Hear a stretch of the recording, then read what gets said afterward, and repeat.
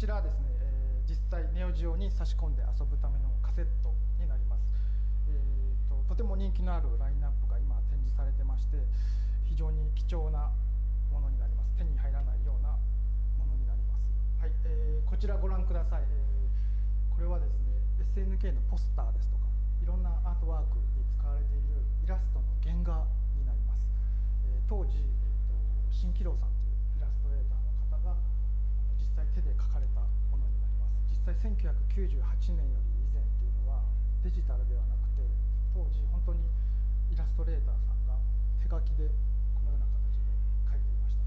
なのですごく貴重なもので、今は本当になかなか目にすることができないと思うんですけど、これをですねポスターサイズですとか大きな B1 サイズに引き伸ばして使っていたその元になるようなものになります。これなんかすごく人気のイラストでですね、キングオブファイターズ98のポスターのイラストなんですけど、実際はこれぐらい大きなサイズなんですけど、これぐらいのサイズで描かれていたっていうようなものになります。こちらですね、覇王丸、サムライスピリッツの覇王丸が実際使っているフグ毒という、刀の模造刀になります。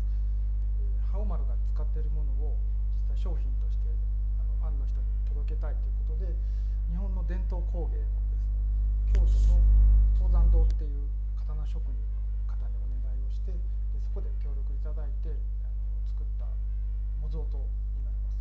はい、とても高価な値段で販売されてたんですけど、たくさんの方が買っていただきました。最後こちら紹介させていただきます。これは現在進行中のプロジェクトになります。スタジオ24っていう日本のフィギュアメーカーですね。そこの稲坂さんっていう造形師の方が画廊伝説スペシャルのキャラクターを順番にこう一体一体作って回ってるんですけども、その中で今このラインナップが発売されています。とても精巧に作られていて、この後まだ出ていないダックキングですとかアンディとかジョーとか今後続々と発売予定となっています。はい、これもすごく人気の商品です。はい、どうでしたでしょうか。かなり貴重なアイテムの数々見ていただいたと思います。これからもですね SNK どんどんいいグッズとか出していきますので、応援の方よろしくお願いします。ありがとうございました。バイバイ。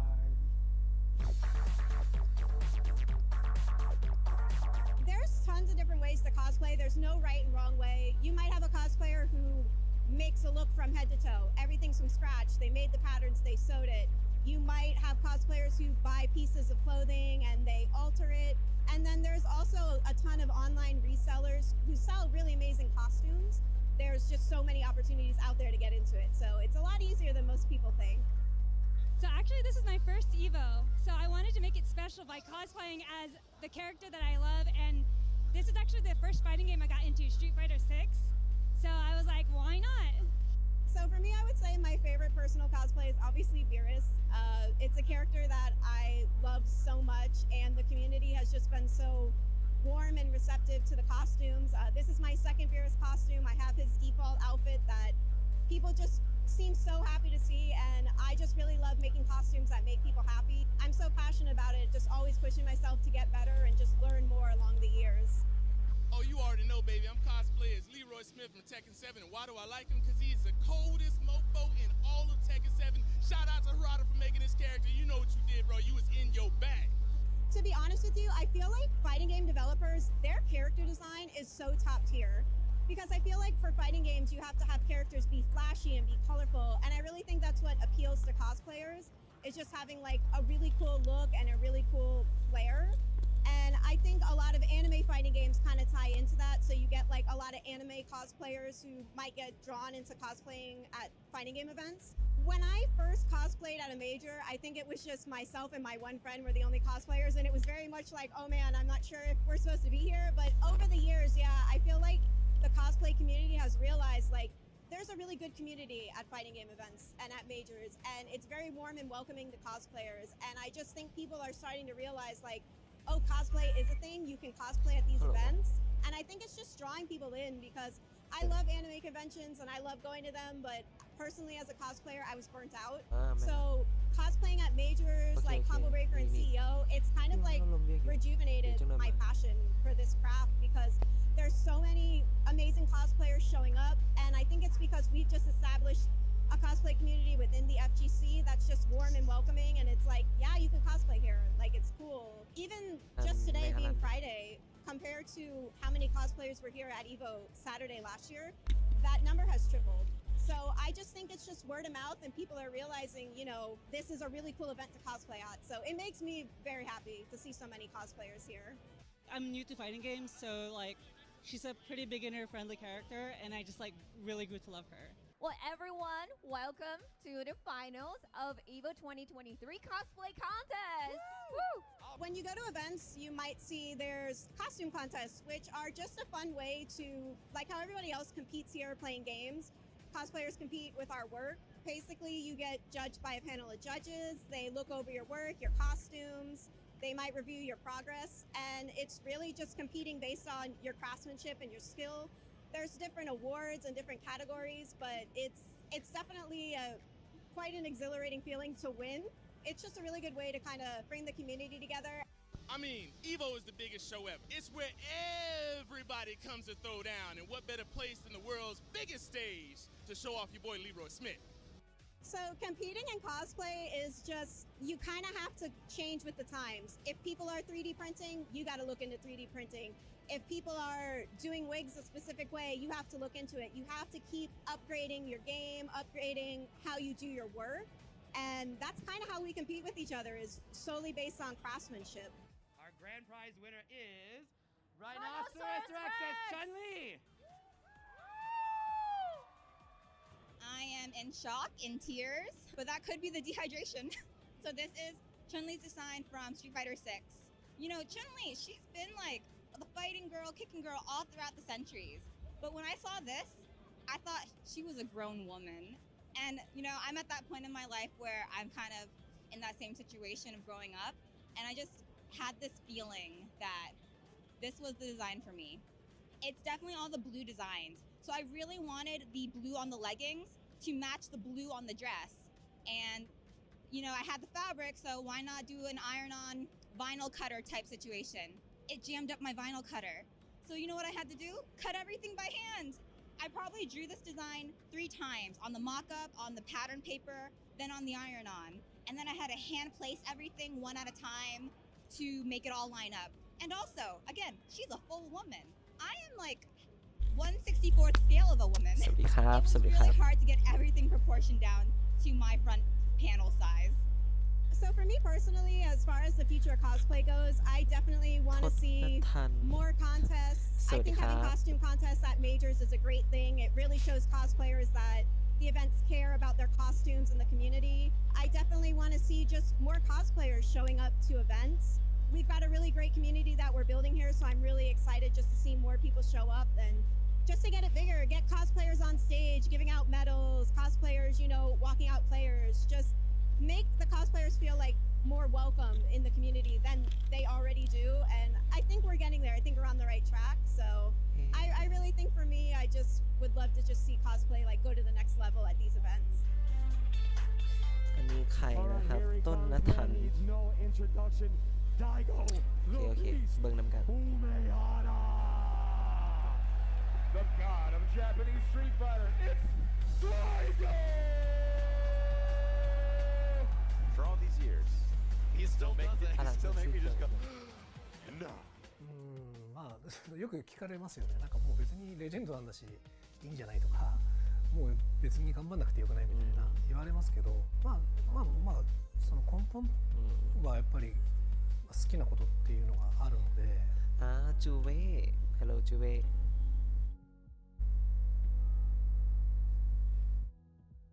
何回ですか20回かないと思いますけど、อันนี้ทาเบิ่งแบบทาเบิ่งนี่ 2003年にあったんですね。カリフォルニアの大学を使ってやっていて、でただ当時は日本で闘撃っていうそのイベントが似たような感じで複数タイトルを、同時に同じ会場でやるというイベントが先にあったので、อันนี้ถามว่าภาษาลาวนี่เข้าใจบ่คนไทยนี่อยากรู้ว่าเข้าใจบ่ภาษาลาวไม่ว่าคนไทยเข้าใจบ่準優勝2個みたいな感じで当時日本とアメリカの格闘ゲームのレベルには少し開きがあったので、こんなもんかなという感じでしたね。บางทีคนไทยบ่เข้าใจ2003年の頃っていうのはเวลาเว้าลาวなんていうんだろう、誰よりもゲームをプレイして格闘ゲームをプレイしてたと思う時期なんですよね。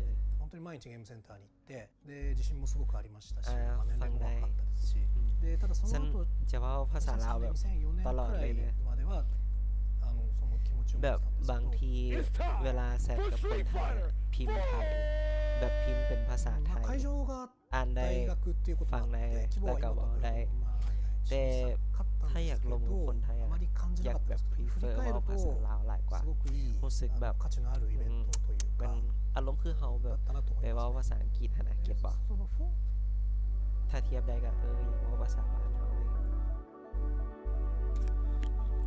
เฮ้ยอีก1 นาทีแล้วเสียนีนกัน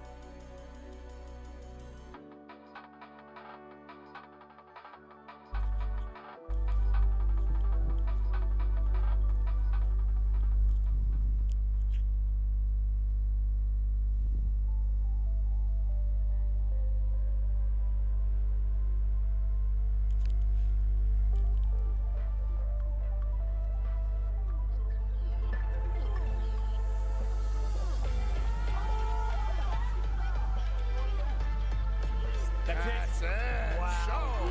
What a game. Just needs to get the super, that's it. It is, and he got it.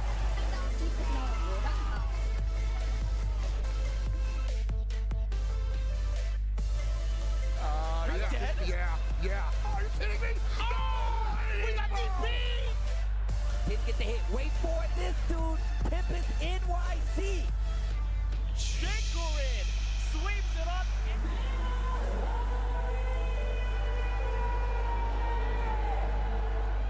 Welcome to EVO Japan. EVO Japan What's going on, everybody? Watching from wherever you're watching from in the world. Welcome once again. Man, I've been waiting to say this for a long time. Welcome to EVO Japan 2025. My name's Maj Obama, and I'm joined by none other than the boss, Mark, man, and the illustrious Tasty Steve. How y'all feeling, fellas? Dude, I feel super good. EVO Japan, Nissan need you go. มันเขียน EVO I'm Japan feeling this. And I'm happy to be on the mic just to watch this Tekken because I know there's been a lot of Tekken going on. I've been following from the background, and I know the players that are in here. I'm glad we have some variety. We got Japan, we got Korea, we got USA. Who do we not have? Pakistan what the fuck That's it. Where's EU? K-Wiz was here. Like, there's some killers. This is a sensitive topic. How you come on, though? That's what we're here for. These are sensitive times, Steve. You don't cyberbully too hard. But look, man, thanks to everybody for tuning in for this Tekken 8 Top 8. We've been waiting to see this bracket break down over close to a 1,000-man tournament here, right? And of course, with the Tekken World Tour starting off this year with this tournament, there's a lot at stake. Not just the Master Plus category point total, not just the EWC qualifier tickets that these top 4 placers and potentially top 5, if the bracket, depending on how the bracket shakes down, that these players are going to be in pursuit of, but also the right to call themselves EVO champion here at EVO Japan 2025. Beautiful to be here and actually see this, man. In all honesty, it's a big thing for us to be here talking about Tekken 8, especially for it to be one of these big qualifier spots. But we're going to send it over to Justin, and I think he's hanging out with Yipes. Let's take a listen. หน้านิ่งจัด What's up, everybody? We are back for day 3 of EVO Japan 2025 at Tokyo Big Sight. If you guys don't know, Justin Wong, IFC Yipes, man. How are you doing? I'm doing fantastic. Just chilling here, just waiting for some matches. Psycho! I'm just waiting for some cool matches. Obviously, I'm waiting for Street Fighter 6. Psycho! Hopefully I'm saying that right. But I know I'm waiting for Mena RD and Momochi right now. Street Fighter 6, two of my favorite Street Fighter 6 players are on the scene right now. So I'm actually very excited to see the top 8 for sure. Okay, did you know that I almost made top 8 for Cooperation Cup yesterday? Who failed you? I don't want to say who failed. I just say I'm the one that lost the final match, so it's obviously my fault. No blames on the teams, but besides that, ET, King of Fighters 15 champion, he won last year, so he actually defended his championship from 2024. Kasa Usagi actually got his first EVO champion win for Grand Blue Fantasy versus Rising, and you know, obviously Daru, we know him playing Ino, travel around the world. He actually got his first EVO champion yesterday for Guilty Gear Strive, beating Arx's World Tour champion, Red Ditto. And like you mentioned, Mena RD, he might ว่าเรื่อง Street Fighter กับ Tekken นะเห็นเขาจะเปรียบเทียบเรื่องการเบิ่ง Twitch นะเห็นว่า Street Fighter แบบ 60,000 ว่ะได้เท่าใดแล้ว Tekken แบบ 8,000 นะ just how เนาะมันคิดว่าแบบมันสิแบบคนเบิ่งมันสิเท่ากันเพราะแบบ Street Fighter หลายลีพิลึก But besides that, make sure you guys tune in to all the events happening today. Tekken 8, Street Fighter 6, the finals of Top 8 for Cooperation Cup for Third Strike, the 19th version of Virtual Fighter 5 Rebel Beat Tribe. It's a lot of fighting games, and I'm so excited to watch them all. Let's throw it back to the casters so you guys can get into the matches. We'll see you soon. Thanks, Justin and Yipes, for sharing the moment there at the stage before we get this thing kicked off. But look, man, we've been talking about this top 8 bracket for Tekken 8. They've been talking about the cast here, obviously in the absence of the Pakistani army and just the dominance that they've showed in this game. They made a huge statement in that Korea. อ๋อถึกตัดไปซื่อๆ เฮ้ยตัวละครใหม่วะบ้านะแล้วไป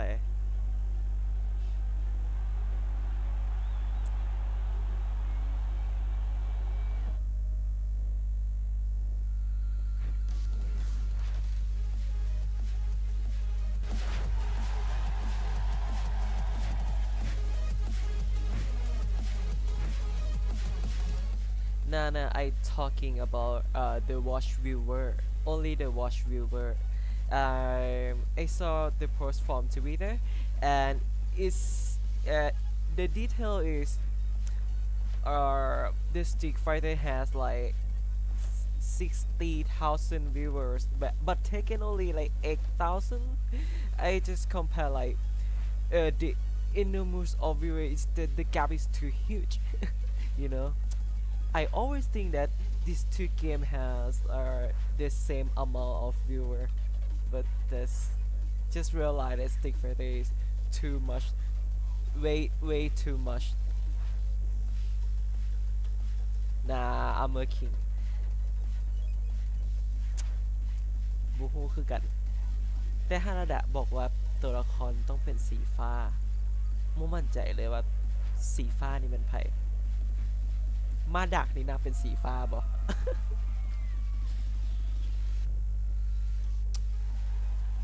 แต่น่าจะเป็นตัวละครสีฟ้านี่น่าจะเป็นอาจจะฟ้าคำรามก็ได้เลยเพราะว่ายังขาดก็มวยไทยบ่เพราะยังขาดมวยไทย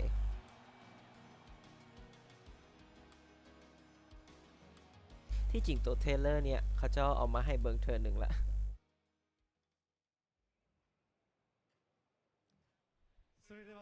Alright, we got the intro of the Tekken World Tour Season 2 kicks off here. Oh, he said we was good. I think he said we... Yeah, but we got Michael and Harada coming out on stage right now. How do you know that? I can hear Japanese, bro. I mean, I don't understand it. เฮ้ย Oh, wait a minute. เอาว่ามาละ Got a new shape up, huh? He got some sick kicks on. はい、皆さん、こんにちは。アメリカとかの皆さんはこんばんはかな。はい。Hello everyone. Good evening to those in the U.S. I suppose. はい、ですね。今日は珍しくちょっとちゃんと伝えなきゃいけないこと ซับมันแปลบ่ดีปานใดเนาะ 珍しく台本を読みます。 ซับออกซะ Harada has a lot to talk about today, so he has his memo. So please allow him to reference them partway through. Go ahead. はい、皆さん、鉄拳8、ご存知のようにシーズン2迎えまして、そしてこれもご存知の通り、シーズン2ですね、ちょっとあまりにもドラスティックにいろいろ変えた結果、結構特に競技を重視されている方々の間で非常に不評だったということは分かってます。でいくつかパッチはもう当たって、だいぶ改善はしてきているんですけども、これからさらにどうするのかっていうところを今日は少し話したいと思います。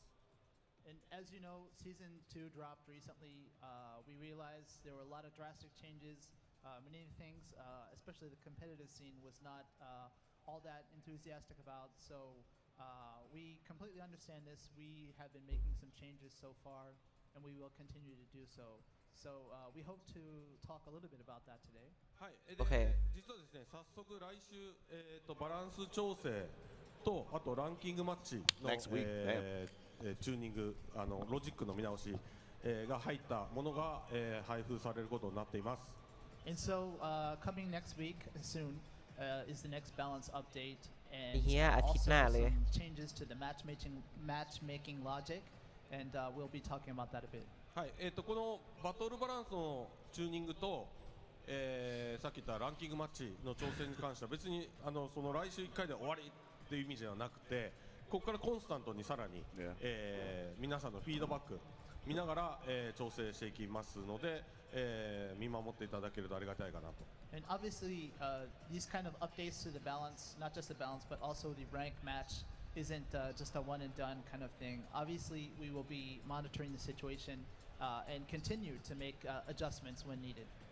で、คิดหน้า 今 คิ で ด す หน้า ね、そのチューニングの今後の方針であったりとか、そのランキングマッチのロジックの、方針含めて、今ネットにちょうど、公式サイトアップされたので、皆さんチェックいただければと思います。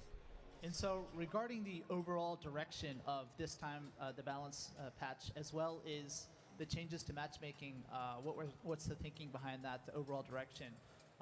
These 2 points are covered in a release that we just uploaded online, so you can check that out today.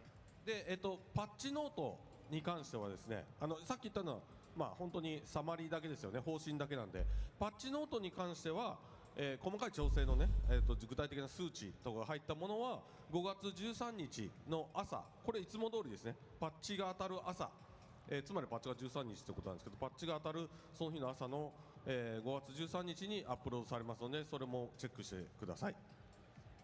We realize you're wondering about the patch notes, and they will be released the day of the patch, May 13th, JST. So that morning we will have the fine details, all of the plus minus frames and the small details about the changes for this patch will be available at that time. はい、で、もちろんさっきも冒頭に言ったように、その後もですね、そのランキングマッチのロジック、チューニング含めてさらに皆さんのフィードバック見ながら調整していきます。実はもう来週当たるパッチよりさらに先の作業ももちろん、どんどん進めてますので、今後も期待していてください。And so after the patch is released next week, we'll be monitoring the situation. Obviously, we already have, as we've mentioned previously, we are working on จริงมัน other ตั้ง patches แต่ as ซีซั่น well. 2 And แบบ so as มัน we เริ่ม monitor แพ the ทช์แล้ว situation, นะ we'll make adjustments คน accordingly เล่นน้อยลงเลย where necessary. น้อยลงแบบหลายเลย かなりなんでしょうね、ちょっと ขนาด 競 EVO 技シーン向けの Japan 話が、ขนาด 多くなっては、ยังมีแบบพวก しまった โอ้ んです เขา け เจ้า ど、 กัดแค 一応 นเซิล 今日 หลายหลายคือกัน そのチューニングとか、แบบเขาเจ้า 調整 บ่มาแข่ง 含めた บ่ も มา の แข่ง 以外の部分ですね。皆さんコンテ น่า ン จะ ツ เกี่ยว ももちろん น่าจะ 楽 เกี่ยว し กั み น にしてくださっている方も多いと思うので、その映像も、持ってきました。And so we realized that the topics we're currently talking about is mainly geared towards the competitive scene. And we realized that there are many fans out there who are looking forward to new content. So we brought a little something for you all as well. เฮ้ย なんか調整の話がもっと盛り上がるかなと思ったら意外とコンテンツの方が拍手が起きるっていうやっぱみんなコンテンツの方がいいのかな。 Harada thought everyone would be happy to hear about the balance changes, but it seems like everyone's waiting for content, right? はい、เฮ้ยคอนเทนต์ว่ะ もちろんこの後映像コンテンツอย่างละ でその後トップ8なので、このコメディシーズン2のコメディ荒波の中でも、結構頑張ってきてくれた選手が、かなりレベルの高い戦いを見せていただけると思うので皆さんそちらの応援の方もよろしくお願いします。 So we have some short footage to show you about the new content, but There's some exciting matches for the top 8 coming up. We're very grateful for the competitors who, in the current circumstances, have all done their best in preparation for today, and we hope that you'll give them your biggest applause. はい、というわけで、じゃあこの後ちょっと映像流れますので、映像を見てトップ8を楽しんでください。ありがとうございました。So please check out the footage, and then let's look forward to top 8 after that. Thank you all. Okay, okay. Huh? เฮ้ย เฮ้ย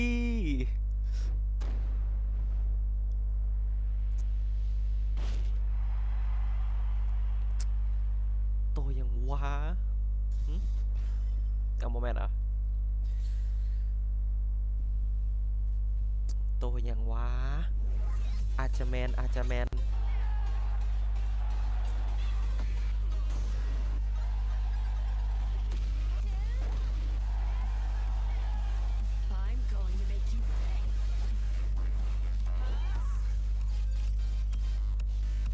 โอเควันที่13 เดือน 5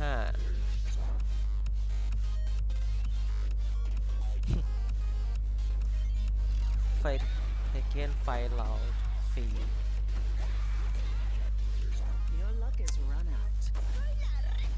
เทเก้นช็อป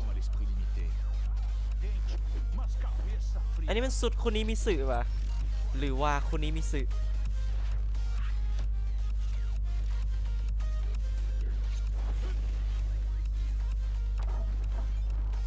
โอเค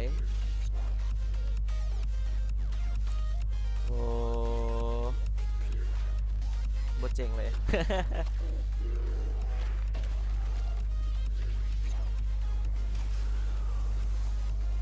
เจ๋งดักกนอบเทคเก้น6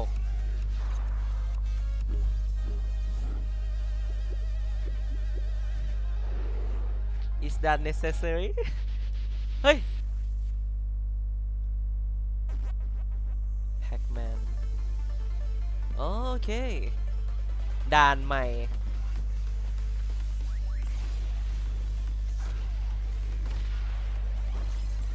Floor straight Floor break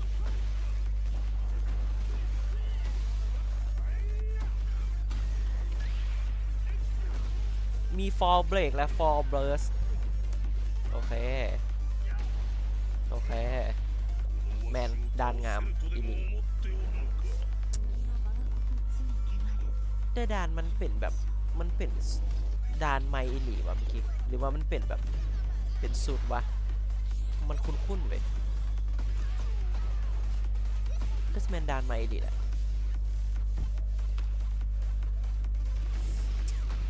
อาจจะแมนเห็นว่าเขาจะมีแต่2ด่านบ่ปีนี้แอนนามากับโมมีด่านใหม่ฉะนั้นน่าจะอันนี้น่าจะเป็นด่านใหม่อีหลีแหละโบว้ามีแต่ด่านเทเลอร์มีแต่ด่าน มึงกะเฮียเกิน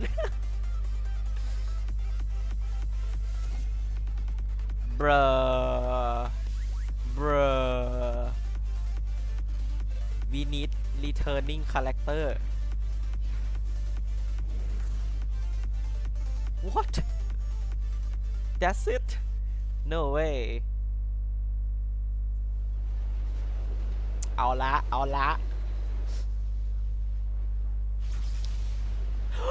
ฟ้าเขาปลอมไอ้เหี้ย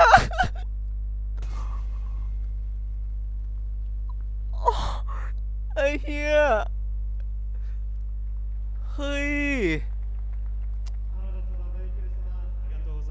เอ้าซัมนี่ He came down. He Oh. and he's back. I mean, look, I know a lot of people was actually saying how they wanted Fakuram come back. I know a lot of people. And a lot of people were saying got their wish. They got their wish. He's back. Oh man, I can't wait to see the heartbreaks happen in real time. แบบบ่มีหยังวะ Oh my god. เอาเบิ่งเทเลอร์ดูเอาอีกดู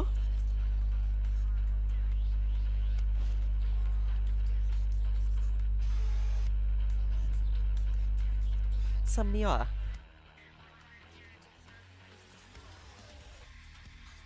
ฟ้าคำปอม ไอ้เหี้ย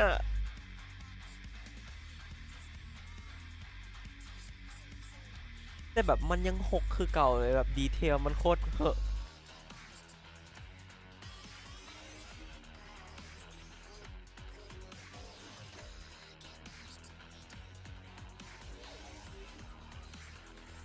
ถ้าสีฟ้าเป็นฟ้าคำรามฉะนั้นสีม่วงก็ต้องเป็นมาดักโว้ยล่ะ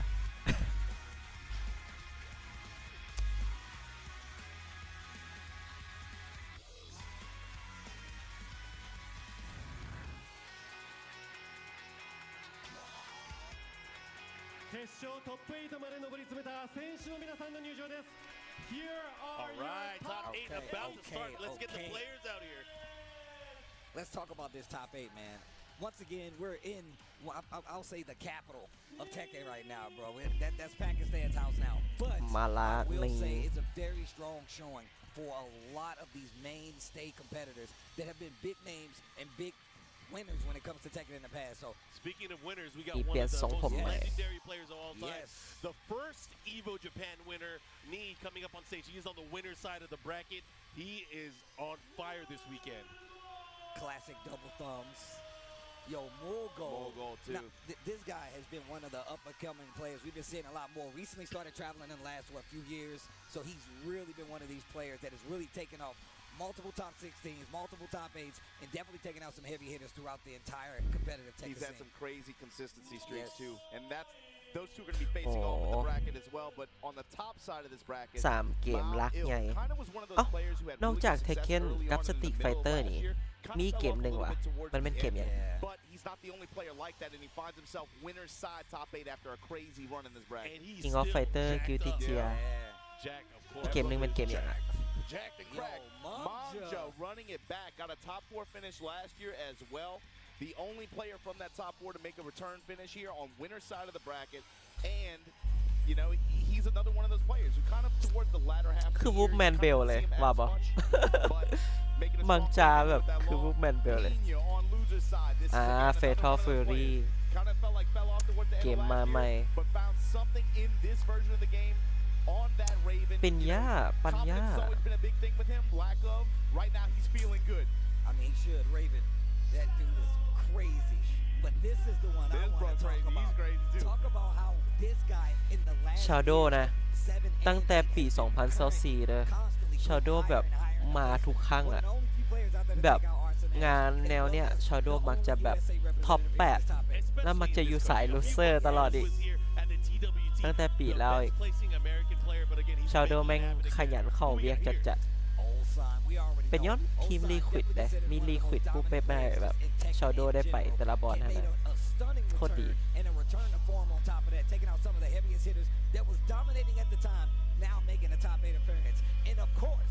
The TWT current champion and one of the strongest competitors when it comes to Tekken. He don't stop. I'ma call him Tasty Rancher. Oh yeah, the big bear doing big things. That's the Papa Bear right there. And there's your top 8 here for Tekken 8 here in EVO Japan 2025. Some of these matchups, especially, are going to be. It's going to feel like high stakes. I think, especially on the winner's side. I think it feels. แมนบอคล้ายวูฟแมนเบลเลยแต่ว่ามังจาจะแบบอุบวบก่อนหลายเลยแหละวูฟแมนเบลอยากผอมๆเนี่ยไม่โคตรคือเห็นบ่โคตรคือ And then, however, I think that Pina Shadow set is going to be a good one. Because we got to remember that too. First to 3 set format, right? For this? Yeah, first 3 all the way. So ไอ้เหี้ยยังตื่นเต้นกับฟ้าคำรามอยู่เว้ย a lot on the line, especially for the losers bracket matches. บ่อยากเบิ่งท็อป8ล่ะเบิ่งเทรลเลอร์เลยได้บ่อยากเบิ่งท็อป8อย่างละเบิ่งเทรลเลอร์แบบฟ้าคำรามอ่ะอยากฮู้มีทายอย่างเนี้ย Maui and Manja, you're talking about, right? I literally was going to say, I think Manja is a character. Well, I think Law is crazy. I think Law has been one of the most consistent. I feel like he's been playing Tekken 8 for a while, and I think he does it really well. And on top of that, Manja has been one of the people that's consistently been showing out with this character, showing you just how strong he is no matter what across the board. And I think he's a sleeper. You were typically used to seeing players like Double showing up with the Law, but now we got Manja, who's always been just as strong. แม่นล่ะปากีสถานมุ้ยไผมาเลยเห็นว่ามันมีปัญหาเรื่องสงครามอีกได้โมเมนต์แบบวีซ่านะปากีสถานกับอินเดีย มันเปิดวอลกันปุ๊บแล้วปากีสถานแบบบ่ได้มาเลยและเรื่องมันเกิดก่อนมาประมาณแบบ3 มื้อบ่3-4 มื้อแต่อีตนอัสลานน่ะบ่ได้มาโคตรแซ่บ Oh my God! But like we said, for a few of these players, felt like towards the latter half of the last year, they kind of fell off. You didn't see them really like out on the road as much and being able to post as much consistent results. But seeing them here with a resounding players like Pina, players like Mario, players like Mangja, โคตรเสียนีเลยงานเกาหลีโตล่าสุดนะที่โมเมนโดโจนะมันอย่างบุที่นี่ได้แบบที่1ว่ะชนะเมาโกโคตรดี or even Jack for that matter, and their paths to get here, bro. We got to talk about that. Manga's run to get here, over XCC, over Daniel Mato, over Yojin Boy early on, Mao over Anakin, over Lohai, over Ao, over Chicory, Mogold แม่งเถื่อน Mogold over Ikari, over Shonen, over Pina, over Hendo, Knees run. Check this out: Chai, Pika, Hazare Metal, AK, Rangchu, and Akil. God damn! And he dueled a lot of those guys. Yeah. It was quick set. I mean, I'm glad you said that though. I mean, just to go back to Bao, I feel like we need to talk about the fact that he was switching characters a lot of times. Went from the Victor, messing with the Nino. ปากีสถานนี่คู่ต่อสู้นี่โมเมนต์เกาหลีคู่ต่อสู้เป็นวีซ่า Oh wow, yo, he was working with the spread, especially towards the, I'd say like the middle part of last year. You saw him out there in DreamHack Sweden where he was able to secure his EWC slot. He was running that kind of combination of Jack and Victor at that time. Speaking of the EWC slot, all these players obviously vying for that spot. Ulsan already qualified because of being last year's champion. Exactly, yeah. So that I know you want to talk about that. So that means if he's able to sneak into that top 4, we're going to have to play a tiebreaker set between these 5th place placers, and it's going to be another high stakes like that DreamHack Sweden, that DreamHack Summer event that happened last year. We might have to see some 5th placers. เกาหลี6 คนเหรอ Oh man, so now เกาหลี6 คน Pina. I want to talk about Pina. We talked about the character variety. I think ญี่ Raven ปุ่น is one of these โห characters ตัวแบกคนเดียว that got so much stronger when it came to แล้วที่จริงนะญี่ปุ่นนะมันจะได้เข้ามา2 คนได้ถ้าโบเจอกันเอง มันมีอย่างก็มันมีปิญญากับมาซึบะโคตรเสียมาซึบะเลยเล่นเฟงเล่นโคตรดีอีกได้แล้วมาซึบะเจอกับปิญญานะแบบคะแนนแบบไฟนอลราวเป็นไผ่ก็ได้โหโคตรเสียดายแล้วมาซึบะดรอปคอมโบโคตรเศร้าอีกแบบอีกน้อยเดียว I would even say consistency to a degree, but Tekken 8, the hot swap, when we did that kind of posed an issue for someone like Pina because he was just having a lot of trouble posting consistent results early on, and you could see this shaken confidence in him. All of a sudden, he's picking Reina in tournament. He's like, I have no faith in this character in this particular matchup, and it felt like he just gave up towards the middle part of last year. So it's interesting when you check the season 2 patch notes, the 2 that we've had, by the way. We'll talk about that in a minute. But I felt like Raven, the whole page, I just saw up arrows. Minus 20 becomes minus 14. Minus 14 becomes minus 13. Damage up. Maybe a bunch of these little buffs add up and may have given him really the potential to have the success that he had at this tournament. It's a good storyline. I mean, it's how Pina got his groove back. I mean, I'm glad you talked about his confidence, right? Like, we know that that's a major part of his gameplay. He's always been an emotional player. He's not a method actor. He's definitely somebody you can tell straight up like how he's feeling. And when he's feeling good, when he's feeling confident, he's bouncing, he's happy, and it feels like his quality of play and his decision making is really solid. But when stuff starts to not go his way, he ends up in scramble situations and things don't go his way. You can see he wears dread on his face. This kind of stage and him being back here on this kind of stage, I wonder how he's going to react to that, especially in a long set against someone like Shadow. But the thing is, too, this is his home turf. Shadow, on the other hand, you guys talked about earlier, had great success in his run at the finals in this same country, not, 4 or 5 months ago, right? For him to be able to find a top 8 spot at this tournament on this stage like that again, that says something about there's something about Japan. I don't know. He starts eating some of the food out here. He starts feeling good. นีเลยเสียนีแบบสุดใจไอดอลของอันนี้คือนีตั้งแต่ใดมาแล้วมักวิธีแบบเล่นเราที่จริงอันนี้จะเป็นเล่นไบรอันตัวแหละเห็นแบบไบรอันอีโวปีเนี้ย 6-7 คนนะป้าแบบเล่นดีทุกคนเลยนะมุ้ยไผ่เล่นบดีเลยเล่นนูท่ออย่างโคตรดี we've literally เธออันนี้จะแบบดรอปเฟงไปเล่นไบอันละ he won มีไบอัน tournaments อยู่เท locals เก็น in ก่อน other อยู่ states with Yoshimitsu, with the Heihachi. He would do that just so he can learn how to get a proper understanding, and he would use that to his advantage to be a better player. Two or three คนอื่นเนี่ย sub-points เสีย to อย่าง that จู too เวเสียอย่าง is obviously, the Pakistan made a big statement, of course, with the Korea versus Pakistan exhibition that happened a few months ago. They said, to close out this game for season 1, we're the best, right? Obviously, the passport issue is it's an ever-losing matchup, unfortunately for us. So in their absence, the question then becomes who steps up. Korea, obviously, with resounding presence in this top 8, yes. 6 of the 8 slots in here. They're like, we're clear number 2 in hot pursuit, right? But you got to talk about USA. Bruh, the weekly events that we've had out here in Japan, leading up to this event, Ty shows up to a 100-man tournament, wins in Japan. 100. King Ray Jr. shows up to a 90-man bracket with some of the same players that มี you ไผ่ see ได้ in this เบิ่ง game. แบบแมตช์คิงเลจูเนียร์เจอกับ XCC บ่ Yeah. Anakin, everybody was putting in work. โคตรขลัง Look at XCC EVO นะ Japan แม่ง Shadow. สนาม คิงเล The American players that ไฟนอล committed to ราว traveling and have committed to the game, XCC no matter อายุ what happened this กับ patch คิง or เล that แม่ง patch, อายุซ้ำกัน the players gonna play, 17 bro. The ones that 18 โค show ตร up เวอ and ร์ play, look at the success that they're having. Ming- The ones that show up in these online Phật brackets every week and compete in spite of whatever condition. Exactly. When they commit to the แมน grind, ละ the results are showing, and that's เล่น what's cool น้ำกั about นแห this. ละ The other thing ป about ระเทศ Shadow, ที่ you แบ got บ to talk about his run in this โมเมน tournament. ต์แต่แบบ So อย่างก็ everyone in บ่เจ losers ริญ bracket, เท่า the ใด person that they lost to is เห็ still น in the เขาเจ้า tournament. ว่า Except อินเทอร์ for เน็ต Shadow. นะ Shadow lost to อยู่หัน Ghost บ่ Saint ดีอีก earlier in this เล่นกับประ tournament. เทศอื่นบ่ค่อยได้ Say last night เก่ง walking เสื in, อก he was เก่ง like, เก่งแบบเก่งทุกคนน่ะ And the best part is, ยอม so he loses to Ghost Saint in this ยอมเลย bracket. Since then, มี generational คน runs, เล่นห right? ลาย He's แหละ 11 เล่น and เป็น 1 ร้อย right ค now น in the bracket right now. He went on a tear through losers. Over Higem, over Shonen, over Yagami, over Ao, over Chanel, over Akil after the loss to Ghost Saint. Pina, on the other hand, lost to Mogold, got dubs over John Ding, Sharp, Matsuba, and Ulsan. Oh my Yes. gosh. That's how Ulsan got into the loser Yep. side. Ulsan lost to Pina, then had to go over Yorets, Tai, Kudons, Lohai, and Daniel Mato back to back to back to back to back. Rengchu after his loss to Ni. Over Toko, over Aladar, over Victimo, over Matsuba, over Sayer, over Yorets, over Chikarin to make it to this spot. I mean, you guys heard all the names now that Obama just kind of sounded เขายังบ่ off. แข่ง That ปาน tells นี้ you วะ the quality of play that's out here. Of โด course, นเว้ย not everybody in the world could have made it, but man, the killers were here. They were definitely here. Well, it just, the point to me is this, right? No matter how you feel about this patch, that patch, whatever, you can see the timeline that we're on right now, right? The theme to me with Tekken World Tour and just with this game, competitively speaking, right now is the players are going to play. And the big thing is there's a lot of think about how we even got here. We had to go through 2 patches in the past 4 weeks. The key word here is adaptation. Oof, bars.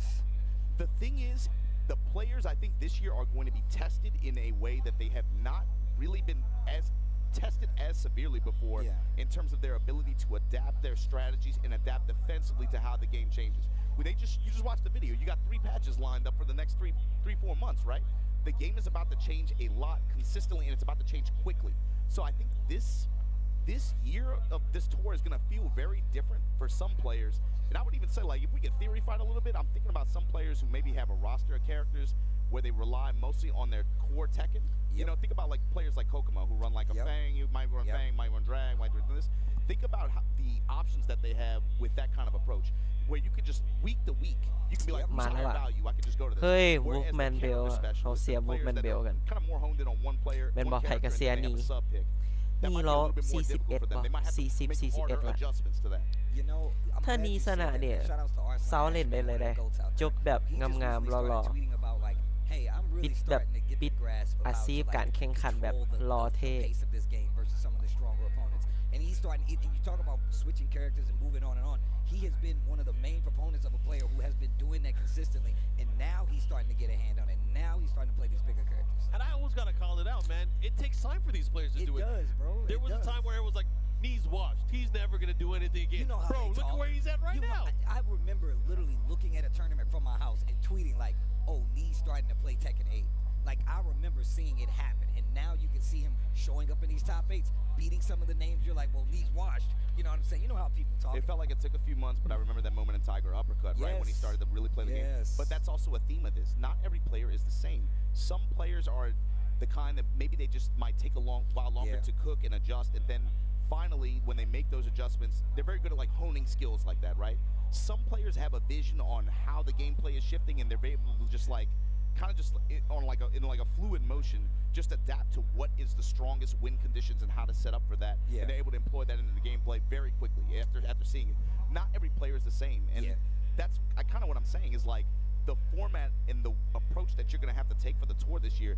That might be really difficult for some players more so than others. I mean, I'll go back to John Ding, right? John Ding not in this top 8, but he's one of the players that when he came to Tekken 8 Eddie, he completely, I feel like, kind of shifted his play style. He was like, yo, I'm a pop heat. You don't know how to fight it, you're dead. And even him having these backup characters, the Asu Senna on the back burner, and now he is even like, I have to switch this up. He has to change that style even more so, because you can't keep running back to that same wheel expecting the different results or the same results. You now have to deal with it up front. And like you said, adjustment is the name of the game. I'm not saying it's going to be easy either. Definitely not. I think, man, I can't imagine. Here's the thing, Steve. Like, bro, some of these players, let's be honest with you. As cool as I think it would be to see Mao say, you know what, I'm gonna be a pro. Let me try. I'm gonna pick up another random game, right, like that, right? You're not gonna see that, bro. These guys are locked in. If they're playing at the global elite level, they're Tekken players, right? So the thing is, he has no choice. Like, he's gonna have to adapt. And here you see him locking in on Jack. I'm curious to see what the strategy is here for Mangja. How well he's able to, of course, adapt to whatever Mao's approach to this matchup. Obviously, he's going to try to space him out a little bit. Let's see what the reads are in terms of Gamma Charge, obviously, in his Gamma Stomp stance. But these players are going to have to adapt, and I'm curious to see how it plays out. It's going to be real activity on the side of Law. โมลีอะโคตรละเอียดเลย historically been able to just annoy you to death and make you โม play ยู this นะ game. โคตร Jack ละเอียด now has a เล่น lot แจ็ค more ละเอียด control หลาย over said game. But game 1, top 8 EVO Japan 2025. Tekken 8 goes down now. It's Mangja versus Mao-Il. Let's get into it. Korea versus Korea matchup to open up here in the subconscious. 4-4-2, put that boot on him immediately. Mao-Il with the 2-1, that high mid-string control. And Mangja looking to get in on his terms and then start that pressure, starting with the down back 3 there. One of the things that really has to watch out for, going up against Mangja, you do not want to get launched. Law's ability to keep the character in the air and go to the other side of the wall is much more dangerous than it's ever been. Engage. I like that, using the armor. Raw heat burst. And look at the quick sidestep to the right just to be sure, but you're still locked up on this wall. And of course, Jack, not the best step, obviously, but you have to kind of be a little bit earnest against this Law character and what he can do. Nunchucks all day. แมนละแจ็คมันมีท่าบัสนะโมนับท่าอันเม็กซัมน้อยหันเด้อ มีท่าตัวอาร์เมอร์ที่เวลามีอันชาร์จอยู่มือฮะนะแม่งเซฟลบแปดที่ดอกว่ามี power cut เซฟ You know what's crazy? As much as we talk about how Heat has affected it and changed how Tekken is played, you still see very compact, very slow-paced game. เนี่ยท่าเนี้ยนี่มันเซฟนะเป็นอาร์เมอร์เซฟและ Heat Engager เป็นลันเชอร์ Crazy for Mao. And look at the reward here. This wall pressure, adding chip. Keeping him there, but that was a great low punch there. I like that. He's able to take the momentum back here. Goes for the mid. Did not get a clean hit after it. Sliding with nunchucks. Down 4-1. And you've already seen how Mung just started to like put in his head, plant that seed and being like, hey, am I going to go low? Am I going to hit you with this slide? Am I even going to finish? Am I going to use the follow-up? Oh, and that's another thing about Tekken 8 that we're starting to see people do. They know that armor's coming. They're actually going to go for the grab. Take that turn, take it back. Even if it's not a combo starter throw like Law, at least you get the momentum. Yeah, I was like, this kind of throw is especially cheap just because of the reward you get. And it gives you a better way of dealing with these characters with high-profile armor moves that can break you. Oh, the follow-up at the wall against damage. Oh, the adjustment. He missed the last hit, though. That could have killed. Spring kick, lay on him. Drill, baby, drill. Put him in a blender. Make a smoothie. Activation here. Lead first. อ้าวสบายดีเฟิร์สกินข้าวแล้วบ่เฟิร์สเห็นตัวละครใหม่แล้ววะ Jin is crazy. He's going through a lot of stuff. You got to imagine the stages that he has going through his head. Yes. Oh my God. Speaking of planting seeds, get him attack. 3 seconds left on the clock. The slide. Yeah. Oh my God. I did not know what was going to happen. เกือบแจ็คแบบคอมแบ็กแรกพอมาคอมโบดอก Well, first off, I always wondered this. Why does Law get a tax return on using the nunchucks after in Heat? It makes makes no sense. It's crazy. He gets benefits for it. He gotta be using แม่นบ่ H&R block or something. ดีไซน์คือเก่าเลย อันนี้ไปเบิ่งภาพกลับมานะ Character something like that. But anyway. ฟ้าคำรามโคตรอุบาท แบบขี้ร้ายนะ มันมีทั้งแบบ มันเป็นภาค8บ่แล้วมันเห็นกรามสัตว์เห็นลายซักเห็นหอยไฟไหม้มันขี้ร้ายนะ อุบาท That last round got kind of dicey. แล้วมันเตี้ยลงบ่รู้สึกได้บ่มันเป็นตุยๆตัน Got a lot of HP back, and then he just started working the full crouch mix, giving a lot of lows to Manga in the process. But all it took was that one slide and a nunchuck sequence to just undo it all. And watch how they change up the spacing now. Manga playing just a little bit far back, knows the Mao will go for like that 2-1, stay up close. As well as that feel, just to make sure you respect the space. Yeah, we in the EVO Arena, of course, you see those glowing panels on the wall. If you are able to get a knockdown into the wall, or you could potentially do some damage. What if we got a ref check. แม่นบ่ That's unfortunate. ถ้าเป็นมาดักกลับมานะคนเฮบอกเลยเฮแบบมาดักสิ Figure it out here.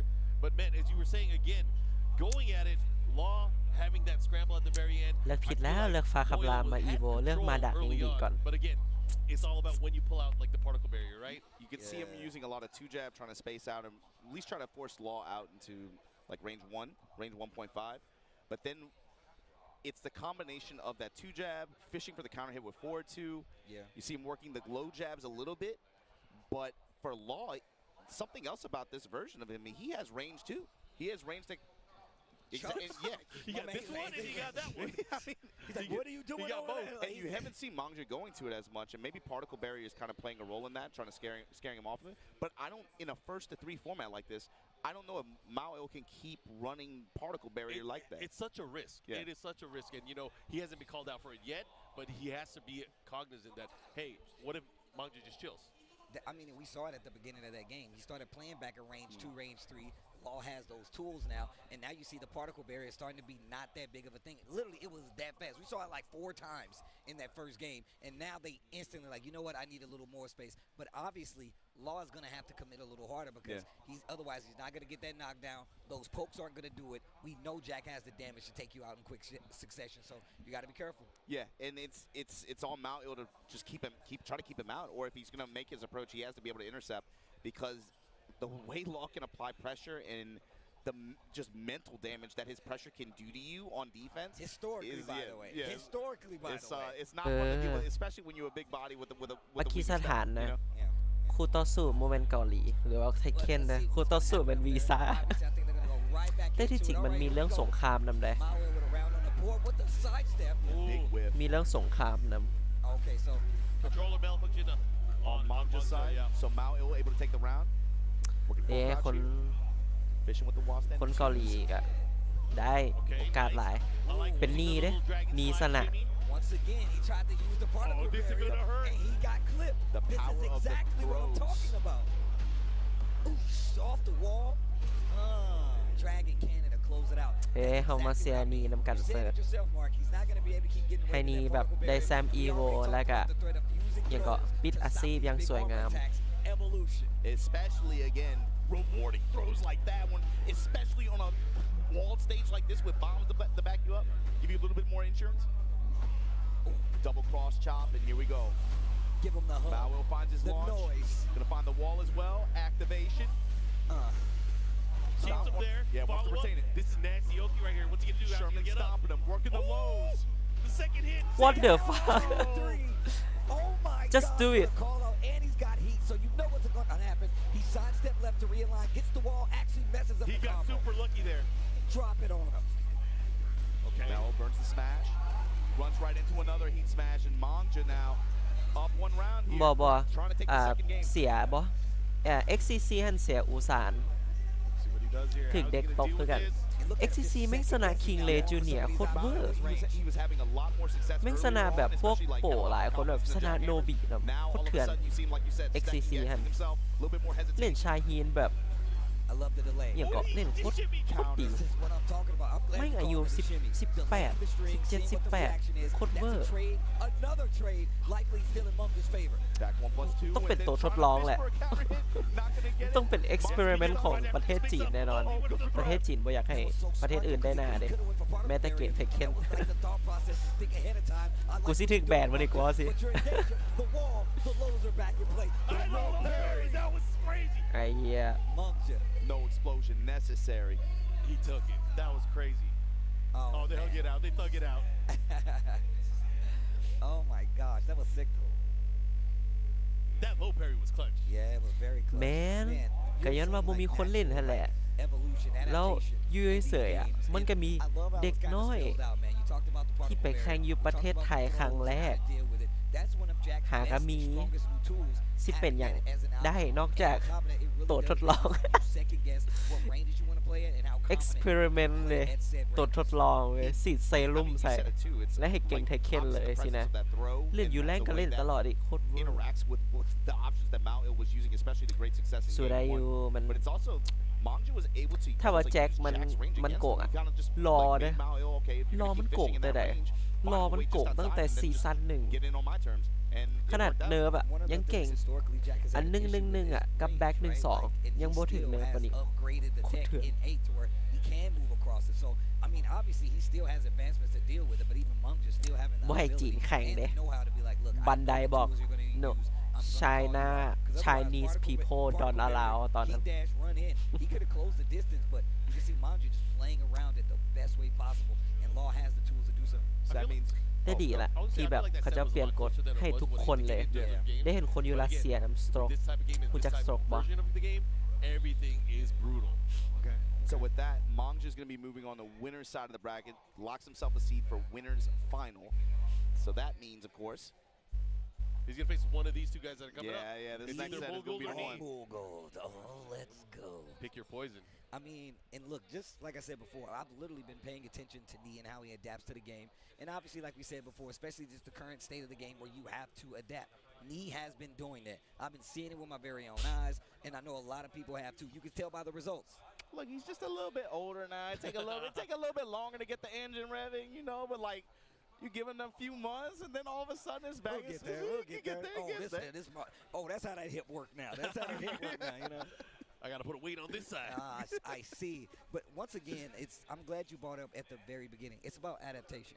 The Tekken 8 characters are definitely brand new spins of classic formulas, and they have done such a good job of actually changing up their game plan to actually improve. I mean, we look at Pena, we talked about Shadow. I mean, Ulsan, he doesn't even have his original character, but still, all these players, like you said, they are อยากเห็นเทเลอร์ฟ้าคำรามอีกเว้ยหมายถึงแบบอยากเห็นนะบ่ไหวละอยากรู้ว่าท่ามันมีอย่างแน่อัน back forward 4มันยังบวก6 on box อยู่ว่ะ He's much more about like taking a long time to hone the skill. อยากจะรู้เรื่องนี้จริง From there, you see all the other gifts start to activate. So it's interesting for me to see like a couple versions where he comes ถ้า in, back forward 4 มัน and บวก then แบบ this บว Brian, ก1 who was a character that was already quite gifted, by the way, in now what he can do in heat and the tools that he has, and you see Nee just ตี using ลังกานี่ตีลังกาลงหาผู้คนบ่หรือว่าแล้วแหละ โอ้ระดับ first สบายระดับ first โบจะเป็นต้องท็อปดอกที่1เลยสนะได้แซมสิคนไทยคนที่2ว่าสิ He'll try to explain the game, and then his responses have been so on point. He's like, "You were red rank, huh? Yeah, I love that. He understands the game wish I was good at enough. different levels. I wish I was good enough to just disperse you on rank. Be like, yo, what rank? What? And he was on point. And he was on point. The guy was like, "Yeah, you're right." But you see this. You see people go online ระดับ like, bro, I don't even know how to deal with ซ้อน this ชอน Claudio เก pressure ม while he's in heat, and they're only doing running two. แซม Duck. You know, it's like ระดับ that- ชอน that's เกม what I'm มัน talking แซ What ม I appreciate about that too is, it's not just that. Like he'll be like, "Are you? I don't think you're that good in the game." But then he'll actually take the time to explain it and actually like write out It's the logic. constructive. He's trying to help them out. I'm all about constructive criticism. And Like I appreciate the red rank. You know, I appreciate the mudslinging a little bit. Both sides. You talk on both sides. He wasn't just trying to dunk on him. He was trying to help him. He was trying to help him. He's like, he was basically saying, you have not reached the skill level here enough say, to actually Moko understand say it. And need you don't liver. understand it now, but you can and you will. And here's how you do that. So even still, he's educating the people while he's still learning the game himself. And he has always been that way. I remember going to tournaments in countries around the world, and he's like, I will win the tournament, and then I'm gonna sit there and play a เมา set โก with มันก็อายุ everybody. น้อยๆ That's นี่ the แหละ kind of มัน player หา that กัน he แบบ is one of the reasons he เท่า set ไหร่ up on this stage. 23 One of the reasons he's 24 one of the first EVO champions and just one of the GOATs. เดี๋ยวนี้แบบคนอายุน้อยมันเก่งเทคเคนหลายเติบอายุแบบ25ลงมานะพากันเก่งแบบเก่งเวอร์ And he showed why last year. I'm gonna ask you guys what you think. Is it gonna be บางที Claudio or is it ซาว gonna ล be งมา Fedor? โดยซ้ำมัน I feel like he's got เก่งเทคเคนเวอร์ Claudio is an issue, bro. หรือว่านี่เป็นพลัง That ของ guy is an issue in this game. วัยเยาว์ reaction Yeah, I was about to say, man. All right, here we go. The classic Brian Fury with knee and Bulgold with that Claudio going into this is to race the two to face off later on in our winners finals. Let's see who's gonna go. Midnight Siege, another one of those stages you really got to have some knowledge, some know-how to move around, especially with those stage hazards and just being aware of the danger of getting your back to the wall. It's one of the things about Tekken 8 that is very new is that wall threat, right? Never really been the biggest thing. Obviously, you do get wall combos, but now you get wall extension combos, right? Running to engage. And those things you really have to pay attention to. See Mogul 2 representing all the classes, but here we go. Immediate smash from knee, has wall control. Get up low kick. Down back 1+2 from Mogul. Now able to get a little bit more space. Spinner Rooney gonna get the spin at the wall into the Rage Art. I like that. And didn't even spin the stage hazard. Just go straight for the Rage Art. The knowledge and the know-how to close out a round when you're supposed to. That way you don't even have to worry about the threat of heat or rage. But once again, Knee already spent those resources going in. Mogul capitalizing on the lack of. Okay, going for a little straight pressure here. See Knee representing the mids. Nice mix of just mid and low attacks here in close range. And I will say this about Mogul. He does not need to overwhelm you with just raw, like, just blitzing you down, using the heat. He will pick you apart. He will be like, oh, these lows are working. We're going to keep doing those lows. You're getting a little afraid. Now I'm going to hit you with this hop kick. That's what he brings to the game. And you can already see Knee trying to move around it. You can see Knee, too. He's pretty hesitant on the attack, actually. Playing this really, really defensively. You see him with a lot of left step, a lot of just walk-up ducks. He's trying to read Mogul, and Mogul is being very hesitant on throwing some of those options out there. That's what he wants. He's right by the wall. He has to be careful, but the back one, of course, just enough tracking to catch him on the move. I'm glad you was talking about how he's playing back, but I feel like that's part of what Mogul does. You really can't go too crazy versus Claudio, especially in Tekken 8. He still has that dangerous hop kick. He still has a lot of tools that he will counter hit, get the knockdown, force his game, and you don't want to be a part of it. Oh, he missed the wall slap. How can combo. you slap? He did get the snake eyes, though. Got a boa crusher touch. Big reward on that. Here we go. Heat activation. Knee back to the wall. Just eating the mids. No dunk. Activation going to get the spike. But look at that. Scale combo, of course, but even still, just the movement, the defensive options for Knee to be able to deal with this at such a high level. The low ปันใน heat ท่านั้นจะ smash, ถึง high เนิร์ฟ heat. อันท่ามิดมันหันมิดอันบอกหัน And this is another reason. You see when he gets that down back 1+2 and heat is something you have to think about from Claudio as well. Knee with the pickup. What you gonna do? How you gonna deal with the Oki? You know, you keep it safe. He's not gonna attack roll. He's gonna stay there. แมนอัน what a jab, jab. อิคาริฮะนะสู้กับเมาโกนะอิคาริมิงถึกตายได้ท่านั้นท่านมิดมันหัน Look, he's getting life back. Oh, I like that while standing for the challenge. มิดหันมันมีวิธีแก้ได้มันซ้ายขวาได้ถ้าชาร์จถ้าโบชาร์จอ่ะมันลบ 12 แต่ว่ามันก็แย่นะเพราะว่าท่ามันแบบเนี่ย Turning things up, using the whole charge. โอ้น้ำท่ามันบอกไว้ใครจะไปรู้ Side stepping to the right. It's done wonders for his defense. And on top of that, one of the reasons he's got the lead in this match right now. Oh, what a block! Yep, heat burst, let me out. Quick side step left there for Mogul. Holding his ground, but gets the spinner. Yeah, this is going to be tight. Let's see what he does. There's going to be one mix up at the wall. How is he going to deal with it? Still alive, man. Harada out here caring, bro. I do not know a lot of times when these combos are going to kill. Even the wall combo damage is a little bit split. You got to be careful. It gets the throw. Final round here of game number 1. Could be anybody's match right now. Knee working that side step right, finding his way around. Oh, What? I like it while standing one. That option reaction there, just side step right, duck, and then get that while standing one. Man, This is huge. He's going to cash in. Side wall slide, he messes it up. Machine gun blow again. Going back to the low, trying to catch the side step with the while standing 3. Spins the heat. Nothing left. Oh, now the hatch is coming out. And you can see Knee once again. Oh, it What went did I underneath say? the Northern Down back Cross. 1+2, bro. Oh my God, that was crazy. Oh, the wall. Oh, What the a block. He breaks it. The second hit. Second hit of the jab trick, able to land, gave him enough frames to do the follow-up there. That was crazy. That was crazy. Oh my gosh, he got away with it. Listen, can we talk about how Nee is sidestepping right? Sidestepping right towards the screen on some of these defensive situations, and it has kept him alive so long. Did not get him the game, but the defense is looking so good. ท่ามันดีเพราะว่าหน้า His 32 primary ฮะ approach นะ to this is แมนยูมันลบ defensive. You can see him just the whole time dash and duck, sidestep. He's looking for แต่ specific ถ้า cues ชาร์จ from ใครไปกล้า Mogul, สวน and Mogul วอล knows สแปด that, นำ and he's like putting the brakes on it just a little bit, เหลือ not จะ doing it เสื at อ the most consistent timing. And that's what's catching him off guard. He's trying to tame him with a lot of mid strings as well. And you know what else? I was about to say, one of the tools we really haven't seen as much, which is one of his greats, back one for Claudio. He's been opening rounds with it. He'll go to it a little bit, but he's not going to the well too much. You got to keep the idea fresh. Make your opponent second guess. Now he's starting to run the 2-1 string too from Mogul. Look at that, sprinkling in the mid, still going for that sidestep forward. It's just the Claudio classics right now. ดีไหม Okay. Keeping me off balance. Low hatchet, here we go. After the heat dash, running 2. เนี่ยเห็นบ่ Oh my god. ท่าโคตรแย่ Nice low jab. นี่กระซิกดอย่างเกาะสวนเลยก็ได้เมื่อกี้ใช่ปะโมโกกดเลยแล้วมันเป็นวอลสแปดโคตรแย่ I can't believe he jabbed him out of the running too. Who is this guy?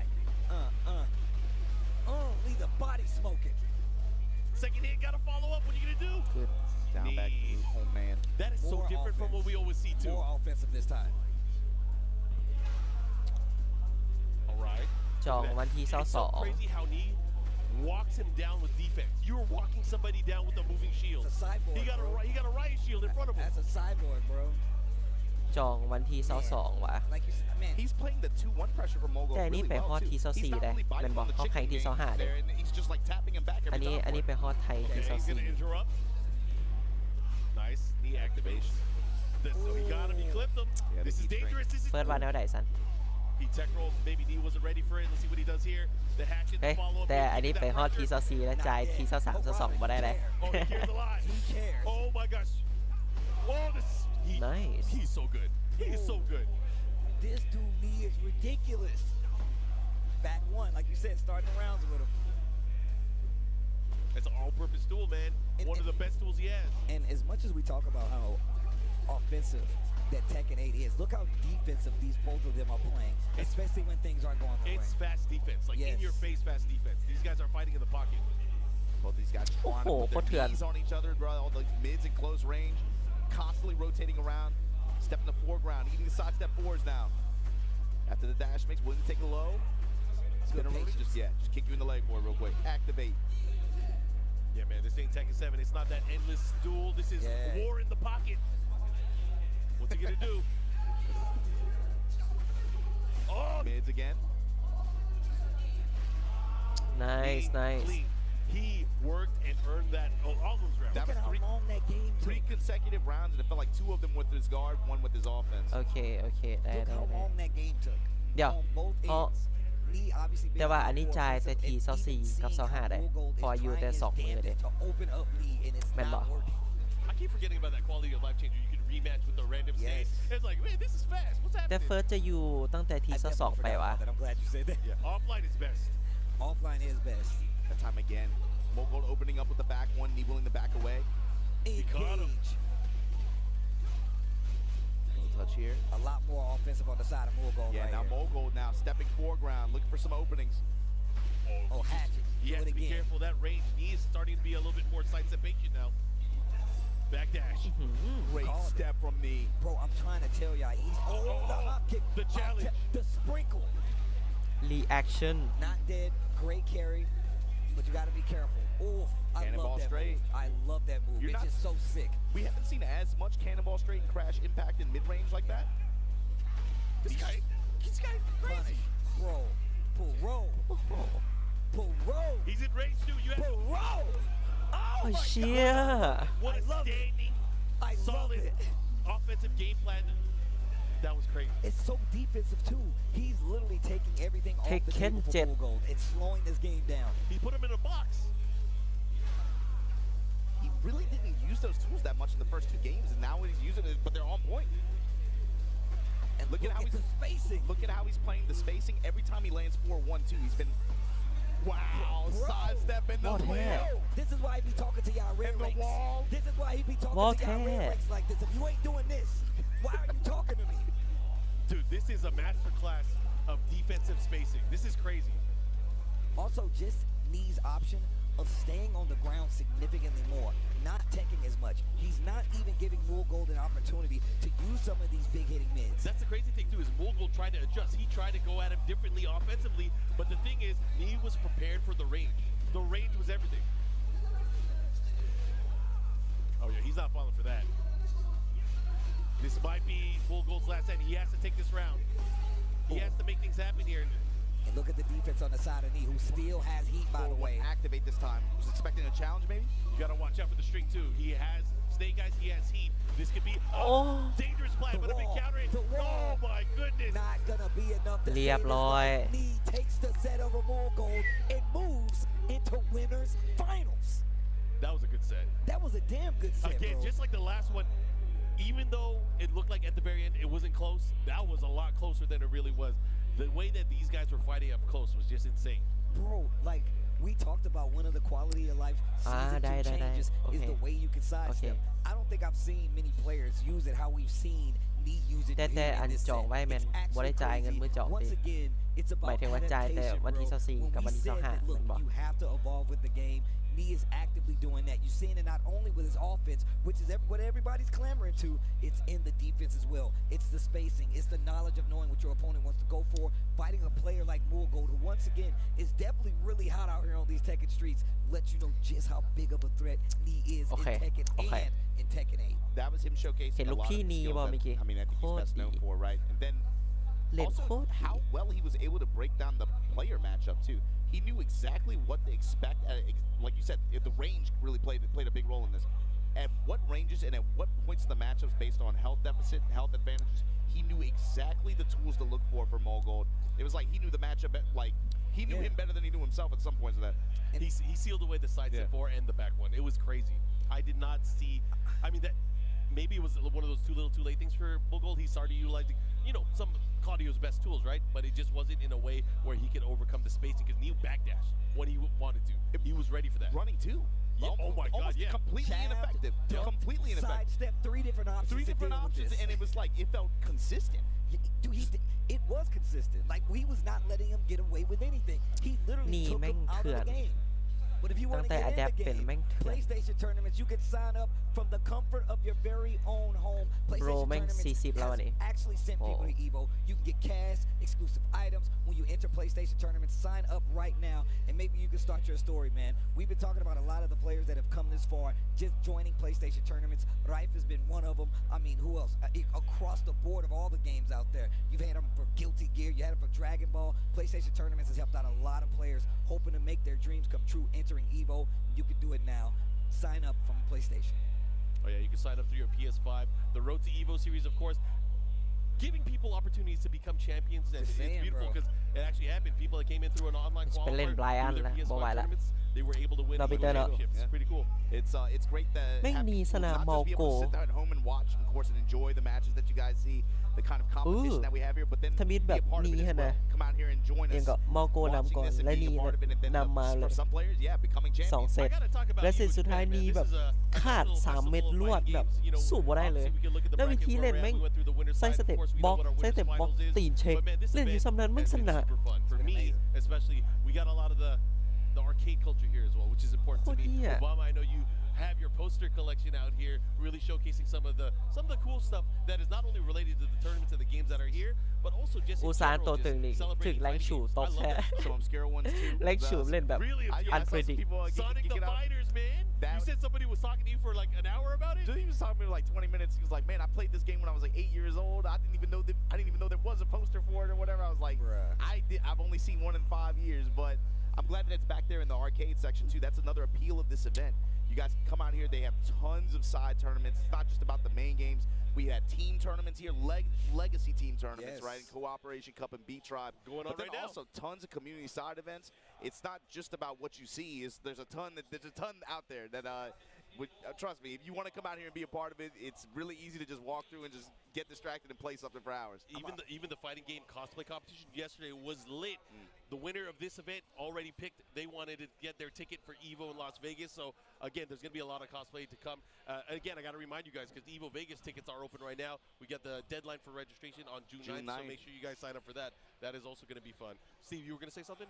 I was just going to say, man, I wanted to tell you this. I didn't tell you. But one of my favorite covers of all time is not the regular cover, but the Japanese Dreamcast cover for Third Strike. I saw that poster. I was like, oh, my man, he knows ball. The one where everybody's staring, you got the black background. It's Fish Islands, and it's like a globe of fighters. That's one of my favorite covers. The JP Dreamcast version, ridiculous. The lighting on it is really cool. It's so good. One of my favorite pieces. But yeah, there's a ton to enjoy out here. It feels like booth-wise too, booth and activity-wise. There's way more than what you guys can see on camera just on stage, right? There's a ton of stuff to do out here. Oh, yeah. You know what? Shout outs to Nacon. They're actually providing us the trophy sticks for this year. So everybody in the top 3 for each one of the terms gets a gold. Well, the top 3 gets a gold, silver, or bronze. If it's at the team tournament, the whole squad gets a gold stick. So sick. It's pretty sick. But shout out to Nacon. They got a booth out here. Man, if I would have known that, I would have put the team in the JN Sport a little bit harder yesterday, man. Come on. Got to run it back next year, bro. That's all it takes. That's all it takes. I'm glad you brought up B-Tri Cup, Co-op Cup.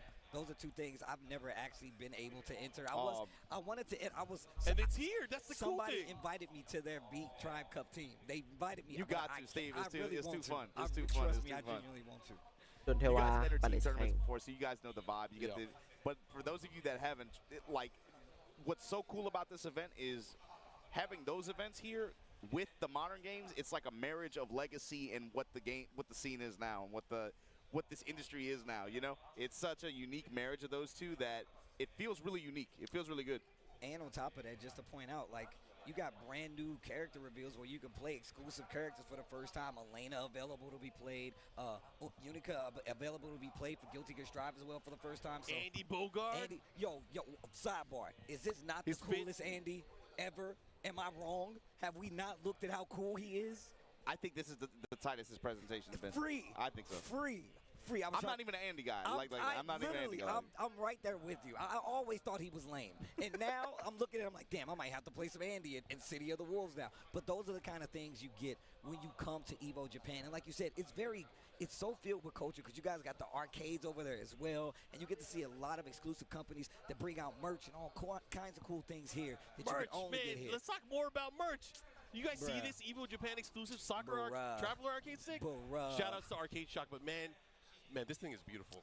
Dude, this thing is actually ridiculous. I was actually talking about the design on the side. I don't know if you guys can see it, but if you look right here, you can see it has Japan on the side, and it's kind of like engraved and enclaved, right? So it's covered, and it still has this enclaved got different layers of depth. Also, you can see that it has the pink EVO sign on the side right here. And we don't do the EVO logo in pink, so that looks super cool. And it's just an obvious, just a beautiful arcade stick. And a lot of people come out here just for that culture alone. I mean, you got a whole museum set up dedicated to the arcade stick culture and just the history of arcade sticks overall. Yeah, that's one of the things that actually changed. There was the rise of the leverless. I think last year all we saw was mostly the companies showing the leverless products, but this year I saw 6 or 7 new arcade sticks, and I thought that was really cool. Obviously, you mentioned we have the arcade stick or the arcade controller museum here. We have kind of like a history of the PlayStation controllers, the licensed products, and then we have a lot of the community stuff here. So again, if you ever have a chance to make it out to an EVO event, we always have cool stuff like that. It's a really cool thing to see too, just like the evolution of designs, but then also the nostalgia bombs in the beginning, in the middle, are what hit me. Like when I see the H-Rab, when I see the Namco stick, I'm like, all right, yeah, like that one gets me. But then you see the evolution of some of the other controller apparatuses mixed in there. It's a really interesting thing to check out, especially if you've been a player for a long time. Bro, that silver top H-Rab. That was my first official arcade stick. That was my first one. I saw that. 2005, you old school. I was like, oh my God. I was like, that's me. Like that's where I started right there. You know what I'm saying? So, and I don't count. I had a Shadow Blade. I hated that thing. That don't count. That is a second place EVO winning product. Nah, I hate that thing. Somebody got second place at EVO 2004 with one of those. That's crazy. No dice. I'm cool. Nasty. Nasty. Shout out to Interact. Rest in peace. Yo, New Mad Cats is here too. They got a collab with Ojo Sama Tayari Deshita. What? It's a new anime, so it's the featured art for this event. You have this anime that talks about the English term is young girls can't play fighting games. Yeah. But it's about them learning how to play fighting games and getting ultra sweaty competitive about it. Yeah, I love stuff They pop like that. off. I'm trying to watch that. It's a new anime that's going to be coming out later this year. Yeah, they have the collab booth in the back. I've seen people been lining up all weekend. There's a giant TE2 there. Yeah. They got a cosplayer that's one of the main girls in the series. I have Pretty not cool. even. I didn't see the giant TE2 there. I'm gonna have to go check Look, it out. When I gotta get some say time. it again, man. I'm just happy y'all are here on the sofa with Same, me, bro. man. It's been years, bro. Dude. I'm doing security last year. I'm just walking around trying to look tough. You were doing security for the cosplay contest? I can't look tough like that. Come on, man. I'm not built like that. I'm just happy y'all are here. I'm glad we could be on the sofa talking about fighting games at this event like this again, man. I was missing it, I'll tell you what. Same, and don't say you ain't like that. I just saw you ride a bike across the country. It feels like sit under a waterfall. I was hungry, dog. I was just hungry, bro. I just wanted some food. I just wanted some barbecue. That's all I wanted. Barbecue and an icy. That's all that was. Oh, man, check it out, man. I'm telling you right now. Well, shout out to everybody watching at home as well. EVO Japan 2025 is well underway. We had our winners crowned for Guilty Gear as well as KOF all across these last 2 days. But now we're getting down to the nitty-gritty. We're doing Tekken 8. Of course, Street Fighter 6 is coming up right after this. But right now, we're dealing with the 3D fighters. Yep. I mean, you like other games as well. We were talking about the legacy titles. The finals for Beat Tribe and also for Cooperation Cup is happening around the same time. So there's a lot to watch if you're a fighting game fan. So again, stay tuned, stay locked in throughout the rest of the weekend. I know it's still the weekend for the rest of you guys, but for us, we're towards the tail end. Yeah. There's a ton to catch up on too, yeah. Especially if you're tuning in, if you're locked in on one game, man. Co-op Cup is really fun to play in. Co-op Cup and Beat Tribe are really fun to play in. The team of Vicious, Fubar, Doug, Justin, they were. I mean, obviously they're in the middle of making content, but they were still there. They almost made top eight. They almost made the best eight. I think playoff B, right? Yeah. My team made playoff A. กินน้ำก่อน I think I had to come to commentary, so I had to let one of my other teammates handle it. But he didn't do that badly either. To be honest with you, it's just mad fun to play. And if you've never played in a team tournament like that, it's just a unique, different kind of feeling. And the best way I can think to describe it is when you lose by yourself or you win by yourself, it's just you got to deal with. But when you lose and you got to look at four people who put their faith in you, and you go be like, that happened to me at Master Cup. So first off, Steve was supposed to be on our team at Master Cup. He got busy. He couldn't make it. I didn't pick King because of that. I picked Eddie. You know what? I'm going to try to give the team some variety. I picked Eddie. I was getting tips from this guy. I got pushed in. Well, that was your first problem. Why are you taking tips from me? Second is because you played the character. I mean, come on, what do you want, bro? But the cool thing is, while you have to look at for other people and be like, yeah, I'm kind of moody, my bad. That's on me. That's on me. And it feels bad, right? I got salty and it made me want to play the game. But Mark, talk about what happens when you win. How does it feel to win with a team tournament? When you win by yourself, it's like, yay, me.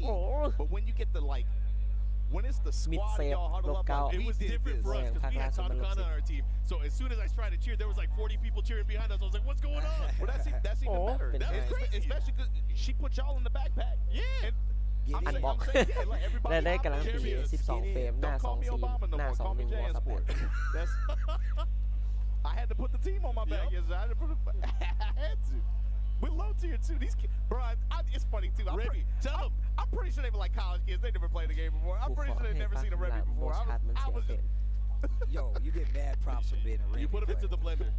But you were beating some good top players. I played Chai Ridley yesterday, and it was very, very close. You had him. It was mad fun though. That Chun BS came out. Why? I think I just made mistakes. I just made very, very small errors, but it was mad fun to play. So Chai Ridley got lucky. I ain't gonna say that. I mean, it's first to one. It's first to one, dog. Anything can happen. First to one is the skill set, though. It is. It is the skill set. But the cool thing is, even in that kind of scenario, you can look at players you've seen perform and make it to EVO top 8 stages and have performed and won this tournament, won championships at these events, and then just in a team tournament setting or you could just end up playing against them. You get that experience, and that's mad fun. That doesn't stop being fun for me. Same. Big same. I played in the Master Cup too back in my day. Team tournaments is something that I feel like, and we've been saying this for years, but we don't get enough of them in all honesty. So coming to play in two of the most historic or the most historic team tournaments that ever existed is definitely an honor. To me, going to events like Master Cup and especially Beat Tribe and watching the older generation kind of get hype and play makes me feel good because I feel like obviously I'm getting a little bit older, we're getting older, but seeing those guys have so much fun, it's a good feeling. Layer 2 on that, Mark, is I like seeing the older players embrace the new challengers. When new people hop into these games, like I said, I'm pretty sure the team I play with, they've never seen a Remy before. But that's tight to even 5 of them. They're like, they just started messing around with the game, you know? Imagine if they just started learning, they hop into that kind of Shark Tank. That's got to be a good feeling if you're one of these old heads. You're like, man, my game's getting kind of stinky. We got plaque buildup. I got to get hip surgery. But then you start to see some new folks like, even now, 20-something, 30 years later, and people just tapping in like that. That's got to be a good feeling. It's a beautiful thing to see, man. I mean, look, of course, we got a lot of, we're in a fighting game renaissance, I've been saying for a while, but you still got an entire library of games out there that have a lot of history behind them that you can take up and play right now. And there's plenty of footage out there for you to see who's going to be in there, who's going to be the character to be, and the whole nine, man. I mean, it's a large part of fighting game history. If you've been traveling, you know what it is. But more so for those people that are coming in just now, they still got something to look back at and learn new.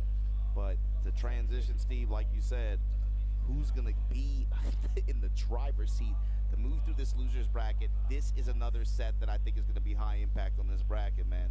You're looking at Nia Mangja winners finals, but if Ulsan can somehow make 4th place, all of a sudden who gets 5th, the people in 5th place become very interesting in this bracket because of that EWC qualifier ticket. So, but Ranked, you can quiet that down right now. Yeah, he can stop all of that. This is loser bracket. This shit is crazy. This is loser bracket, yeah. This is reigning EWC champion. This is reigning TWT champion.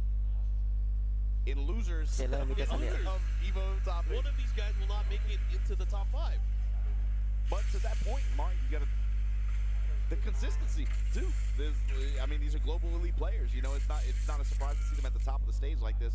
Obviously, you know, being in losers, it's going to be a little bit more, that much more difficult for them to find the win, especially as we get later into this bracket. But both of these guys right now vying for a spot to try to stake their claim here. Like you said, Ulsan as EWC champion from last year, he automatically has a spot in that bracket. So if he's able to get into this top 4, it's going to put that 5th place spot. The 2 players that are there are going to have to play a tiebreaker to see who gets that ticket. Rangchu trying to fight for it right now. Rangchu, a champion's champions. My man won TWT at Tatsukai Tuesday the day after. That's crazy. I love it. That's crazy. Y'all want to hear nothing from nobody. You would think they'd slow it down, take a break. No, pull up. And my man be watching. He comments when all these other tournaments are happening. He'll go and talk to the other players that won or participated to be like, yo, man, you're so strong. He's like not even for his scene solely. He pumps up everybody, and he's just a player of the game. He's on his Battlefish stuff. He's bro, like he'll ask me questions about like y'all or like random North American or EU stuff. I'm like, bro, I don't know. Like, why you like? Don't worry about that. You know. You know that dude Rangchu is funny. That dude Rangchu is actually funny, bro. That's why he's the homie. But here we go.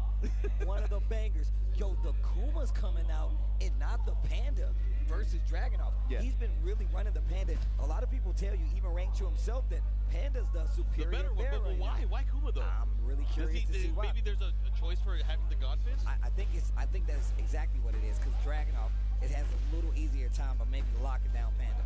But here we go. Rangchu versus Ulsan. Loser side. One of these guys is not gonna be here when we get to the next game. And let's see who it is. Immediately just making a statement here with a strong while standing punishment. Went for the flip, got jab floated out of it by Ulsan. Going side to side on this stage. Activate. Yo, the pigeon roll back and forth. The new combos. There, you called it. Representing the Bear Electric, this time going Bear Demon Breath. Right back at you with the smash from Ulsan. Dropping bows on him, running 2. Oh, the commando roll out to the right side. Woo! Keeping it moving, keeping it moving. I like that too, because it kind of freezes you up and you have to focus on like, wait a minute, he just got away from where I needed him. Okay. Second hit, punish. And look at him, just slowly pushing him to this wall. 8 seconds left on the clock. 5 seconds left on the clock. That sidestep attack from the Bears is so scary because it puts you to a nasty mix-up. I feel like Ulsan has the reflexes though to kind of deal with it, but the thing is, the really scary part is like when you're pushed towards the wall or you are forced in range of that unbreakable throw. Rangchu was using it to great effect yesterday. Yeah. He was really showcasing a lot of the matches. One of the things Ulsan is particularly good at is jabbing you to keep you honest. Yeah. He did it with Kasumi. He did it with every other character. He's doing it again right now with Dragunov. Engage. Here we go. What's he gonna do? Goes for that low. Oh, charge it. Oh man, that homing attack there from Bear stance to follow. That's why he's using it. Yeah. It's the heat smash. Because of course, Panda's Heat Smash is completely different than Kuma, so. It's a Heat Smash. Going for the mid option there. God, this song is a banger. Here we go. I just feel like Raichu's roster is broken. He got a group select. Yo, yeah, he that's can pick fact. between the two bears. This is crazy. Honey with the delay, ทาง take นี้ a แม่น bite คน out of him. เบิ่งบ่ได้เด้อว่าอีหลี Yeah, but that kills your gray damage too, your gray health. Engage. Aerial Tundra Slash kick now. Nice delay from Ulsan. Oh no, that's unfortunate. Oh, dead. Yeah, Bear wake up, back it up, run the smash, and now Ulsan here with advantage. Opening with sidestep. That's guaranteed too. Ah. That's a 3-hit, 3-piece on hit. Oh, get out of there. Two. What the fuck? Salvo combo with the engagement and the wall combo. Kick him. Big damage. Yep, big bear combo. Ulsan looking to close things out there. Wait a minute. Oh, he snapped that. Yeah, he had the step. Kill, crush, destroy. Ulsan bringing that back. It seemed like, of course, it was a back and forth there, but really looked like it was going the way of Raichu earlier. You think he's gonna switch characters? I was about to say, Not a bear, like actually switch. No. You don't think he'll go to like Liddy or anything? Maybe. I could see Raichu doing that. He's been running other characters, especially in other tournaments and at the local level. I don't know if he'll do it in tournament here though. Panda. Group select. Group select. That's tight. Let me get an Eddie Christie. Right? Oh, yo, T5 days? I want different throws. I want different properties. Got the big, beautiful bear here right now. Trying to open up the legs early on here, Ulsan. I love the little stutter. Yeah, Trying dash to get a stutter. reaction. That homing attack out of Hunting Bear stance has been the go-to option for Raichu. Yeah, that Hunting Bear down forward too is so fun to use, but you don't like to be on the receiving end of it. It really restricts what you can do. Low touch, able to interrupt. Down two, able to high crush from Ulsan though. Great option selection. This time hits him with the lunge shoulder and the pickup after the dash cancel. Yeah, this is a long combo too. Yeah. He's gonna be pushing pretty far. Okay, mix into the tackle, gets the Get break. off of me. But he has heat. He's gonna have some opportunities to heal here. And rage. This is gonna be extra damage as well. All right. He challenged. Yep, and it was a punish as well. See, you can't let him just roll. You can't let him just roll. Good challenge though. Quick mid right there from Raichu. Still didn't get him in the round though. Ulsan in the lead. Bear backdash from the Hunting Bear stance. Wow. Ulsan using back fours and again. Leo DiCaprio though. Zap the bar. Oh, that's an Academy Award winning grab right there. That's exactly. There you go. Activation. This time Ulsan no step. Okay, nice. Goes ball for the plus smash range. interrupt. Yo, we going to the beach? Oh, down Ooh, the sweep. Running two. Oh, kicked in the neck. Bro, I haven't seen that move since Tekken 5. Raichu in rage though. Hold on, sidestep attack, and then Ulsan with the string after on the whip. One thing that's different about Ulsan and him playing Dragunov is that he doesn't have the movement of, say, a Kasumi or a Bob, but he is using that pigeon roll to get movement, get space. He finds mobility somewhere in the move list. No matter what, he's like, I'm going to be moving. We're going to have wheels no matter what. Low parry. Ulsan is running away with this set. What the missed fuck? the second hit. Has to be careful here. Counter hit, Salvo, yeah. Find the deep sweep. Oh, he is not afraid. Wow. That's such a big risk there. He threw it out. He bet it all. Full commit on the G clef. Raichu will do that sometimes. He will. Do or die situations on the round. He'll do No it. way. Is he done? Yeah, it's done. Speaking of dying. Right? It should Speaking be. of dying. It should be. Oh, man. Oh. That was from an aerial clip, too. GG Ulsan 2-0 going to eliminate Raichu here. So that แรงชู means 8 รอบปีเตอร์ now Ulsan, I believe, is one set away from making the 5th place matches. A Very, decider. very interesting. Very, very interesting. Or they're going to play it off if they have to. A lot of times they play him If off they have string. to, They play yeah. him off string. A lot of times ต่อ they ไป play him ปิน off ย่า string. เจอ So กับ I wouldn't be Shadow surprised no matter what. แปลก But ปะ I mean, that's Shadow still- แต่ไม่ได้ that's เล่น still a big ไม่ได้เล่น win. หลาย I เม็ด mean, the current TWT champion goes down to Ulsan. สิ Ulsan was Shadow right แต่ there ไม่ได้ too เล่น as หลาย well, เม็ด but when แต่ it ปิน came ย่า to being เล่นหลายเม็ด as a TWT champion, นี่กูเล่นเลย just สิ the current EWC champion. correct me if I'm wrong, but that also means Who plays against you're going to get Ulsan Mogul, I believe. Ooh, that's going to be a banger. guns. That's going to be a banger. We're going to take a look at the bracket real quick. Mungji setting up our winners final. You already see right there. But like you said, Mogul, Ulsan is going to be that losers round 2. But of course, this is one of the ones I've been waiting on. I got to sit up straight for this one. Versus Shadow 20Z. Team Varol, Pina versus Team Liquid here. And this is one, I think, for both of these guys, too. You know, they're in hot pursuit of some kind of big opening for the TWT, but also, again, we've been talking about it all day. Pursuit of the tickets, pursuit of the championship title. That's the thing that's at stake here. And for both of these players, you know, this is a match. I feel like we do not see this matchup character-wise on the. I can't think of the last time I've seen a Zafina versus a Raven. Never. I mean, just look. This is Zafina super rare. Zafina is super rare, but also Shadow has been one of the people that has been said for a while, like, yeah, Zafina's a little different, but she's still good. But also, Shadow will play Ana. He will pull out the Ana. If it get crazy and he's like, you know what, I don't think you know how to deal. That's what I'm gonna do. I'm gonna play the Ana. Now, I'm really curious because I'm not 100% sure what character Shadow's gonna go with. That's the only reason I'm saying that. I feel like Pina locally is probably going to have good experience against both of those, is the thing. Curious to see now that you put that in my head, I just assumed Zafina. Yeah. But now, but he has been running Ana, and I'm like, but would he do it on this stage in this moment? I don't know. We'll see. I mean, and then it's a race to 2 still too. Claudio, yeah, it's still first to 2. You still got the Claudio that is there. Yeah, that's true. And he's never been one to shy away like, oh, well, I'll fight this Claudio. He was like, yeah, and what? I'm still going to run But that mine. could be the problem is you only get 2 chances. You've got 3, 4 characters. Yeah. It's one thing if it's long set it, but in the first to 2, I think that you have to have that decision like you have to already kind of get on stage knowing what you're going to do, right? Yeah. I mean, well, look, that's why we're sitting on the couch. I don't know what he's going to do. True. I don't know what the option is going with. And like you said before, I'm sure he's thought about like, hey, how much experience does he have to deal? Which characters will he have the least experience with? And do I really care? You know? Yeah. Well, look, guys, we're going to take a quick break, but when we come back, more of the Tekken 8 Top 8 here from EVO Japan 2025. Don't go anywhere.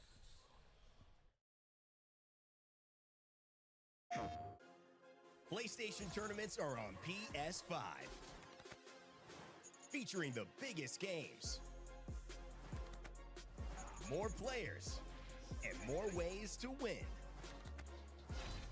Get ready to compete on a global stage with new and exciting daily tournaments, all at the press of a button. So whether you're a seasoned competitor or just starting, come for the challenge and leave with glory and incredible prizes. It's time to join the competition. Sign up now on PS5. PlayStation.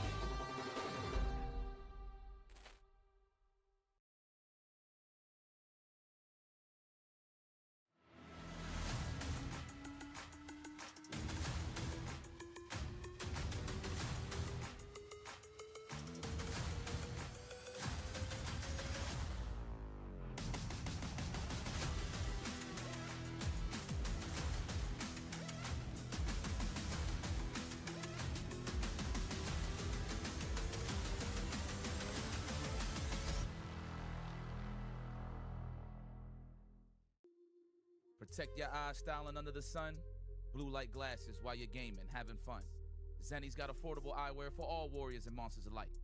EVO sunglasses, available now.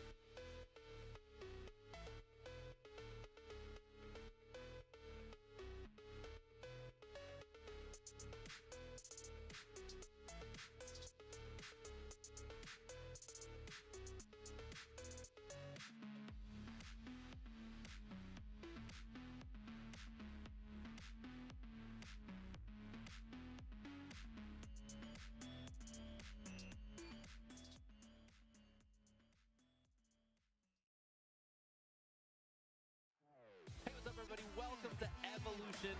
You already know what time it is, baby. It is the celebration of fighting games, and we are so overjoyed to be here. There are so many people here. The venue is huge.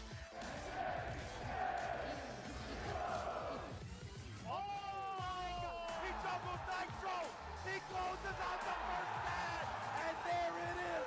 Punk gets his retribution! This is the spectacle of fighting games.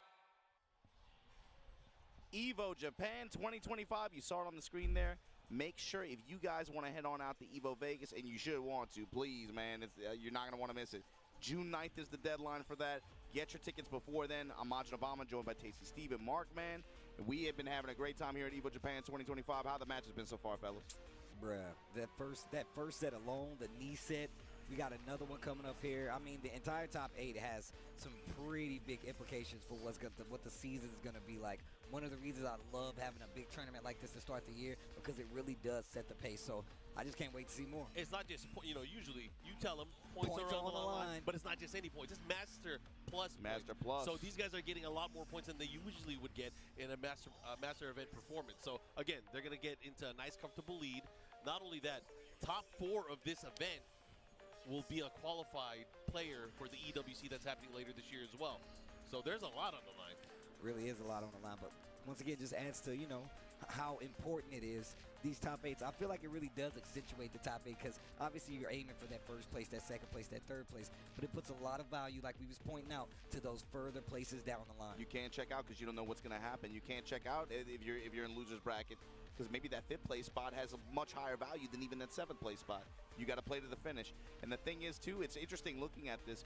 Mangja was he was another top 4 placer at this event last year.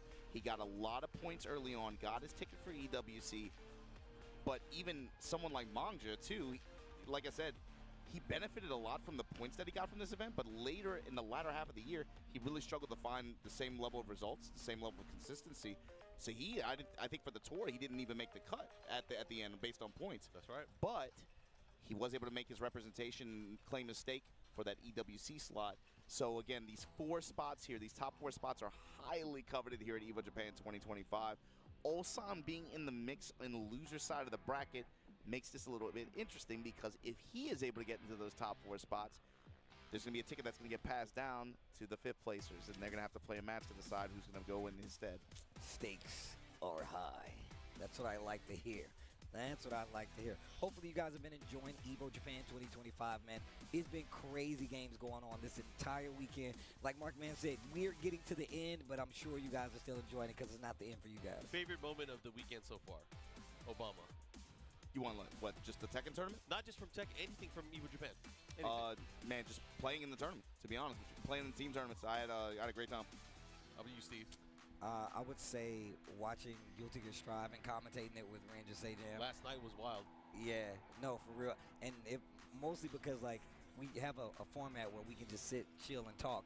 And as Ren said, he's like, Sajam and him are my Guilty Gear children because I put them on. So it was dope to actually be on the mic with them talking about Guilty Gear Strive after they did Arc World Tour and just being a fan of the game. So feel like you was just hanging out with the kids. Yeah, I was watching the kids play in the yard going down.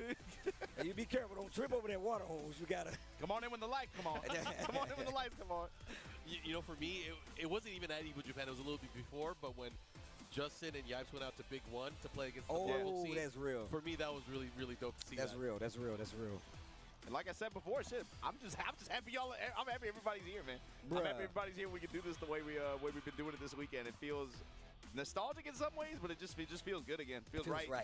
Yeah, that's the one. Feels right. Bro, look, don't get me wrong. We were doing this from SF. You were over here running the grounds, hiding. You know what I'm saying? Playing security guard. But now we over here taking it in with you. I got to see a job again. Right there.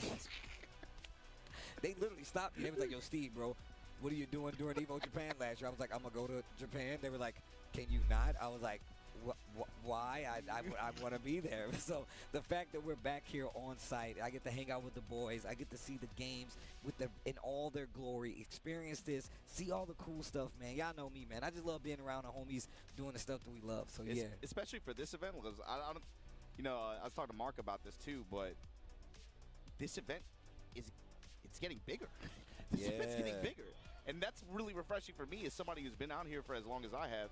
I've consistently, like, I've seen some events pop up, and over the years, I'm like, I'm constantly, as a player and as a community member, I'm looking for the development, I'm looking for the growth, I'm looking for the expansion of it. And some events, you know, if this, you know, it didn't work out maybe for some, but I'm glad that this one so far, the way the communities here have rallied around this event, and like I said, legacy communities, but also new communities as well.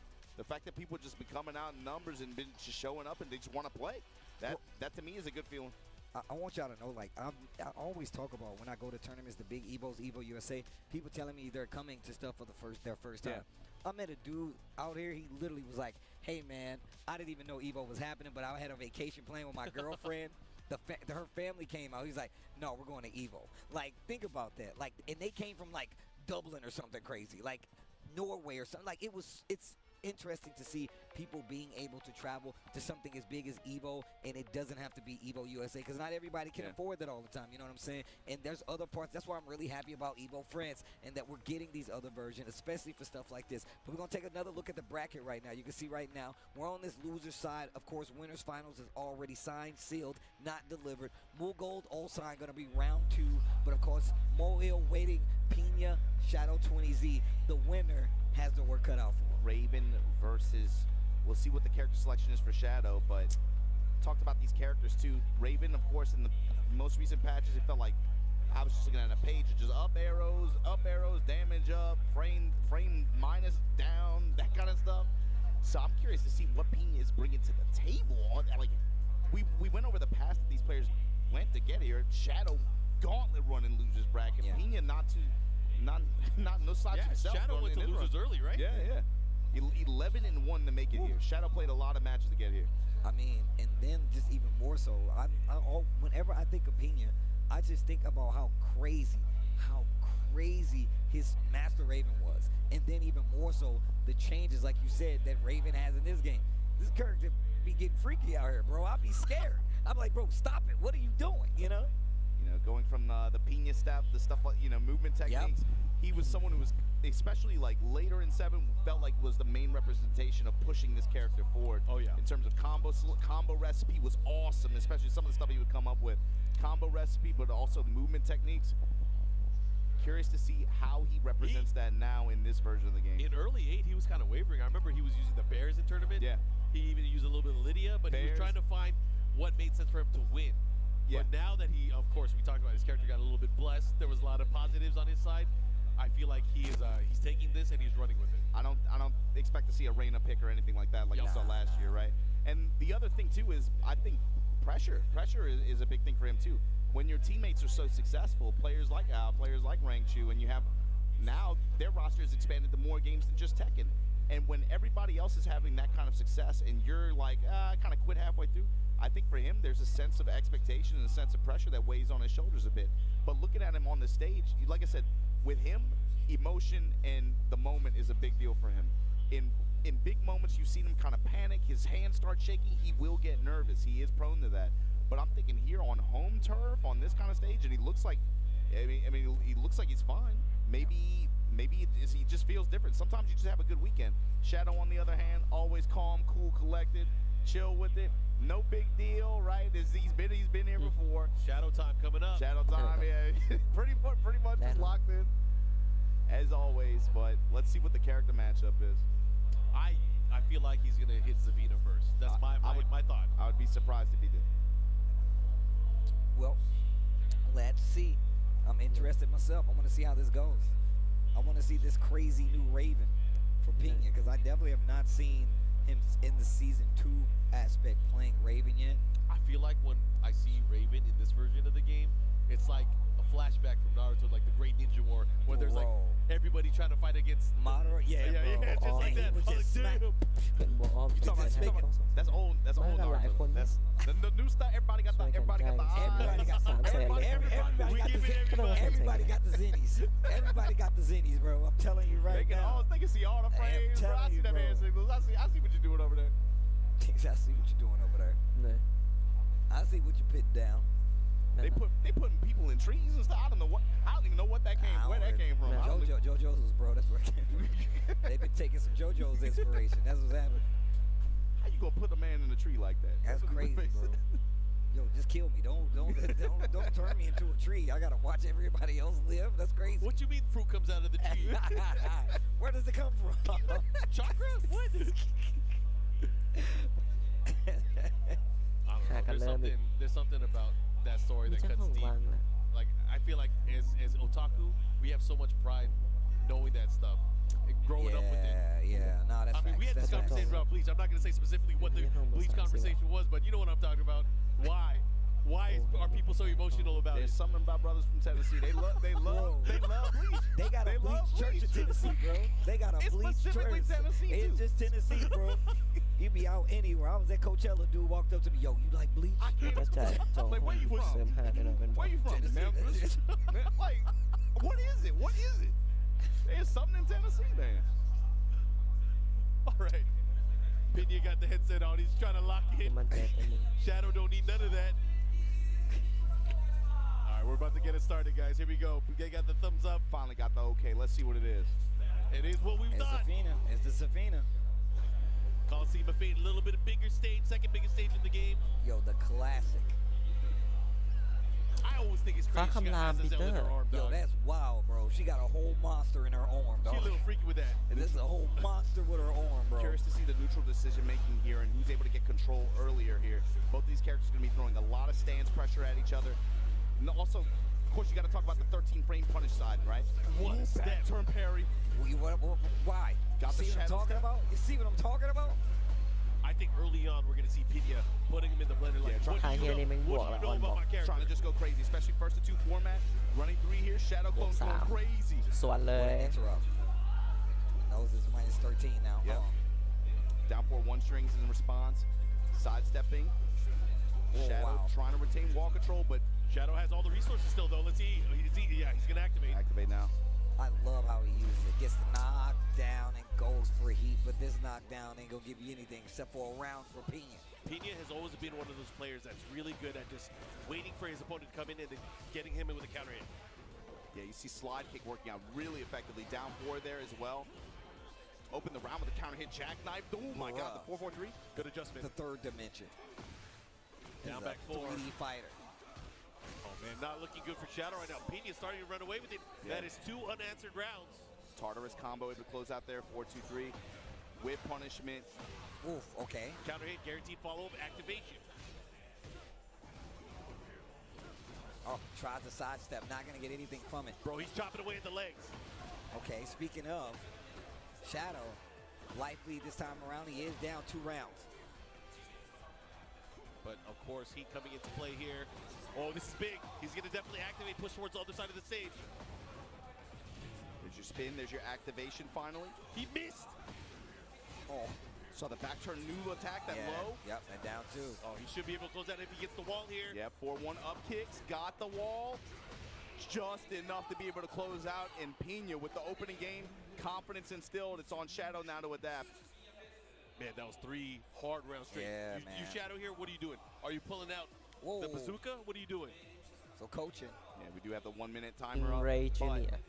I think that says a lot too. Pena opened this up very offensively. He thinks first to 2 format. I'm gonna throw everything but the kitchen sink at him. Basically putting it on Shadow to be able to find defensive solutions and be able to put him on the back foot like that. I mean, and this trying to overwhelm him with speed. This is how we've historically seen Pena run with the Ravens. It's like you let him get started, and it's like, oh, are you don't know? You don't know. Or especially with the way this game is, it's like, oh, you're gonna give me the opportunity to get started? Well, but thank you. I'm a spin, you know. Don't mind if I do. Yeah, I think for him at this point, the best defense he has is the unstoppable offense. Yeah. He has to go in. And you can tell by the approach. He's betting on that. Yep, he is going in. He is forcing him to react. He's just like neutral soul zone. Like, if you're not willing to poke me out of it, fine. I'm going to just go with soul zone mix. And it's starting again. Here we go. What do you got? Oh, look at that Pena step. Right time into comes up with the wall standing 3+4, trying to seal the step. Okay. Counter Shadow, though. Ooh, runs right into it. Raw spinning these low touches, poking with Scarecrow stance. Nice. Step into the foreground, able to make the power crush whip. Engage. Finds the engager here. Mid-foot pressure at the wall.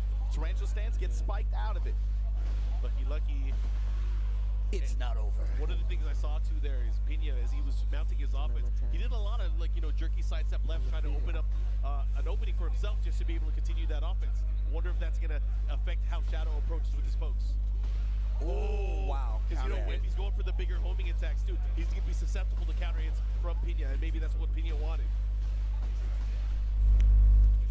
Oh, the big mid. We seen him do that in the first game. Yeah, he does not want to be in that corner. Not having an area to move, you know, obviously Zafina having great movement, but if Pina has him locked down there, that is not going to help. Big whiff here. Going to take the plus frames instead. Okay, How to hit Manticore this time. And going to get the wall as a reward. Gets the spin. Oh, still lots of damage on the board. What the fuck? Wow. The axe kick able to call out the slide like this. And great return for it. Spike still moving towards the wall. This time pushing towards the mid kick. Shadow clones active. Whip on the 1+2. Quick sidestep too. Out of range. Careful, he could have had a whip punish there. Plus frames, and then whip on the parry attempt. Right into the mid. Shadow. Big life lead here. Forcing mids. I like that. A forward advancing special move to make sure he cannot get away. And you know Pena was trying to move. But also Raven still has an option for that. And I'm interested to see how Pena starts to use it. Sidestep right there for Shadow. Excuse me, sidestep left. Cartwheel able to crush the low here. Get a big pickup in the wall pressure after. This time, Shadow stepping in the foreground. Gets engaged on. Shadow clones there. Whip on the down back too. Oh, they're slugging it. Big round here. He's going to get the wall. He should be able to finish it. Okay. Important round. Set point for Pena. This is big. But Shadow has been fighting. He has definitely changed the pace of this round here. He's still relying on that movement. Oh, wow. Trying to move again. Pena picks him up on the wall. Needs to be careful. Not going to duck this time. He goes for the low because he knows. And I'm out of the corner. You're staying there. And this might spell the end of the tournament run for Shadow 20Z as Pena takes it 2-0 to eliminate Shadow. Damn. That was speed. That first game especially. You could tell he's just like, man, I just got to mix. Do not give Shadow the time to be able to adapt, be able to try to use his ability to be able to try to activate Shadow time, get some of these defensive call-outs. And to great effect, Pena there. Yeah, great decision-making overall. Such a Pena-based match, you know. He was in full control for most of it. Obviously, Zafina had a little bit of squirrely moments where she had the sidestep into the advantage, but Pena was able to lock in each time and put it back to its pace. He wasn't scared either. He was doing some high-risk options. Yeah, but they just hit. They all hit. Early sidesteps. And Pena did such a good job of being like, I've annoyed you enough to the lows, that now you're going to start sidestepping. And almost every one of them hit. And I mean, how do you change that up outside of getting an extra game and then approaching it differently? You saw him, too, adding that extra layer at the beginning of the last round. Opens up with the down back, too. Does not do the high follow-up. Instead, does the new attack out of back turn, touch him low. Then what do I do after that? Windmill. Then I go with the dash 1+2 double punch. You got hit by last time. You block it this time. Guess what I'm doing after? Windmill. Do it again. Yeah. Just taking advantage. Really just running the Raven mix. He just found his mix. So of course that means Moil is going to be facing off against Pena. Yeah, so you're going to get a Raven versus Jack. When is the last time you've been able to say that? Once I again, don't know if I saw that at all. I mean, both of those are rare characters, so it's going to be fun to see who's gonna pop off more. The variety of characters that we've been getting in the last few tournaments has just been really good anyway. So you see there, winners final, Mangja versus Nee. Both of those players at this point, guaranteed top 4 spots. Yep. But losers round 2 here, Mogold versus Ulsan, Mao-Il versus Pena. Both of these might end up being pretty important matches, especially that Ulsan Mogold. Remember that one. Oh yeah, that's gonna be big business. That's gonna be big business right there. And that's going to say a lot, of course, because obviously Ulsan definitely always has what it takes to take the tournament. Mogold, one of those players, is always a threat. He's a threat to your run. Like, and just the same, it goes both ways. But I really want to see how this goes. I want to see how Mogold approaches this matchup of potentially fighting a Dragunov from Ulsan. Mogold, Ulsan, too, I want to say last year, there was like a 3-week stretch where they were in grand finals in like 3 different tournaments, man, on 3 different continents. Wasn't it, I believe it was Korea Super Tournament, and then it was DreamHack Sweden where they ended up in grand finals. It was like two grand finals in 3 weeks. I know it was. I know you're talking about the ATL one for sure. Yeah. And I think you're right about the DreamHack Sweden as well. I'm going off of memory. Hey, look, trust me. I'm never the one to say you're wrong, but I'm just saying I definitely remember a Super Tournament ATL that happened in Korea because I was there. And I was like, man, Mulgold, this dude is going crazy right now. And he took some names at that tournament. It felt like early on, especially in the initial version of the game, he was somebody who just jumped out in front and just made a very smooth transition in this game. Claudio, obviously. It helps when you play Claudio, I guess. But the way his gameplay is and the results, too, he just made a very smooth transition. I mean, and this is why I was talking about it earlier. Like, that was one of the big things because Mulgold had not been traveling at all before that. So that was his first year really going out there and being like, hey, I'm going to like make this my thing. That was part of the discussion out here, especially, you know, I would say even in Japan. It's not like super common, but they were like, no, Mulgold is that dude. Late in 7 when he still wasn't traveling. So then once he got the cuffs taken off and he starts going everywhere, I mean, yeah, it makes a lot of sense that you see the success that he had. Yeah, for a lot of these players, especially the ones in the Asian countries, like, you know, the first time they go to like an American tournament and they have to deal with the crowd, that's always an eye-opener or kind of an awakening for them. Is like, yo, I need to learn how to lock in or to kind of block that things out or use it as energy to kind of propel you forward, right? Like John Ding. Yeah, that's cool. That's cool how some players vibe with it differently. You know, like some players ride the wave, other players they try to like block it out. But it's cool that you see that like diversity and approach to solving for that problem. It's a unique problem too, right? It's a very different kind of energy in certain regions versus others. But for sure, Mulgold is definitely one of those ones that definitely tries to keep it calm himself down, lock in. I wanted to kind of comment as well. I know there's a lot of guys that are first time into Japan, first time at an EVO Japan event, international players. I know JJ Breeze from ATL's out here. Hey. He did some work. He beat a lot of international players. Ty as well. And we were talking about that. JJ These Breeze, guys. King Ray Jr., Hendo. Who else was out here? Of course, Genghis the Don. I'd love to see. I love to see more of these guys traveling out here like this. I'm trying to see them back for a Master Cup, make a team or something. Man, there's never been a de facto like official American team rep. I always tell them, I'm like, y'all need to go to Master Cup. Like, we need a team in Master Cup of like a USA team. And on top of that, just I feel like that's good for, you know, some of those newer players coming in to come and see. Have that experience. Yeah, you want it under your belt. I'm telling you, it really does kind of change the chemistry of how you play the game. You're like, you know what? I need to get nice. All that. And then it's fun. It's fun, man. It's just fun. The first time, when I played in Master Cup, I didn't know Japanese people could get hyped like that. They were in that bad boy. They tried to match your energy. They tried to go. They were matching my energy, bro. That's what's crazy. You got kind of crazy. You picked up the stool at one point. Oh, yeah. I was going ham. I'm sorry to Meko to this day, bro. I was shaking him like crazy on the side of the stage, bro. We lied to Steve one time. We were like, hey, this person we're going up against, they're the best one on the team. We didn't know who she was, right? And Steve popped off on her hard. He was like, yeah, I thought he was going to punch the machine. Bro, we had to hype him up. They was like, yo, Steve. I think I beat one, and it was like, all right, Steve, you beat this one. But that was like, this next one, that's the ringer. I'm like, hold on now. We wait, said something like, yeah, she's taking God rank. You got to deal with her. And I went to like, I'm trying to kill. Like, it was literally. Steve, you probably scared the shit out of that girl. I did. She probably scarred right now. I got PTSD and everything. No, she was here. She was still playing the game. She was chill, though. I mean, but look, all I'm saying is, like, you don't get there by yourself. Like, obviously, in my head, I'm like, let's go off. Bro, it sounds like I'm glazing, man. But I'm being, like, genuine. I'm being dead serious. It's okay to glaze things that are fun. It's fun, bro. Bro, y'all be crying about all this other. Bro, can I have fun? What happened to fun, man? Can we have fun? That's what I'm talking about, Obama. Nah, you a shill. You a shill. I am a shill. Yeah, I am. First of all, yes, I shill fun. I like having fun. I'm sorry. Tell him. Me too. Y'all got to come out to more team events. I'm talking to everybody out there. Europe, Middle East.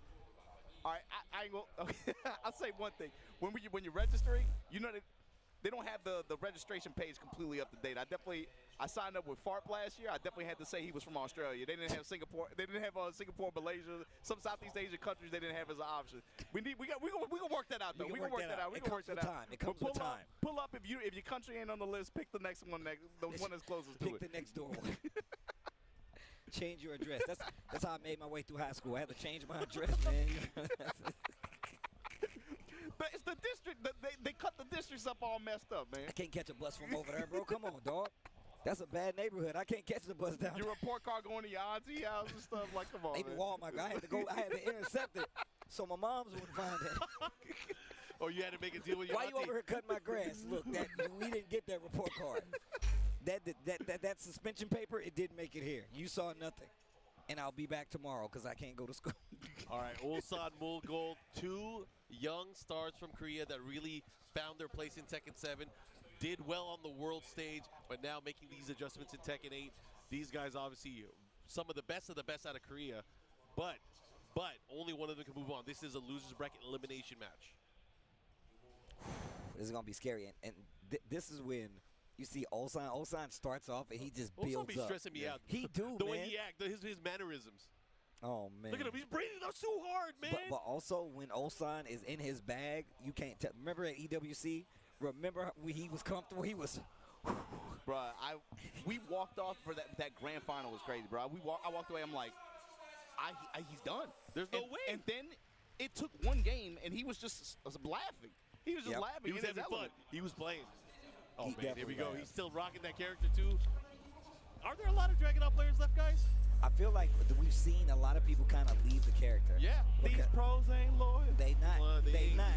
And I'm gonna tell you who got it on the shirt. Ulsan. He's like, whoever. I'm gonna tell you, I'm going for the win. Remember when Fang got mad good at Tekken 7? He was just like, he had the shirt that was like, nah, bro, I'm playing Fang. Yep. Fang enjoyer for the past 10 years. Anyways, we're gonna go into it. Ulsan. Oh my gosh. Down back 1+2, able to land in heat.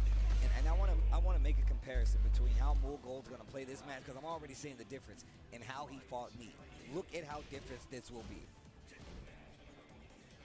I think in terms of styles, these guys, they bang against each other pretty well. Yeah. Because both of them have a very similar playstyle when it comes to offense. However, defensively, it's quite different. Oh, do it again. What a dub.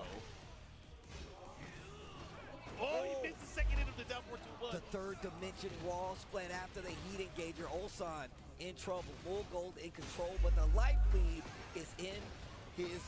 No. Oh, the what wall was that messed it combo? up. Get up. Jeez. He did everything there. And look at how he completely turned that around. Yeah. And one of the reasons I even pointed that out is because we saw how look at the frequency. Bro, look at the frequency. The low snap kick. The frequency of attacks that we're looking at here in this matchup comparatively for what we saw him playing earlier. Yeah, against Knee. You see what I'm saying? It's night and day, bro. Knee immediately instilled the sense of hesitation. I cannot have the same consistent timing against this guy. Mulgold, right, immediately just harassing with every low in the book to open this round alone. Here we go. Wall combo from Ulsan, though, right back at you. Activate. Snapping with the back four.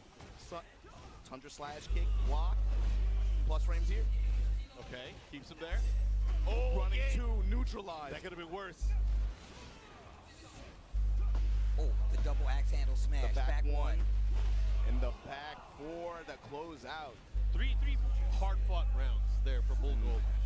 Ulsan, what you think? He's going to stick to Dragunov the whole way? I feel like he has options. I know he's been messing with a ton of characters. Does he need a different offensive tool? That's I was going to say, was it Reina? Because the thing is that, like, about Ulsan, you said this. He likes to move. He's like, my characters need wheels, baby. I need an office chair of options. This is a 3D fighting game. When he does not get that, he goes to the movement. He's like, you know what? We got to go from the two-wheeler to the four-wheeler. I need more horsepower, baby. Sometimes having that presence of either the forward 4-2 or the dashing electric can make all the difference on how your opponent respects you. Yeah. Wait till you hear the static electricity. Wait till you hear it. It's just movement, baby. That's just movement. That's my skates. Zoop, zoop, zoop. Don't complain. Don't complain. That's the first thing I thought about when you said that.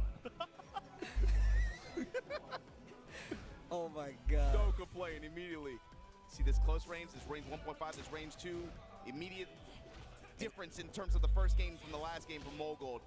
Oh, Slightly nice hesitation, jab. you see him with the dashing. 1-1-2, where are you going with it? Goes mid. Great block. While standing 4, Fisher with the upper. One of the crazy differences too, if Reina lands a launch, she's gonna put the hurt, Oh, especially with the new heat advantage that she has. Oof, turn them ankles up. Do it again. Okay. Nice interrupt. Not gonna let you charge it. Sidestep. Engage. Wait a minute. Mulgold spins the rest of his heat. Nice little mini sidestep. Into the sidestep 4. Tries to interrupt at the last second, and you will see Mulgold knows that you're like, oh, you're gonna try to interrupt it? I'm gonna just hit the button and let it drop. Adjust the timing. Dangerous whip there. Engage. Nice block. Goes in the stance. Mulgold. Note that Ulsan's still betting on him.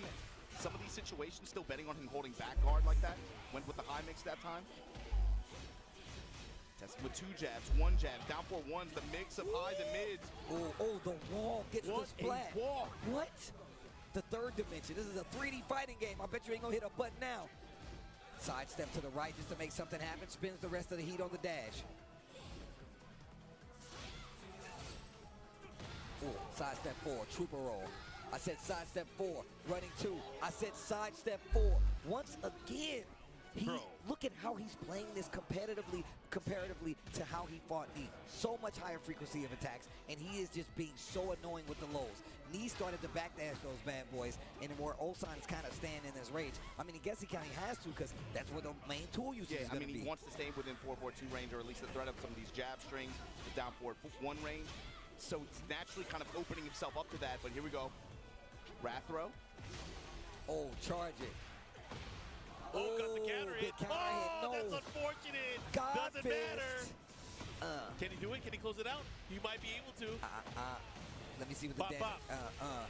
Man, that Harada care package, bro. It's feeding families out here, bro. I don't know what's gonna happen sometimes. It doesn't sound like much, but then you start playing, you're like, man, how did you live through that? Go ahead, try to end the combo with a round with a combo you typically do, and watch what happens.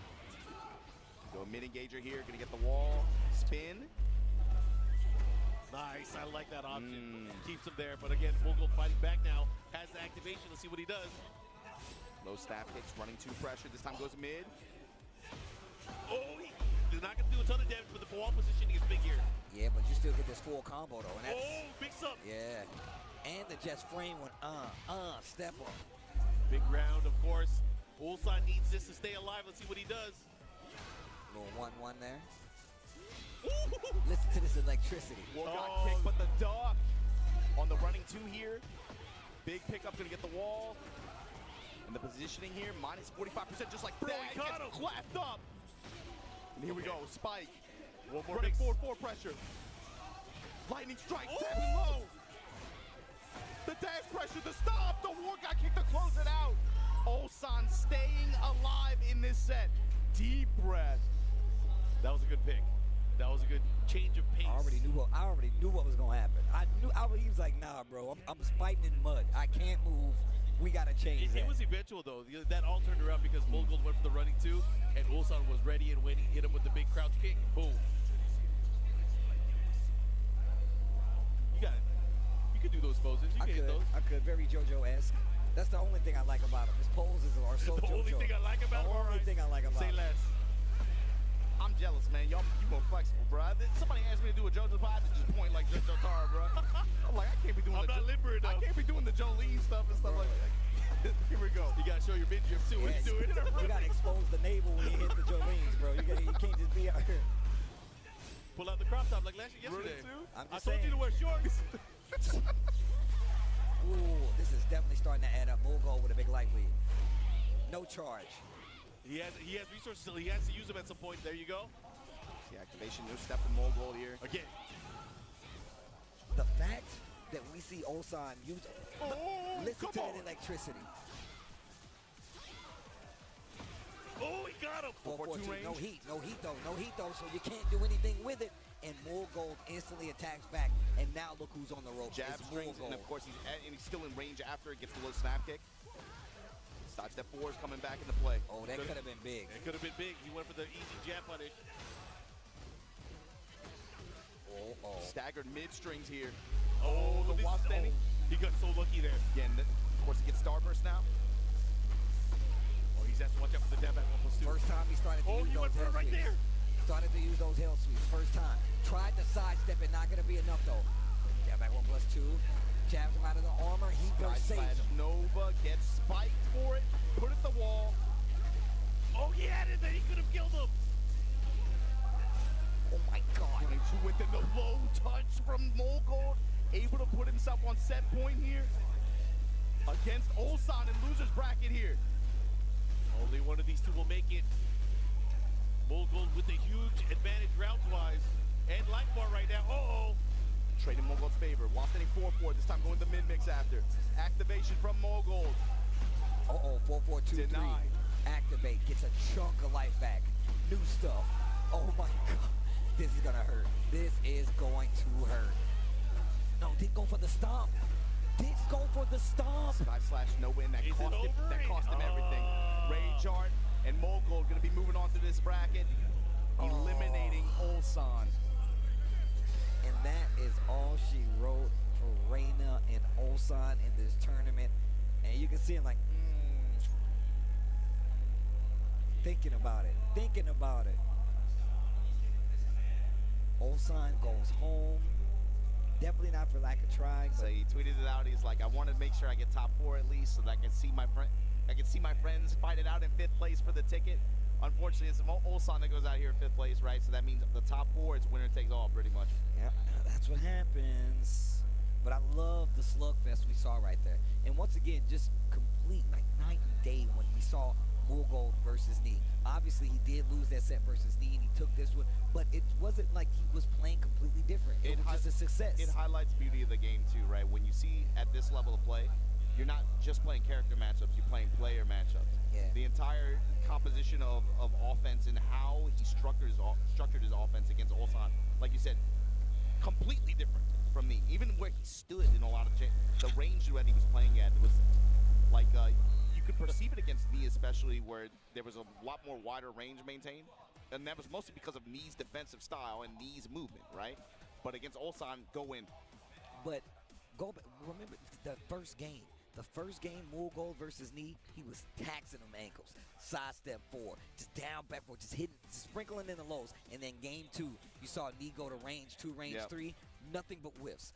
Nothing but punishment from Knee. And Murgold was like, you know what, let me back up a little bit. And he was like, oh, thanks. Now you open up the floor for me to go crazy. I feel like that's the natural bait, though. It's like, I want you to be confident that you could go for these moves, then I'll seal it away when I need it. Yep, that's absolutely And on his true. side, then he starts going the cannonball straights and, of course, some of the mid options and movement that Brian has. But before we get to our next match, we got to give a special thank you to all the people that helped make EVO Japan 2025 possible. And, of course, that's PlayStation Tournaments. And, look, if you guys are watching, you're enjoying seeing all the games and seeing the crowds, seeing the events that you guys are watching here, you can be a part of it, too. You can combo the competition, and we'll combo the rewards. Make sure you guys look up the PlayStation Tournaments that are going on in your region. They got them for all different kinds of games, all different times of regions.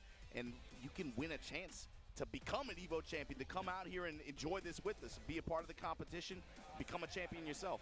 Yeah, you can win cash, tournament prizes. All you got to do is sign up through the PS5 and be able to play in those tournaments. Uh-oh. You guys ready for this one? This is the Jack. This is the Ninja. A match that we never see. Yeah, especially not in 08. I don't even know what this looks like yet. I mean, you can probably imagine it's going to be Mao-Il is going to definitely be trying to space out with 2, 4, 2. He's going to have the ever-present threat of something like back 1+2, the double punches like that, quick attacks that are able to impose on Raven and also make Raven second guess about doing any airborne style approaches. Like, right, being able to intercept and get a float combo, float sequence that could come out that could play out in big ways. But also the threat that we saw Mao-Il consistently putting on the table earlier, the barrier. The barrier, how is that going to play into this? Is that going to create a sense of hesitation on Pena's side in his approach? Is he really going to be willing to just run up there and just go for counter hit jackknives, work the down back 2 mix, and then just try to run game from there? Is he going to try to open with Soul Zone, back up? I don't know what this looks like either. This comes down to ninjutsu science, man. What is stronger? Is it the chakra? Is it the shadow clones, or is it the molecular level of machinery nowadays? Man, Ninja Ninja Tech now. Ninja science, bro. I don't know, man. We can geek out on this all day. Yeah, you know, we look. First off, us just sitting here on the couch, I know we can go down a deep anime hole, but we're not gonna do that. Do we need to tap up Tennessee boys right here on this one? I feel like that's the whole discourse. They like, talk to me, Obama. Talk to me. 1,000-year blood war. What happened? Bruh, there's something about that state.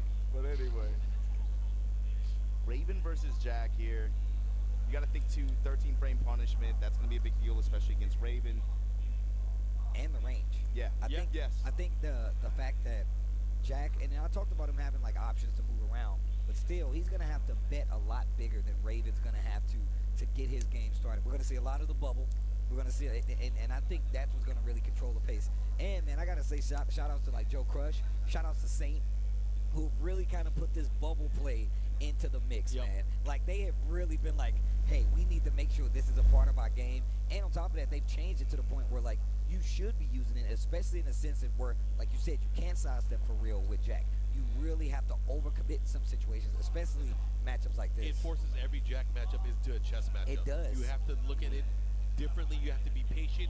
One of the things I want to specifically call out, the way that Pena plays too, he has to be very careful. He doesn't want to get clipped on the back of the head, because if he gets clipped on the back of the head with the make some noise, he is going to get destroyed. Yeah, that is a ton of damage, raw damage before the launch. Anyways, we're going to get into this Midnight Siege. There are some hazards on the stage. Let's see what happens. Bro, this entrance is ridiculous. Remember when he came back? I was so happy, bro. When he said, witness the results of my training, I'm like, my man been in the lab? Let's go. Curious to see, too. He got benched. For a game. How Pena uses throws in his approach, too. We'll find out. Let's see. Oh, that's a okay. big Watched thing. that with Manga earlier, right? Counter hit jackknife. He finds the launch. Yep, he's going to get the other side of the wall, too. Let's see what kind of mix And he's the going to stage employ. has it if he wants to. The up kicks in the activation here. Yeah, keep the mix. Oh, my God. Be careful. Oh, I thought he's about to do it. Oh, tries to go for the armor. I like the patience for Pena here. Now he has the opportunity to use his stage hazard. No, just taking the mix. I like this. Save it for later. What a duck and a block. Ah, we were just looking at that too. Using the armor from back turn. I love the fact that he has like a bevy of options from back turn. I don't actually love it, but it's good for Raiden. That's something I was curious about. Stuff like running 3 as an advance for Pena. How is that going to interact with barrier? And how is Mao going to leverage that in terms of neutral, especially at that far range like that? You saw immediately Mao willing to put it on the table, but just like that, shadow clones at the wall, Pena right back in here. Momentum on his side. Oh, 4-2. Rocket kick. Okay. Going back turn. I love Good that committed to reaction, the too. low. And look at the Stonewall defense. Yo, make some noise. Make some noise, Steve. Yo, Mo, it'll make some noise. Fisher bro. with the upper. This time gets the windmill kick. Defense looking a lot more solid. He first. Yeah, back up. Back up. I said back up. You're too close, man. Oh, no, the wall. The block. The 4-4-3. The vampire knee. I feel like every single game and set that we've seen from Pena has been straight mauling. Straight mauling, oh my God. Why is he staying Oh, crouched? he got the hit. Staying alive. Bro, these guys. Down back to trading. Cross chop parried. And still, Moyle was waiting. He was ready. He had the patience. My man is stonewalling. Oh, Hit him. Pena has to be careful. He's getting too comfortable with these pokes. Yeah, that back turn down to that new attack, though. He's willing to go with that and a lot of these back turn mix-ups. Mix up with the power crush earlier. Here we go. He has all this. Oh, he missed the second hit. Break again. Break again. Yo, show him all of those Give him breaks. hell. Take him through the command list. The defense right now. Take him through the command list. Oh, you got to be careful. He has heat. Yo, he can't get tapped. He can't get tapped. Oh, my God. You ain't breaking this. You ain't breaking this. My man's got the animatronic arms though. You hit him with the Chuck E. Cheese arms? He's right. Man, them things used to scare the hell out of me, man. Bro, when they was like, we taking you there for your birthday, I was like, don't take me to that place. What the hell? But the jab jackhammer string able to win out here for Mao. Testing him now with these jabs. The low jabs able to interrupt, but again, the axe kick. That was big. Able to crush the low here, and look at the reward. Wall with the install on. I like nice that. slide 1+2. Oh, jab challenge gets the counter hit. Try to get the wall slide, not able to do it, but Soul Zone power. Spins it. Not ducking though. Soul Zone forcing the mids here. And Pena noticed it. And Pena noticed. Not ducking, and Pena noticed. He is feeling himself today. Confidence, I told you, that's a big thing with his performances. If he starts riding that wave of energy and if he starts feeling good, it shows in his play and his decision making. You got to think about it, man. He's been keeping this bottled up. Yeah. He hasn't had confidence for a while. He's about to just explode on everybody. It's like that's what he's doing, dog. You know how it goes. He's like Eddie Murphy right now, right? This is like just sitting in the cockpit. I've been waiting for this. He's been waiting for this. And again, it's like I said, I feel like there's been a sense of pressure on him just because everyone else on his squad has had some level of success. Yes. And so when you're the only one that isn't posting some kind of results like that, and even though, you know, everybody's friends or whatever, they're not going to, like, do it like, you know, look at you like that. I'm going to be very honest. Y'all must have forgot about Pina. Obviously. Not us. Not us. We're We know, professionals. we know. But everybody else, they definitely forgot about Pina. Yeah, they look at the hot numbers, bro. They don't care. Bigger stage. Here we go. Pina, again, he has been putting everybody through the blender. This time going to be a little bit harder to find the wall, but now you see the Pina step starting to come out a little bit. The movement tech, counter hit jackknife again, willing to challenge in some of these situations from the crouch dash, and he's had great returns so far. Willing to end with the 4-4-3 there, going in the back turn, finding a lot of straight hits, whip on the 4-4-2 there, back turn, low step, and get out of dodge. Yo, make some noise though. Of course, a 4-2 this time. The low options, and again, finds another counter hit upper. Making these slower attack choice from Moel really hurt him. I mean, obviously steering away from like the 2-1s, going more for these lows, and it's really getting him in trouble. Yeah, he's trying to deny him the pressure, but he's pressing into the counter hit while standing 2 option each time. I like what he's doing here because he's forcing him to go for these smaller pokes, but then the jackknife has been coming out, stopping him. Yo, get hugged. Okay, let's see what he does. Yo, make some noise though. Again. I said make some noise though. I didn't hear you the first time. Okay. Oh, God. He almost got him with the punish there, too. That would have been sick. Working the full crouch mix there. Oh, that was godlike. Oh, my God. The counter was teleport. ridiculous.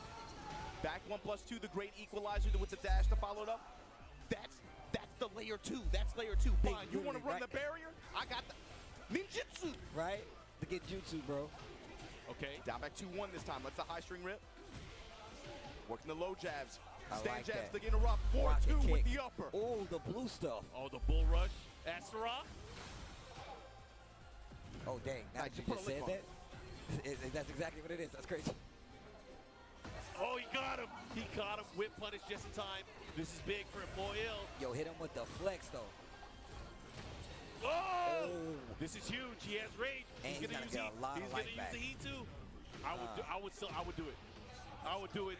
Get rid of the gray and stuff. Yeah. He's not gonna kill. He's gonna put him into that, makes him still has heat. Yo, this is in his advantage. He's gonna pull out his homies for sure. The added utility of using, rage art, making cash out early so they don't get recoverable life is something that I love about the meta of Tekken 8. All that just to slide in with that low chop and put Pina on set point against Moel here. Oh, too slow. 2-4 punish and then 4-2 to interrupt. Get the aerial advances. How many times? He hasn't gotten clean floats, but he's had a lot of interrupts on his advances through the air. Down 1, 4-2, 2 of the options that have really been helping him out. So he's got to be careful going to those lows. You can see Pina kind of stuttering, That throwing it in duck his face. too, yeah. He knows to look for these Bait jabs it. and these highs. Look at the patience. The wall, I said make some noise. Okay, quick counter hit. Follow. What's the mix? He stays on the floor. That's smart. Cancel. Oh, so sick. Yo, close the distance. Oh my God. Oh, he got And him the bubble. We're going to the park. Blow some bubbles, kids. Final round here. This is such an important round here. Pina does not want to let his opponent live any longer. I'm thinking he's gonna go in. He's gonna go in offensive. He's gonna pull out all the mix-ups. I mean, look at the back and forth between these two. Somebody takes offense, the other one adjusts, brings it back to life by defensing up. Mao really changed his timing up too. You see him really, really alternating, especially after some of these jackhammers. Been mixing options, mixing timing, activation, out of the air. spike. Yep. And now you see Pina start going for more of those low crushes, right? Just to be sure. Moel adjust himself, start adding more of those jabs. Wow. Oh my God. He's still alive. That took off mad damage. Good patience. Yeah. Good patience. Moel taking a. My man was just looking up like, yes. He looks so angelic. It's the light on top of his head, bro. So look, have y'all taken a picture with the Moel glasses, bro? He has the glasses he would bring with him, and he make the crazy faces. That guy, him right there, Moel. Shout out to Moel. Moel and his wife's super supportive. I'm sure she's in the crowd here. Actually, one of the coolest people ever. Pulls up to every event. Actually, one of the coolest people ever. They go out of their way to say hello too. It's real nice. Always show love. They always show love. Actually, she gave me this bracelet. That's tight. Yeah. Is he feeling himself? He's definitely feeling himself a little bit. Composure. You know, he hasn't pulled out the victory fist yet, but we'll see. Pina back on the ropes. Or even footing, I should say now. Esports athlete Pina. Bro, The adjustments. Midnight Siege again. The adjustments that came from Mo-Il in that last set were ridiculous. Walled up, knew that he couldn't keep up with the pace of what Raven was going to play at, so instead he picked his spots a little better, picked his moments a little better, and his options. 4-2, one of the best things he could do. Still sprinkling in the low so he doesn't get the mix like you pointed out, but also playing back a little bit and adding the bubble to the defense and the offense. So yeah, the bubbles were just worked out too. Even when Pina had like a step or something like that, still found the way to make the hit. He's also been able to shut down some of these attacks to where Raven is going airborne. He's been having great success at being able to stop those approaches. So it forces Pina to have to be on the ground a little bit more. Raw smash, lower that shoulder. The Brian Urlacher, there you go, yeah. Yo, the young Dro, the shoulder lean.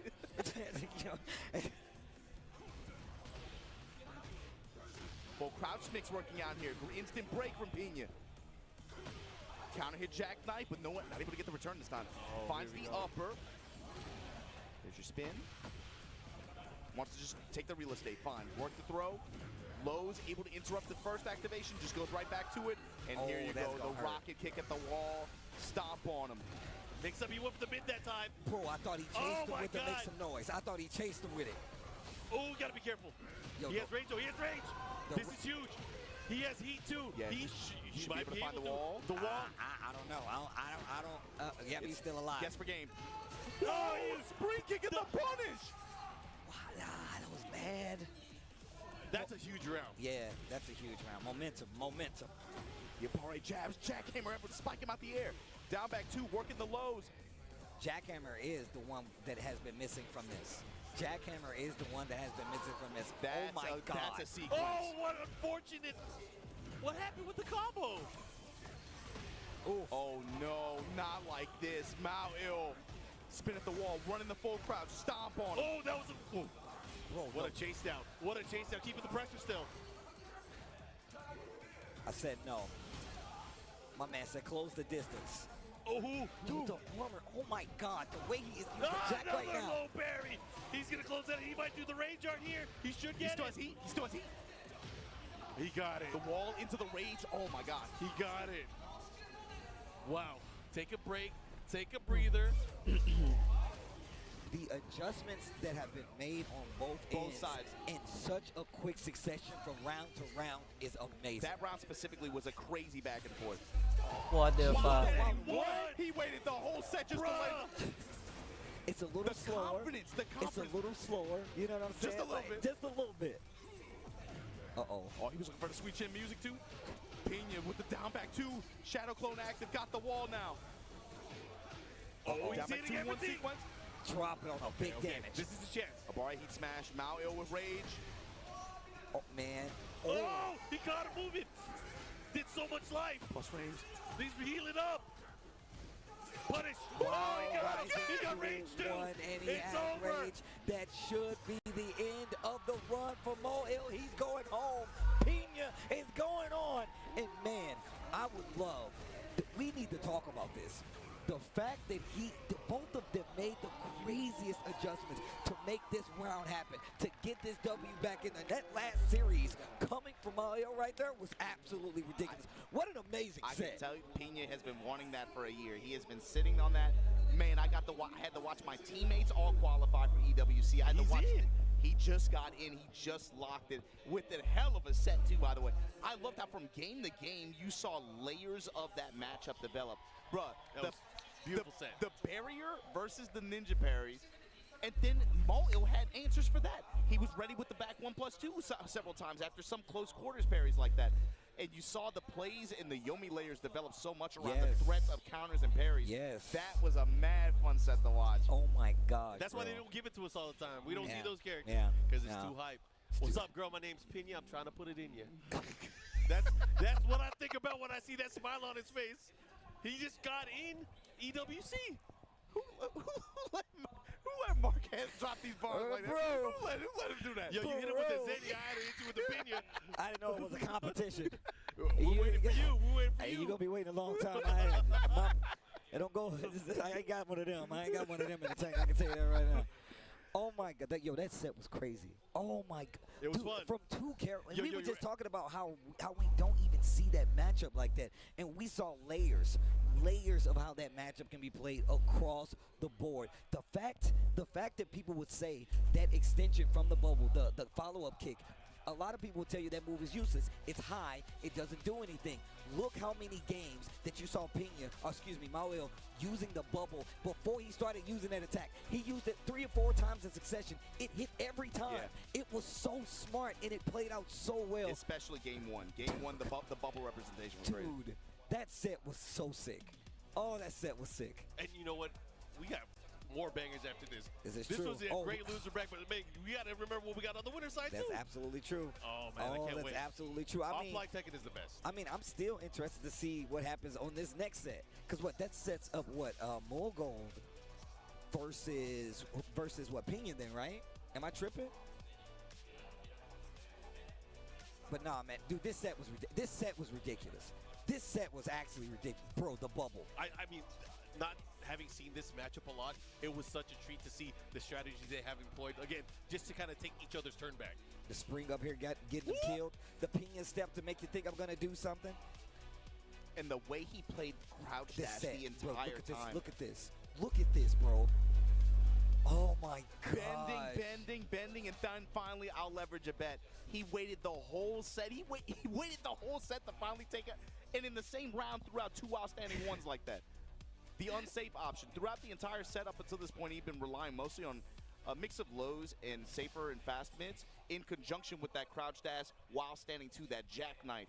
On counter hit will launch like that. You saw it have good success a lot of time against Mao, but then also Mao started to counter, and he started to have some successful barriers and also some successful interruption attempts.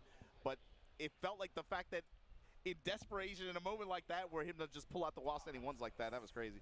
But that like you said, Steve, Molgold versus Pina for losers semifinal. But we got to talk about that winners final set, Mangja versus Knee. Oh, man, and just for the record, because of new rules, TWT, top 4 is 3 out of 5. Give it to you long set style. Molgo versus Pina. มอโกกับปิญญาที่สู้กันอยู่อันลูเซอร์เซมิไฟนอลและลูเซอร์เซมิไฟนอลเธอนี้ปรับให้เป็น3 ใน 5 นะ You know, like we said, right? This is a high stakes event. Not only are you going to get Master Plus points for your Tekken World Tour total, which for several of these players, they're no strangers to, obviously, but the top 4 placers get those coveted EWC ticket slots. We're going to see them in Riyadh, in Saudi Arabia this summer. Congratulations, Mangja, Knee. Mangja, not your first time qualifying to this event. Mangja, Knee, but huge congratulations to, of course, Pina and now Molgold as well.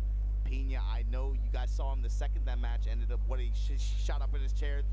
I told you this dude is an emotional guy. He has been wanting to grab that ticket for over a year, I promise. And again, the sole Japanese representative here that's left in the tournament. Oh, that's the true. Crowd, that's the energy, a big dub. The pride you got to think about going into this. It's going to, I mean, he has a lot of momentum right now. He has a lot of momentum. I think it's going to be tough for anybody to put a stop to him right now. We're about to find out, man. You got to go through. His next opponent is pretty tough. It's some landmines. If he really gonna get that W, he got some big mines. And then he has a giant bomb waiting on him with Knee being right there too, bro. I'm just saying. But with that said, we're gonna get into our next match. But man, I feel like we're not talking enough. Dude, this was like a 950-man tournament. Yeah, it's close to 1,000 people. This was not a small tournament at all. It's no strange. You know, for as much as people have been talking about consistency and like how the game plays out this patch, it's kind of interesting to see, in spite of all that, most of this top 8 is the consistency. It's players. It's no surprises here. I mean, look, if that's been a large topic, right? Where people are like, man, I don't know how to handle these things. These players are adapting. They're adapting so well that they're still playing and placing in the same situations as they always been. And like you said, this is what, 950-man tournament where you still had the hardest hitting players in the world of Tekken right now trying to claim that EVO Japan 2025 trophy, and his Pina's in the running to do just that. Yeah, I mean, of course, like Pina and Mauil, but I mean, that sounds so weird to even say, like, you know, obviously, like I said before, towards the tail end of last year, didn't have the same level of success that I think he had in the initial start of the year, right? But it's not like it's a random. It's not like Pina's random. It's not like Mao is random. It's like what you said before, man. To be a winner in this game, It's literally about the consistency. You trying to clamor and hold on to an old way to play the character, it does nothing but hold you back. You got to move on. It's not just a consistency of winning either. It's a consistency of just keep playing, Yeah, trying to learn man, the game. that's exactly. And several of the players here, it's Pena, it's Knee, especially. Knee went under so much criticism for not playing the game, not using the heat. And of course, look where he's at now. He is dominating. He has been using it better than most. I'm glad you said that, Mark. It reminds me like I might be butchering the saying, but it was a saying I heard recently, and I think a lot about. Like, what is clutch? What is clutch? Clutch is like half the battle is just showing up. Oof. It's not showing up and being 100%, but it's showing up every time. Yep. And get something out of it all the time. People think it's showing up and being 100% every time, but it's more like some days you might show up and be 40%. Some days you might have 0% in the tank, but you show up anyway. Yeah. Some people show up and they got sometimes you show up, you got 90. Sometimes you got 100. Sometimes you got 110. But you got to show up. You got to keep the pressure on the game. And some of these guys, like I said, in spite of maybe lack of results that they had towards the latter half of last year, they kept putting pressure on the game, on their game, on their Tekken. Yeah. And then when you see it play out in this way, and they finally have the result that they've been looking for, that feels good. Even from third-person perspective, it just feels good to see people get rewarded. I mean, well played across the board. I mean, this top 8 has definitely been exciting to watch so far.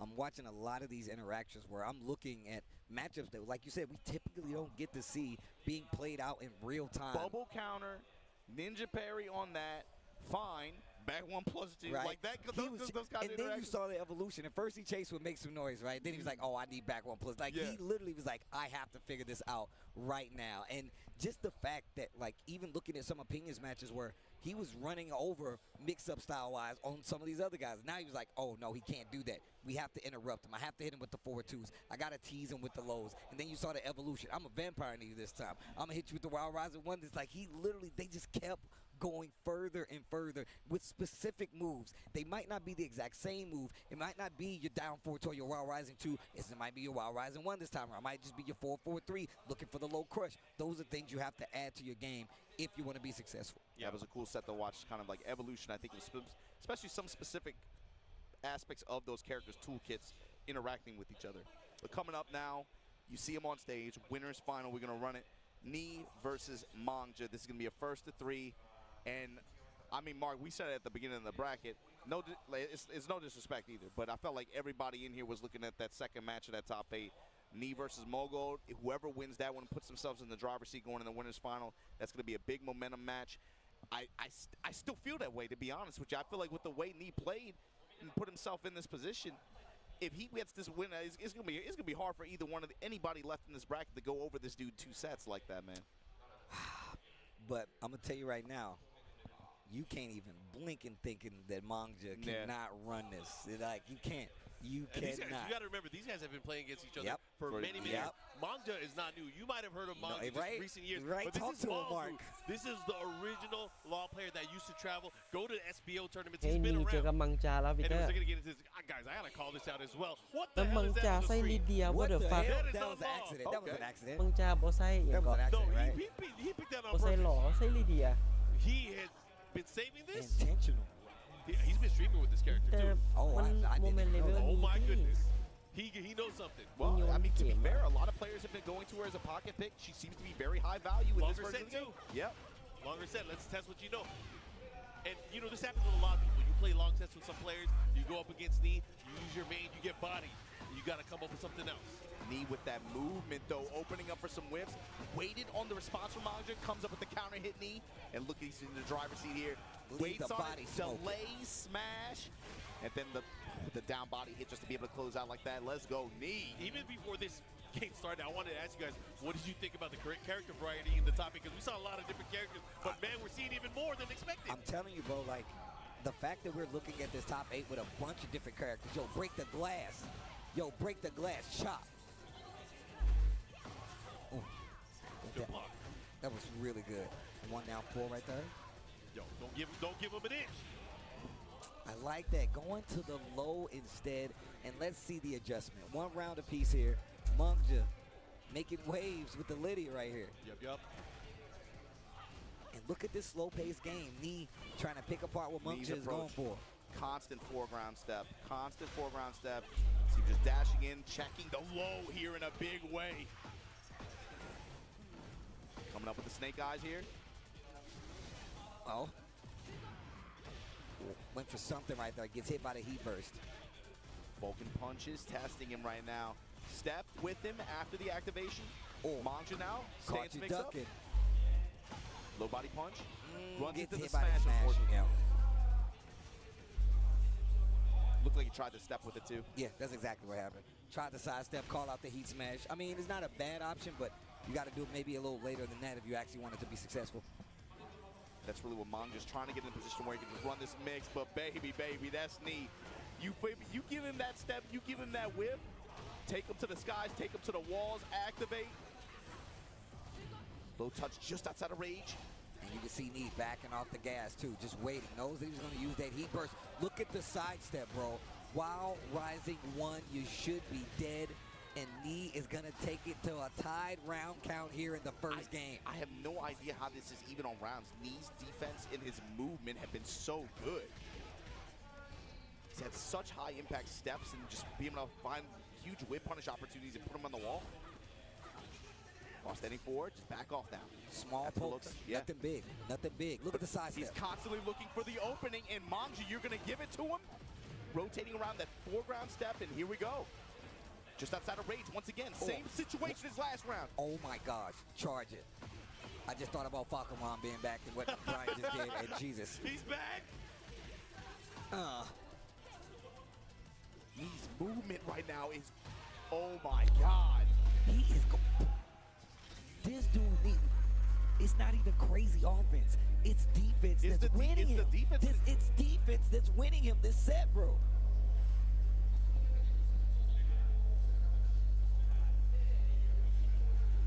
And he's like, you know what? You're right. You're right. You're right.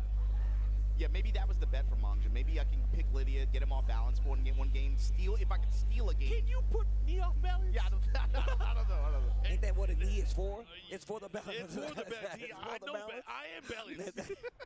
I am the law. Yo, Brian is so cool. I like the little touch with his tongue out. I mean, that's big. Oh, bro, that is the GOAT outfit. I'm just saying, though. I'm just saying, bro. I don't know whose idea that was, but I love you. To the wall. Oh, man, we're on this stage? The EVO Arena, where the bad guys hang. Villains, huh? They planning on robbing a bank right now, bro. It's like, yo, I'm trying to take candy from a baby right now. Who's got eyes on a baby? I want its candy. No, 1-4, and still this small Tekken, not like really big options going forward. Gets the slide though. Yep. Important, and that's usually the sword that kind of Manja lives and dies by, is his use of the slide. But you know, he's one of the best in the business when it comes to it. And look at how Lee is using movement, the double dash forward jab, just to make sure, even if you do go for a slide, dude, bro, slash kick, little down forward, sidestep. Oh my God! Precision. Cutting him like a knife here. Look at the time. Look at the time. He's got rage right though. He's got rage right though. Oh! He's got rage right though. He didn't use it. Oh, back one. I don't need it. That was gonna get close. That was crazy. I don't know why he did that. The sidestep, bro. Oh, got him. He got a move. He tried to sidestep there. Ran into the down forward two. Migiyapa. Classic usage of a down forward two. On the walls. Sidestep to the left just a tad. Didn't get the burst. Didn't get the stage explosion. I love that move. Oh, yeah. Okay.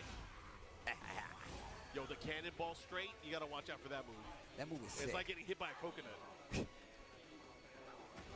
Okay, chop away. Activation here. Back to the wall. He has to be careful. His life bar can deplete. Oh, my God. Here we go. You better be careful how you get up. I think you better be careful how you get up. I'm pretty sure he got over low. He was waiting for the slide. Punish. He's not dead. Harada, you do care. Harada, you do care. Looking for a duck. Maybe a sidestep. Got a little life back. Not enough to survive the exchange. 13 seconds left on the clock. He is so ballsy for going for those lows. Yeah. Bro, he knew exactly when he wanted to go for slide, and that's why he went over the low with the heat smash. What the? That was scary. Delay on the string. Challenge with the while standing four. Spins the rest of the heat on the dash. Or sliding. Get up. Dancing advancing a little bit. Okay. Slower Tekken. Keep it there. More Oh, the counter composed straight. Tekken. They trade. He didn't get a full combo, but he got that guaranteed hit afterwards. Let's see what he does with it. Oh my God, they're dancing. Oh! Big counter hit knee. No resources though. You need to get to the wall if you actually really want to close this out. And he does. Yo, he's good at that. Leave the body smoking. Oh my God, the sense of timing. Leave the man. body smoking. This dude knee is He really ridiculous. does give you a Viking funeral like that. I'm just saying, he's leave the body smoking. Send him out to sea. And he's like, right. While he's jamming it. Using your body as a keytar. I'm just saying, bro. Okay, the pickups with the knees, the follow-up here. Good position, he's gonna activate. He's gonna get the wall, Oh, too. you're definitely getting the wall. No, not if the second hit doesn't land. Okay, crash impact here. Gonna try to keep the pressure as best he can, but Law in heat. Not Gets so the easy. parry. He gets the parry in heat. Quick sidestep right knee, still had the time to block it. We saw him earlier sprinkling in that down forward too, after he was realigning with the dash jabs to make sure he was in his way, making sure he was in alignment so he'd have to block that jab. He's not afraid of the lows. Not afraid of the lows. He don't He's need not to afraid be. of the lows. That's why I said it was so scary that Mangja was going to go for that, because you know Knee's going to make that adjustment when he needs to. There's no time. Oh my goodness, there was no time. Oh my Come God, on, bro. 2-0. 3% HP to separate. Come on, bro. These sets are crazy, nah? Come on, man. Steve, you get. I'm actually getting Don't make me. You're gonna start. We're gonna get in trouble. Don't go in the defensive yeah, stance. I'll keep it. Don't go in the defensive stance. I know what you're gonna do, Mike. Don't do it. I'm gonna start standing up again. Don't do it.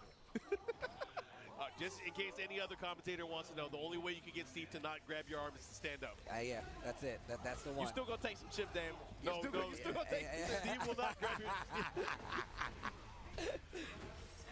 That's broken. Oh my God. Oh, look at me. He has this. I hope Mangja doesn't get impatient. He got impatient. He got impatient. God The confidence right now, man. This is crazy. And he still got the heat active. The oven's still on. Bro, what is his hit percentage on just raw heat smash today? That's crazy. Jeez, bro. Oh, the banana peel kick? No. What is winning these games? Defense. Yo, this is beyond. What is beyond master? This is beyond master class. Wow. Of spacing and defense from Knee. This feels like what we've been waiting to see from him, man.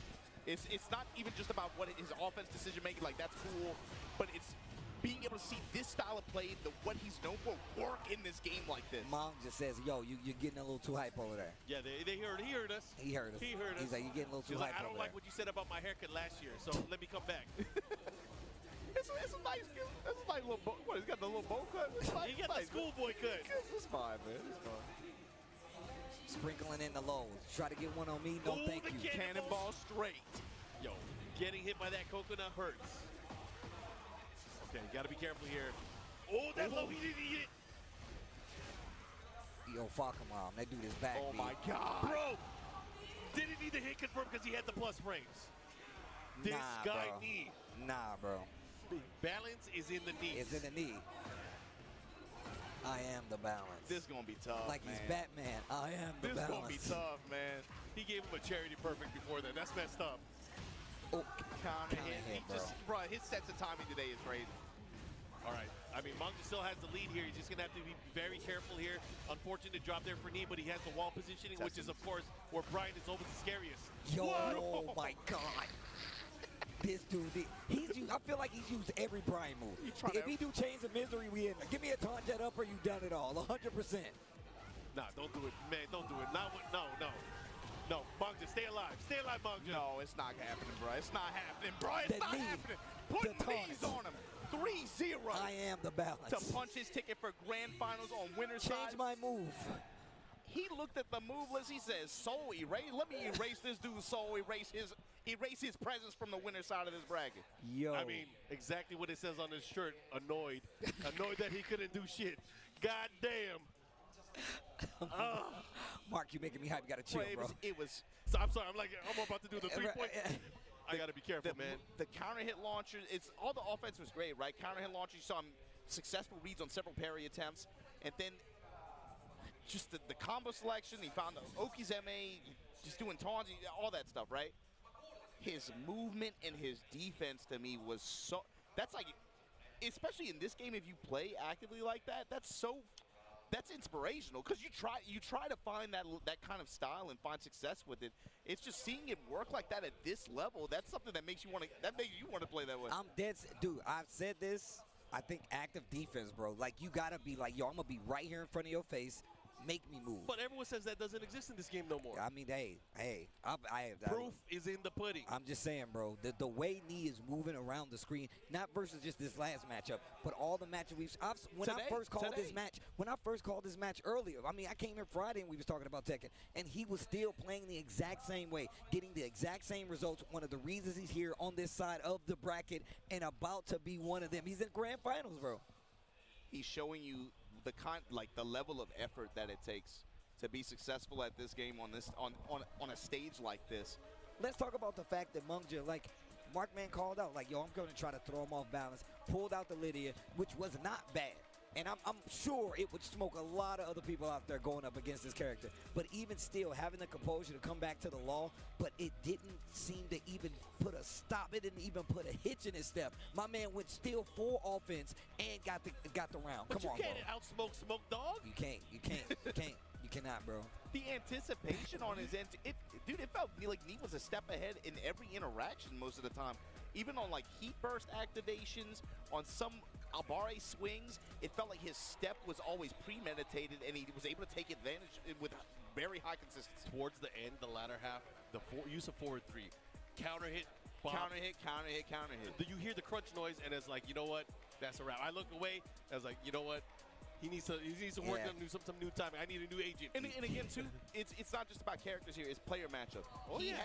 He had a very acute read on Mangja's timing in a lot of these situations. After long, awkward pauses and delays, he's like, I noticed. Watch. There it is. Yep. Counter hit. Oh, I'm excited for this one. I am excited for this one. Oh, this is going to be a banger. Oh, this is going to be a banger right here. It's going to be a banger, or it might be real sleepy, man, depending on how Mogul wants to approach this. But the thing is, Pena is forcing craziness. That's his style. That is his He's forcing the chaos. There's no way. I mean, Mogul naturally is a space defensive kind of guy, right? And you're going to go up against a character that's strong. It's probably going to be Claudio, but if Raven's not partying, what's he doing? But listen, we were just talking about Knee's defense. We could talk about how Mogul actually approached that first game or two versus Knee. Super active on the offense, really trying to force a reaction out of Knee. It just didn't work. Will he try that versus Pena? We're about to find out. Mogul versus Pena, the Raven versus Claudio. This is loser semis. Let's get into it. I'm also looking for how Mogul tries to adjust timing patterns against Pena. You know that Pena likes to go for a lot of counters, a lot of parries. Maybe that's going to come into play, or he's just going to walk clean around him, wait for the whiffs. It is a 3D fighting game. It is, indeed, yeah. Goes mid, down back two, this time going for the low after back turn. He blocked that. I love that. Yeah, I love that move. Warhound goes with the back two. Mid launch at the wall. Out of range. Burst, just out of range, but the side step forward, the Claudio classics coming into play here. I think already the defense or the spacing pressure here from Mogul is kind of making Pena hesitate. Tested him with these knees on those back fours, lets the string rip. 2-1 snap kick. Pena, that felt like a panic activation. Right back at you though, Mogul. Not letting you take the tempo, not letting you take the control. Like I said, burst, put him at the wall, running to finish it. Mogul, you said, it's either going to be lightning strikes or it might be real sleepy. And right now, Mogul is making this a Claudio clinic. Damn, bars. Oh, he caught him on the side, though. He's not going to get a crazy combo, but he's going to push towards the wall. His sidewalks have been on point. The lateral movement from Mogul right now. Oh, the delay with the parry, that's sick. Yo, he was ready. He was ready. Unfortunately, at the wall, you drop right in front of him like that. Goes with the low smash. Guard, punish. I like that knee challenge, too. Yeah. That back three, locked and loaded. Again. The jab. You got an opportunity. You still got heat. Getting a little bit more because you're using the clones. Yeah, I see. Pena step. Not buckling to the pressure, though. And now you're seeing the defensive side for Mogul. Didn't last long, but it's only 8 seconds left. We've seen it a few times. We're about to see it again. Hit him with the rage. saw the first time he was willing to just let him cook a little bit with the snake with the crouch dash pressure like that. Second time puts out a jab to try to interrupt perhaps.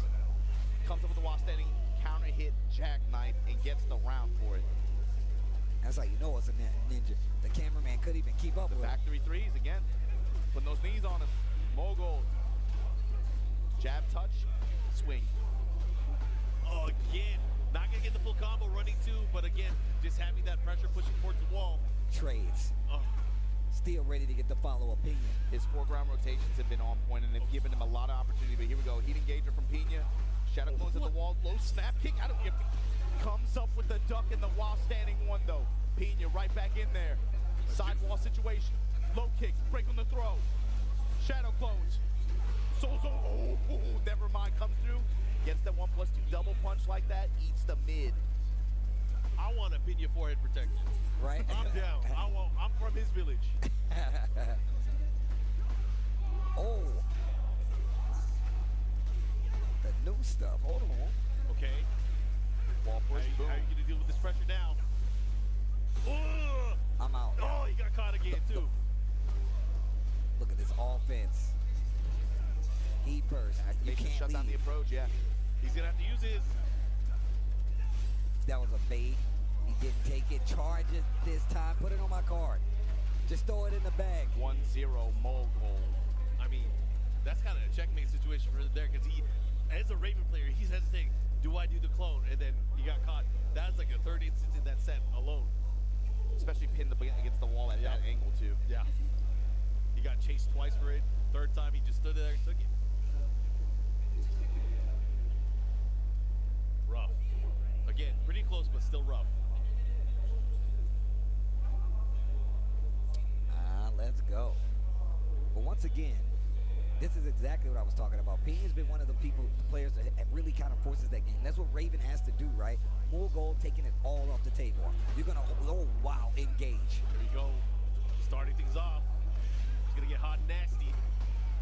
Power crush, I like working it. out from back turn now. Trying to give himself a little bit of space to work with the mountain approach. Great duck there. And then the 4-4-3. The vampire's knee. Sudden strike. Here we go, has the wall. Follow up here, what's the mix? Activation here. Eat the damage. Soul zone, paint, goes with the low. Low slide punch. Might have a chance again, he dash cancel. After the 4-4-2. Looking for the highs, trying to crush it with the sweet chin music. 2-4, goes with the low after. I like it. Fast offensive pressure here. You know, it's very different too, because towards the end of the round, he was pure offense. Wolfwood was having to react there.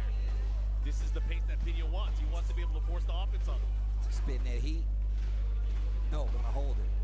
There's the back bob. Mogul testing him with these mid strikes. The threat of the follow-up. Pina not Side step 4. Wall split. Yeah. 1 and 2. Heat dash extend. Mogul closes it out with a perfect nonetheless. This first game, 1 round apiece. The pressure at the wall from Mogul too. Just like, man, you know this guy's good at poker. Just no scare. Okay. Oh, what a step. No, the trigger roll did Got the it. down hit, but got the Still low ready. parry. Still ready. Carrying him with the knee. Spike. Okay. He's going to get the wall here. What are you going to do? He's going to have to be very careful for the charge. Oh, my gosh. The float and the interrupt. Let me get some more heat. Hook it up. Second hit, got caught. Counter hit, throw. Time's a wasting. He's able to use with the dash. Another trade. Trade in his favor. Mogul. He challenged, and he's going to pull off the win. That was a sick challenge. It's important to note this is a 1-to-3 set. Yes. You got one more. Nice. Counter hit jackknife. Goes to the Sky Slash Nova. 2-4 punish from Pina. Now the meat hook. Ain't going to find the wall for it. There's your spin. There's your activation. Yo, he's going to add it up here. What's he going to do? What's the mix? Goes to the mid this time. Mid and the low. The windmill kick. One more time. Uh-oh. Big The block, wall's gonna mess him up. big launch. No, it ain't. Uh-oh. Never mind. There's no way he's going to get another wall. There's no way. Drop it. Down by 1+2. Okay. I'll spin mine too. Oh, Kick. Nova. The first one. charge it. Just throw it in the bag. And the splat. Oh He my can do God. it again. 10 seconds. Run up throw. Break it. Oh! The third dimension. The low snap kick. Back one. The Oh wall. my What a God. comeback sequence there from Gold. Yo, it ain't full silver, it ain't full bronze. He's going for that gold. More gold. Put it in a safety deposit box. Save it for later. Damn. He hit the pose after too. He's just as glad. Oh man. All according to plan. Right? ปีเตอร์ปิญญาถึกล็อบ2เทื่อ Al ละ coming up to the stage to talk to Pena. ย้อนอันท่า3-2 โง่ๆข I อง would say ซา two ดิโอ for Pena.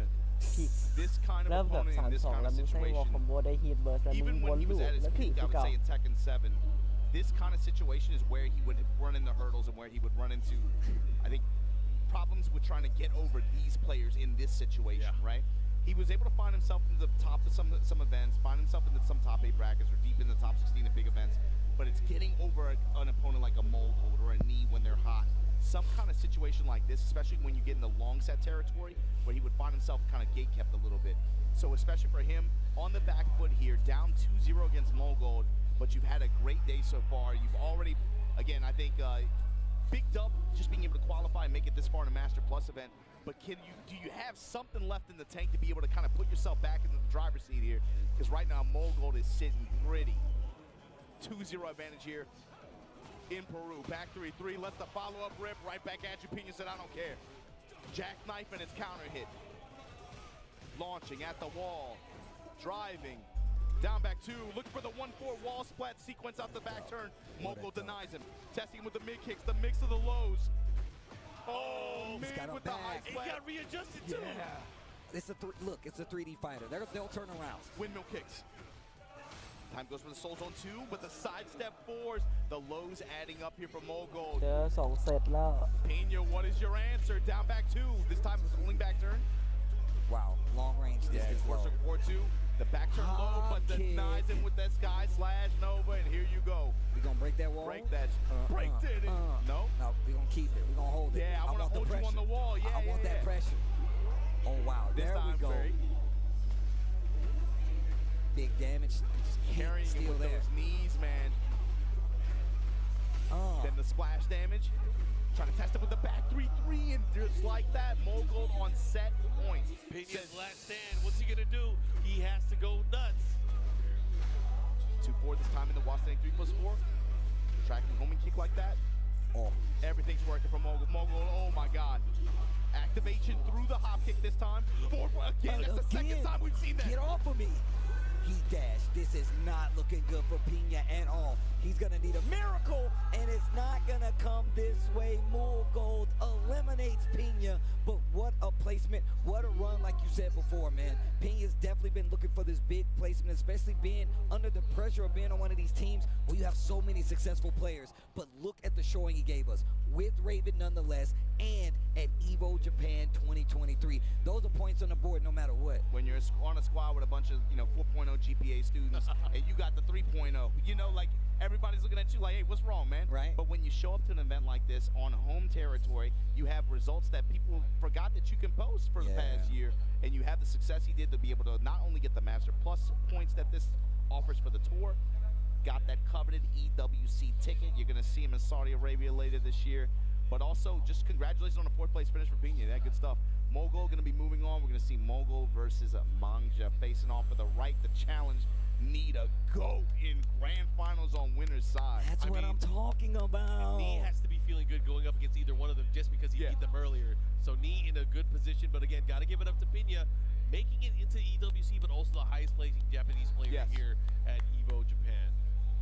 Well, hopefully you guys at home have been enjoying these matches like we've been enjoying these matches. That Maui Raven said that Maui Pena said was really good, man. Listen, I live for this shit, man. I love it. I love the evolution. I love them playing the game the way that they're playing it right now, because it shows that they put in the time to actually earn the spots, man. And the fact that we have Nee here running a clinic on a lot of these players, not only just with the wins, but with the defense, the movement, the choices. He's really playing Tekken 8 right now. I said this early in the year when I saw some of his victories. It's now even more clear that, like you said before, the adaptation and the dedication is going to get you the results in the game like Tekken 8.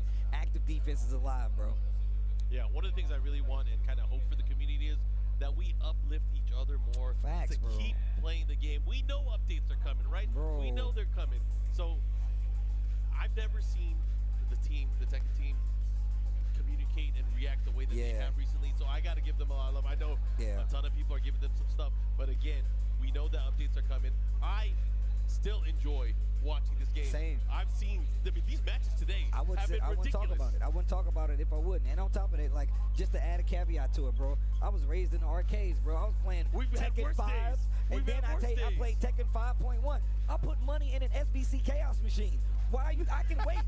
I'm telling you right now, either you can stop it, you keep going. No offense to that game. I love that game. Yes, I love that game. And all I'm saying is, we know about Mars people. We know. Yo, I'm just saying, bro. Jeez, Mars Peoples was, oh my God. Zero is crazy in there too. Tabasa, nah, bro. Anyways, all I'm saying is, like you said, man, you know they're actively trying to fix it. I commend them on being open with the approach to do so, and even coming out on the stage today to be like, look, we gonna line it up for you so you can clearly understand what's coming down the pipeline, and even more so, have a clear message for the fact that, hey, we've been listening, we've been trying to change it, and we're trying to change it for the better. So, yo, shout out to Band Night Namco. I'm gonna be real. And in case you missed it, we got a patch coming in on Tuesday. We got one for June 3rd and another one coming in the summer. So we have a clear path for updates. And it's like we said at the beginning of the stream too. I think it sets the expectations and the tone for what to expect for the rest of the year. The fact that these players are playing on this stage and playing on this version of the game. We've had 2 major patches in the past month, right? You got to think what they showed at the beginning of this presentation, it kind of shows what they expect for the rest of the year, and it's again going to put these players in a position where they are going to have to be on their toes and be able to quickly adapt on the road as they get out here and try to compete on the tour and be able to try to secure these points, these tickets, and these championships. It's really going to test the players' ability to quickly adapt with the flow of the game and how that changes. Yeah, no, absolutely true. Absolutely true. Oh, man. I can't help but think about Fakaram. Every time I saw Brian on the wall, bro, when he hit the charge, I'm like, oh, God, he's back. All right, guys, we are at our losers final. We're going to have 2 standout players from Korea. We got Mangja, we got Bulgold. They're going to be going at it. One of them will fight for the right to go into our grand finals and go up against the legend Nee. Man, I can't wait to see what happens after this. TWT well underway now, especially considering this is the ribbon cutting ceremony for the TWT 25. It's gonna be a good one. I can already see it coming just by the matches that we have here right now. And one of my favorite parts of any tour is just the international competition and how they're going to evolve. Obviously, we already talked about the challenges, the masters, and the dojos events respectively. That means we're going to be seeing a lot of high-profile, high-level Tekken, and a lot of people traveling to these different regions to get those points and those spots for EWC. And then once again, it just sets a precedent for the game to grow in a great way, especially considering they've given us the roadmap. Something else I've been thinking about too, just looking at this, we talked about earlier the fact that the Pakistan community doesn't have representation at this event, unfortunately, but after the Pakistan versus Korea exhibition, I think it was interesting how at the conclusion of that event, okay, Pakistan, clear victory. This is the response of the Korean community. Yeah.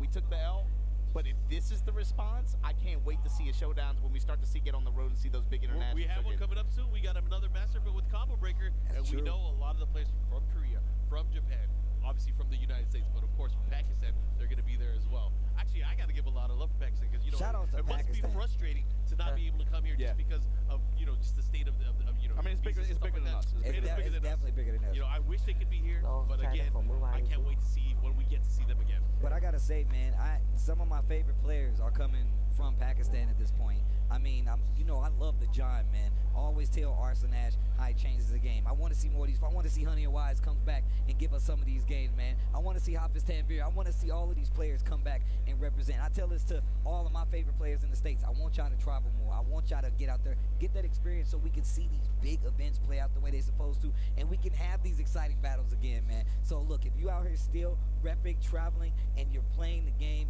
I commend you, man, because once again, it's one of the reasons I keep watching the game. I like these whole high-profile competition for real, man. I really do appreciate that, man. I have to thank players all the time for giving me matches to commentate, regardless of the game. If I talk about the game, I'm gonna tell the players once it's said and done, yo, thank you for giving me these matches to get hype about and talk about in such an exciting way, and inspires me to go and play the game. And it's been amazing, bro.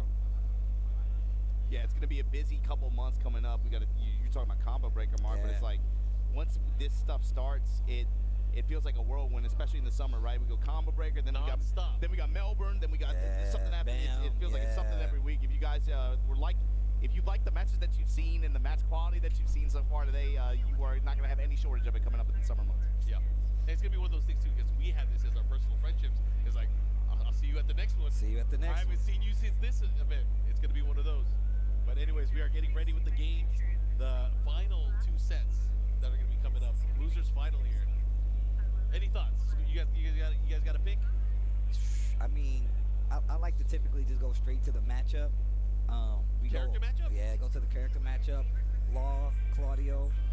Obviously, Claudio has a lot of moves that can kind of keep Law at bay, right? He's got the back ones. He's got the little pesky lows to deal with. He's got the running twos just in case you get a little too far. He scouts the slide, right? But Law is going to try to keep you at distance 1, distance 2. Those moves are slow enough to where he can just jab you. He can annoy you with the lows, and then you really got to look for the slide. So I'm looking for aggression from Manja. I'm looking for a little reserved movement coming from Woolgold. But that means you can't let him get the game started. And by him, I mean Law. They have to fight it at an even pace. I'm looking at him a lot of spacing, a lot of playing, a lot of dancing, and not just an overwhelming one-sided offensive display. I think for Mogul too, I look at it a little bit more simply. I'm thinking Manja just came off of that winner's final where he got iced at 3-0. Mogul at least has had an opportunity to be able to try to build some momentum. And overall, I felt like just the way his confidence has been today, even in spite of losses, he's just been playing really calm and really well. And he's been playing really fluid too. He's been playing to his opponents generally. Obviously, he was able to get that win over him, but you could see his approach and his style probably develop a little bit based on his opponents. And he's still been able to maintain that consistency that he's known for. I feel like I don't know. I like his confidence going into the set. Manja, I'm worried that maybe coming straight off of a winner's final loss like that into this set, that might affect him a little bit. Yeah. But that's the name of the game. Yeah, I mean, neither one of these guys are obviously new to this stage and new to this situation, right? But it's just a gut feeling. All right, down the road, all of us. Prediction, who's going to take it? Manja. I'm going to say Mogul. I like Manja's. So I think the down forward 2 is going to come into play. Oh, absolutely. The way that he uses it and the way that Mogul likes to move, that's going to be especially the tone setter. It's going to be the tone setter. Especially with the way he's been walking and stepping. Okay, starting things off. Having to deal with the 2-1 from Claudio 2 is going to be important. And this is exactly what I'm talking about. Look at the interception that's trying to occur right here. Back to the wall already. Manja in trouble. Gets the wall splat. A little higher with the tornado, of course. Big damage. Get up. Moon burst there, and then activation here. Just barely got Manja in rage. Pushing towards the wall like this. I love how he keeps that in there. He uses it as a temperature check. He's like, yo, you want to move or you want to hit a button? And then he switches it up as the game goes on. It's so good. It's so evil to just be able to change his timing up like that as well. He had different levels of it too. I don't know if people can understand at home. If he's pulling it out, it goes into a guard break state. Yep. He can stop it at 2 different levels. It's crazy. Especially for a character that already just passively has such great pressure. That kind of tool like that is just it's a cherry on top. It's really brutal, actually. Oh, that was sick. And even better, bad reaction. Woolgold taking advantage. Yeah, gets the float sequence here. Gonna barely put Manja in rage here. Blue Moon burst on the ground. Activation, counter activation. Oh, okay. Break his legs. Crunchy. Ooh. Bro, threaded the needle right through his forehead. 2 rounds in. 2 rounds in already. Fishing mid at the start like this. Okay, Manja started to move. And just even more so to talk about that move, Mark. Think about it. You sitting there even thinking about it is something that Claudio excels at. Because one, that means he can get a sidestep forward. He can get a poke in. He can keep that offense even slightly. So you better get the timing right. It exacerbates. It really makes the Claudio Classics that much worse. It's just the way it rolls onto itself. It passively just busts his pressure. Yeah, it really does. And he already had good pressure. And it makes it so circular, right? It makes it so circular. Sidestep 4 again. Running 2 at the wall this time. Slide hold so into cheap. the low That's smash. so That's cheap. brutal, man. I hate Sidestep low 4. beat smashers. I hate them. Grab, break. Mid strikes. And the low to close it out. Mogul complete control. Oh, wow. Just was not able to get anything started for real. I mean, we saw him play a little more defensively, but just cashing out the heat a lot later in that round that would be useful, right? So yeah, he was able to make some stuff happen in Dragon Charge, obviously, but it just felt like he never really was able to get like strong tempo control over Mogul, and Mogul was way too comfortable at the wall, man. In particular, that feels like, man, the way the wall pressure stacks up with this character, especially once he pops heat, it just feels like it's very overwhelming on him in a mental. Mogul is just like a very cerebral type kind of player, especially with the way he applies pressure.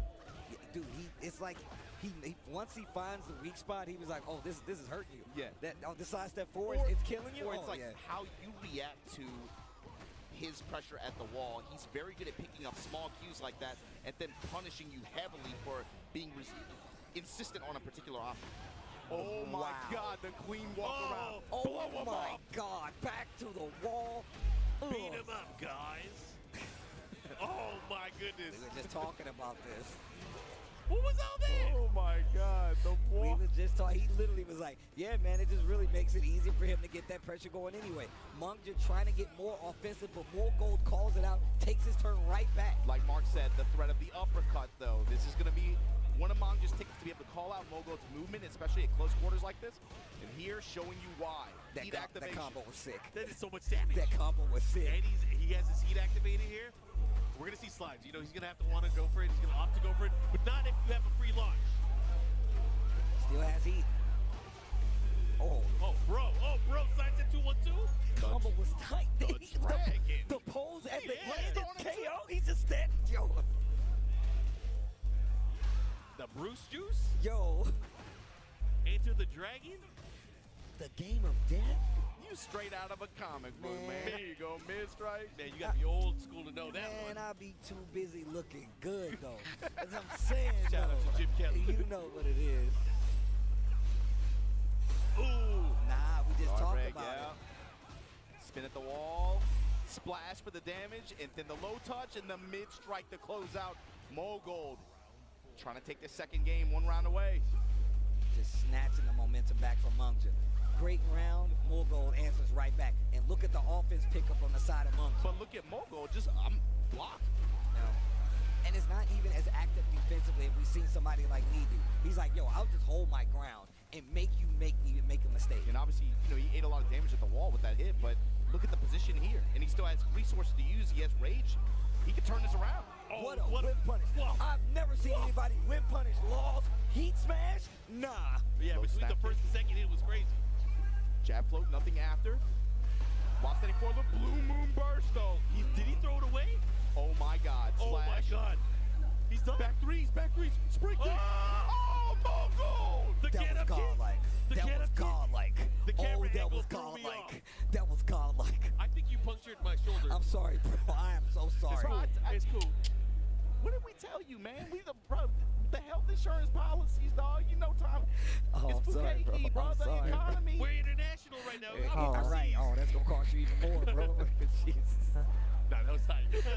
Dude, it was so sick. But it sucks because he's down 2-0 right now. Oh man, I've never seen a slow-mo like that. After a round where again he was laying on the offense, he had him cracked. He had him in the critical HP. Mogul was like, "Hey, I'ma just block." Okay, yeah, you did that wall combo. I have rage and I have heat. สองคนนี้กับแพ้ให้มีแบบ He's done that multiple times in the set already. มึงจากกับมอโกเลย It's like I am in it. Mogul is inevitable. Yeah. He's snapping on him. Look at the offense. While standing for and then again running the pressure after. Mungja's had good success, but it's just unable to close out. Activation, counter activation now. Nunchucks running with the Wasp. Running two, spin a Rooney, and here we go.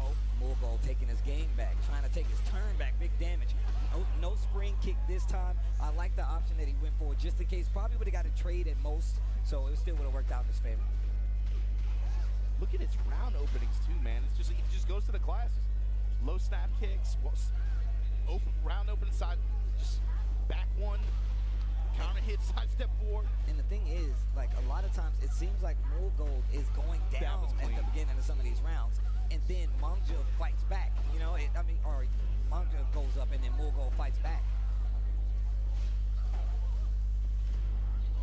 Ooh, okay, heat smash, hop, kick to answer. The minute he was on defense, he was like, I don't want any of this. Hop kick, pressing a little too lightly. Oh, nice.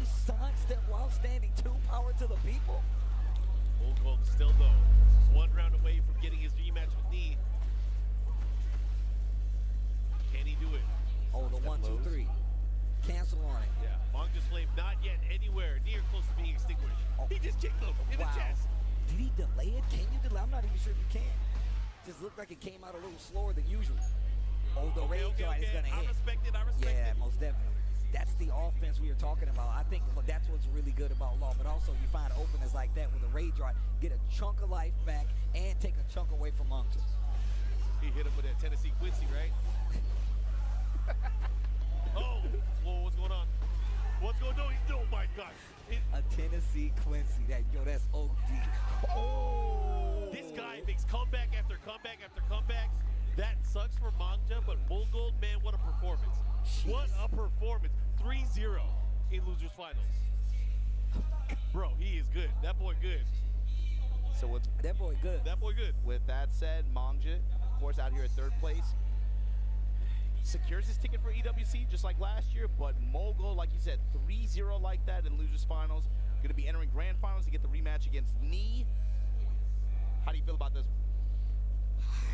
Seeing how the first one went down, that was of course the first of two. 2-1 Knee's favor.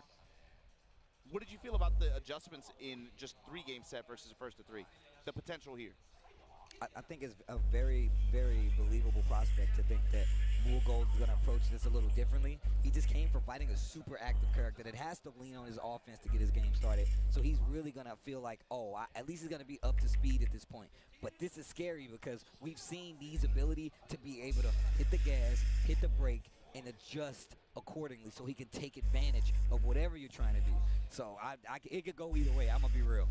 One of the things is there was a lot of reach there for Mongja. It was. Knee does not reach. Yes. Knee reacts. So I think that's it's going to be bars. tough, especially because he lost him earlier. And one thing that we know is the longer the set goes on, the more dangerous Knee becomes. Yeah. Yeah. Yep. And it's not one set, it's 2 sets that Mogul needs to win. But he can do it. He has a good character. He has a great base of gameplay, but he has his work cut out for him. It's hard for me. Two sets is going to be tough. 2 sets is going to be tough, especially with the way Knee's been playing. That's what I'm saying, bro. But also, we got to talk about the activity. Knee's been watching. Knee's been chilling. Yes. Mulgold has something. been out here fighting. I got something. What if he picks Feng? That's actually, I actually can see that. I mean, we saw it earlier. Feng's a lot more compact. He's a lot more compact. We saw it earlier with the Lydia pick. Why would it not be any different here? You got one more game to play. What if you get the lead? What if the Feng gets you 2 games and all you need is 1 instead of that 2 to get it and reset it? I can see a Feng pick being a possibility. And even though it is, 3-0, 3-0, these matches have been crazy. Like, they have actually been crazy. I feel like if he goes to a Feng pick, he has to at least be able to secure like at least 2 games with it. Yeah, he can't throw it away. He can't throw it away. He can't waste it. But also, it's Knee. He's got a Feng. I don't. You know what I'm saying? Knee has everything. Yeah, that's true. That's true. He got everything. But again, Feng is kind of strong too. I don't know. Either way, I'm excited to see how this is going to play out. Obviously, it kind of rests on Mulgold to make his decisions before the match and make those adjustments within the match. Because already we saw what happened in the short set. Knee outpaced and outspaced. Yo, they playing the bangers. They playing the. Man, I always ask the homies. I mean, you live here, but I always ask the homies, what are we doing in Japan? Yo, this is tight. Talking about Tekken. Talking about video games. It sounds corny as hell, man, but the other day I was just like riding on my way and I'm like, man, it's crazy I'm here, bro. Life took it's you crazy here. I'm here. Life took you here. When I ended the run here at Big Sight, I was like, bro, it's crazy. We're going to have a tournament this weekend and everybody's coming back in the town. I haven't felt this way in several years now. I'm really happy again. Cannot stress enough how happy I am to be here. I'll sit on the sofa. I'll give it up. Talk and mess with y'all, but also to have y'all here again. It wasn't quite the same before. I'll put it that way. You know, bro, you already know, bro. We was talking about it, and I'm happy that we've actually been able to come back. Like I said before, man, they told me not to come over here so I could do it from the States. That's what's crazy to me. I still wanted to come over here, even without it all, but I'm happy to be back. I'm watching y'all. Y'all got sleep in your eye and everything like that. I know the time zone's here. Come on. Me? No, not you, talking to him. You talking to him. You, bro. I'm watching y'all last year. James eating ramen noodles at 4 a.m. I'm like, what the hell is going on, It's dangerous, bro. That's actually dangerous. The MSG will get you. Yeah, that'll get you. That's what really does it. That's what really does it. If you really had any questions. Well, we haven't talked to the people at home in a second, man. Hopefully you guys have been enjoying this Tekken 8 Top 8 EVO Japan 2025. I've been enjoying it. Mark, you been enjoying it? Yeah, man, and we're at grand finals right now, and even after this, we still got Street Fighter 6, and that one is an international affair as well. I'm excited to see that one. We have a potential back-to-back EVO Japan champion with that one. I'm excited to see how that's going to play out. Yeah, you gotta talk. You gotta talk about it, man. 6,500 people, man. It's way bigger than an elephant, and it's in the room, man. There's the way that this community out here has been just rallying around some of these games like this one, but especially that one on the community level. It's done so much for getting so many people into these games in general, but also just getting them to come out to these events. And that's what's awesome to see. Like you're saying, Steve, you talked to several people. It was their first time out here at this kind of thing. The crazy thing is me meeting new players, and this isn't their first event like this. They started in the past year or so, but they keep coming. They're still here. They're still being retained, and it's part of it has just been because so many of the players and the professional and the elite players here have done so much collaborative events and outreach to players of other games who maybe have had a passing interest in Street or you know in other titles or these kinds of games, but like next door to us, right? Yeah, we got Shaka. He's the biggest streamer in Japan right now. We got some of the biggest streamers in Japan just out here just chilling on his sofa and just watching fighting games, and I think it's Geeking out cool. over Street Fighter. He runs Street Fighter events too. It's awesome. Dude, it's so cool. It I'm is so cool. happy to be back over here talking about video games, hanging out with the homies, man. I mean, what is fun if not that, bro? Just hanging out with the homies, talking smack, playing games when you can, buying cool merch. You know what I'm saying? It's Got the hideout on and everything. Yeah, you know how I get down. You know. But yeah, man, I don't know, man. It's a blessing to be over here to do this, bro. I'm happy to be here, but it looks like the grand finals is about to get set. Enough mushy stuff. Yeah, enough with the mushy Let 'em stuff. fight. Let's go. Ken Grand finals. Watanabe. You got the GOAT knee on winner's side of this bracket against Mogul, the golden child, man. Trying to make a statement here, trying to reset this bracket and make some crazy stuff happen. Like Markman was saying, character selection is going to come into question here a little bit, especially after the way that first set went down on the side of Mogul, but Nee looks way too comfortable with the way he's been playing and with the with the trademark Brian, no less. Yes, with the trademark. Yes. Grand finals, it's about to go down. Mogul versus Nee. Brian versus the Claudio. Our first Tekken 8 EVO Japan champion is about to get crowned. Who will it be? Especially starting this 2025. Let's get it. Here we go, starting things off. 2-1-2 gets the aerial spike, but not enough time because of the activation of Starburst. Looking a lot better already. Yeah, Mogul, far less hesitation than before. Definitely trying to impose his offense on Nee earlier on here. I mean, everyone feels fine until they get clocked in the chin. Yeah, exactly. It hasn't happened yet, so he's going in. He's taking liberties at the moment. I like that. The jab at first and to be able to offset like that, and then goes straight in the Blue Moon Burst, and he And look at the whiff punish. Testing him with these knees back and forth. Both of them trying to put knees on each other. I mean, Nee hasn't even thrown out anything. He's already shown the threat of the sidestep. Uh-oh, and we saw this is how the first game started. Those sidestep forward, though, they added up. This is how the first game started. Dash, delay, dash, sidestep forward. And it's one of those things, if you look at what Nee was doing before, dash up, jab, dash, dash, jab. I don't want you to be able to sidestep me. And then you start adding in the lows. There's a lot of realignment and timing adjustments that you're watching here, and it's like very, very fine.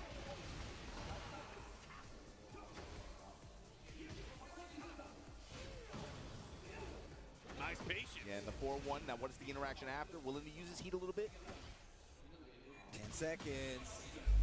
Not dead just yet. Rage Rod is there, though. Look at the time, though. That low touch might be, oh man, the mid strikes in the back. Two rounds already for Mogul. A great start so far. He needs to close it out, though. It don't count until you get 3 rounds. Bro, when he steps and doesn't pull the trigger, that's what you're like, oh man. That you get thinking you get away with it. And this is what I was talking about. The fact that he's starting to turtle up a lot more. Mogul even holding his ground. He's not even pressing anymore. He's literally like, nope, I'm not taking that bait anymore. I'm going to make you work all the way forward. But we saw this when he was going up against Munja too. Willing to just stand there, not even move around as much as we saw lead with that active defense, stationary defense, if you will. Great punish there. Pushing towards the other side now. Slight life lead for Mogul, but me making the comeback here, about even on life. 4-1 press is safe mid, then activation, betting on the press after. Back one at the wall, this time crash impact, gonna put the dash behind it. Oh, this is scary. Oh, what a low parry. Dude. He's gonna rage art. He's got a rage art. And the Tennessee special.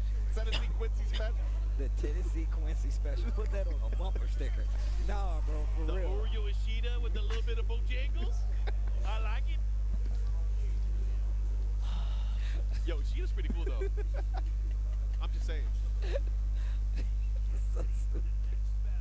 All right, here we go. Brian, Claudio, straight to rematch random stage. Nah, be real. They really do like them some bleeds. No, they do. For some reason, I don't get it. Yo, that Tennessee Quincy line, that was OD, bro. Oh my God. My man Mark had just started a gang down there. We're the Tennessee Quincy. What do you mean I started a gang? I felt the effects of that in past events. Oh my God. Bro, they gonna be running around in the streets in Memphis with chains and monocles and stuff. That's why I didn't go to Combo Breaker last year. I was afraid.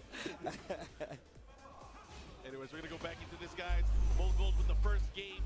Now in the life lead here in round number 1, game number 2. Yeah, with the wall behind him too, running to ender there. Splash damage to kill him off that. The combo recipe. Ugh. You saw that the character in the background just leaning like, damn. Like, he hit him, damn.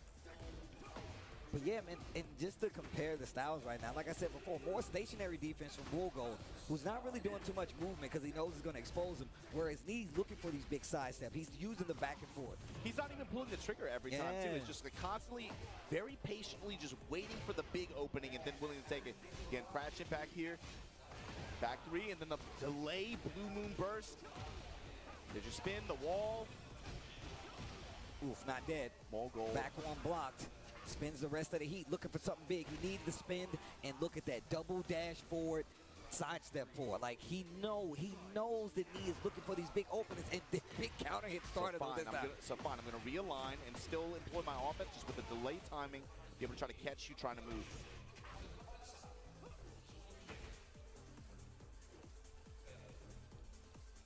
Oh, they dancing. Obviously, like they like the song. Punish. Oh, wow. Looking maybe for a reaction from Knee. Man, that is adding up. Oh, heat burst. Quick sidestep. Actually gets him out of danger. Little poke. A little heat still left. There's the dash. Get off of me, bro. What a sidestep. It still gets the hit. Not going to get the kill, though.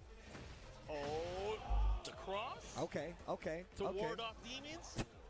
Vampires?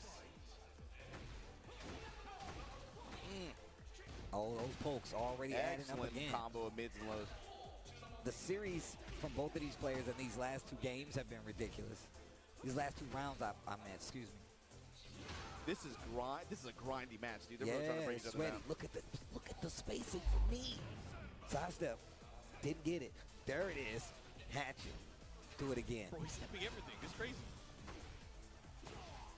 Okay. Man, I think he's baiting him to do that sidestep 4. Yeah. If he orbitals that, I'm going to throw my phone. Back one. And you saw the yo. sidestep. You caught the sidestep. Especially in that corner positioning on that stage there. Oh. Probably anticipated the step. Back one. Infested running up on stage here. Who has moved more into a coach position for the DRX squad. Last year, he got top 8. Yep. Yeah. Here at this event. The debut Tekken 8 event. What is Megane-kun going to do here? I'm just interested in what he would be telling him right now because we saw what happened in the last set that they played. But once again, more games on the board. Mogul still has to reset it if he wants the W. But let's see what the option is. Bigger stage this time around. I feel like this helps Knee more than anything.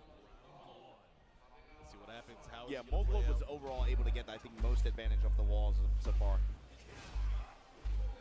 Get off of me, bro. Not limited to the damage either, but just the pressure. Mock breaker punish. Yep, chase down. Engage. Ooh! Down 2's up. That brother is He wants walking. those frame advantage. He is walking.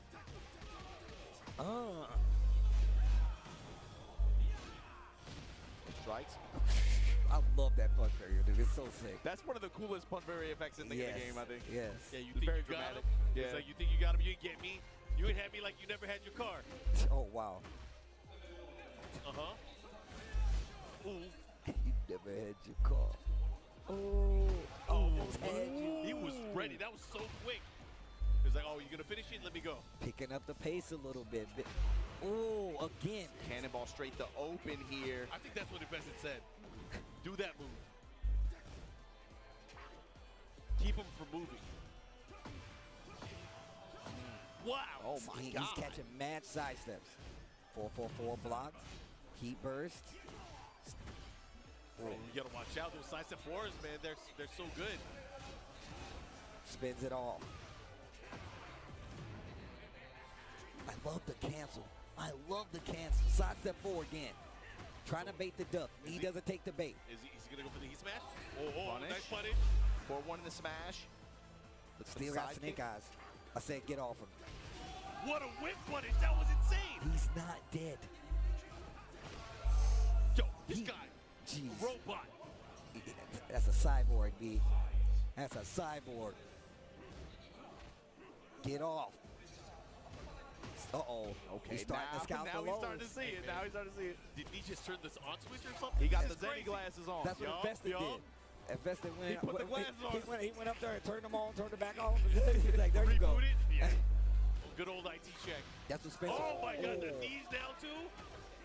Big 4-3. I mean, it's perfect, especially when you notice that he's doing a lot of those lows, a lot slower on top of that. You try to sidestep 4, eat the 4-3. Bro, don't tech roll. Don't tech. Oh, yeah, that was scary. Oh, turning it all the way around. You guys see those small adjustments? Yes. It's kind of scary. It's like it's very small. It's like, is it worth talking about? But Slower mids. yeah. It counter hit starting mids on top of that. Yeah. Clipping him when he's trying to move around, when he's trying to get to these side step fours, when he's trying to get to these back ones. That's why all those quicker moves were hitting. Yeah. Me, of course, trying to sidestep, so he's getting clipped. But once he turned on that offense in this manner, he was able to get the W. And the timing is on point each time, too. He's been able to get good reward each time. And I gotta say, the use of the cannonball straight, not only to just keep him in check, but also restrict his movement early on. That was different. He was doing mock kick, he was doing cannonball straight, looking for a bunch of options to be able to try to make him not be able to move as easily, but then also restrict some offensive options in that mid-range. But maybe this is what Mogul needed. Maybe he needed to restrict his ability to kind of move because now he's in this walled space. He can't move as much. Oh my God! He was ready. God, what a Around the smash. That's why he hasn't been using it on me because he gets around. I get around. Yo, back four into the breaker. มีไซส์สเต็ปพาชีฟอีก3 3 หน้า3 2 Full turn adjustment so ค far. นเนี้ย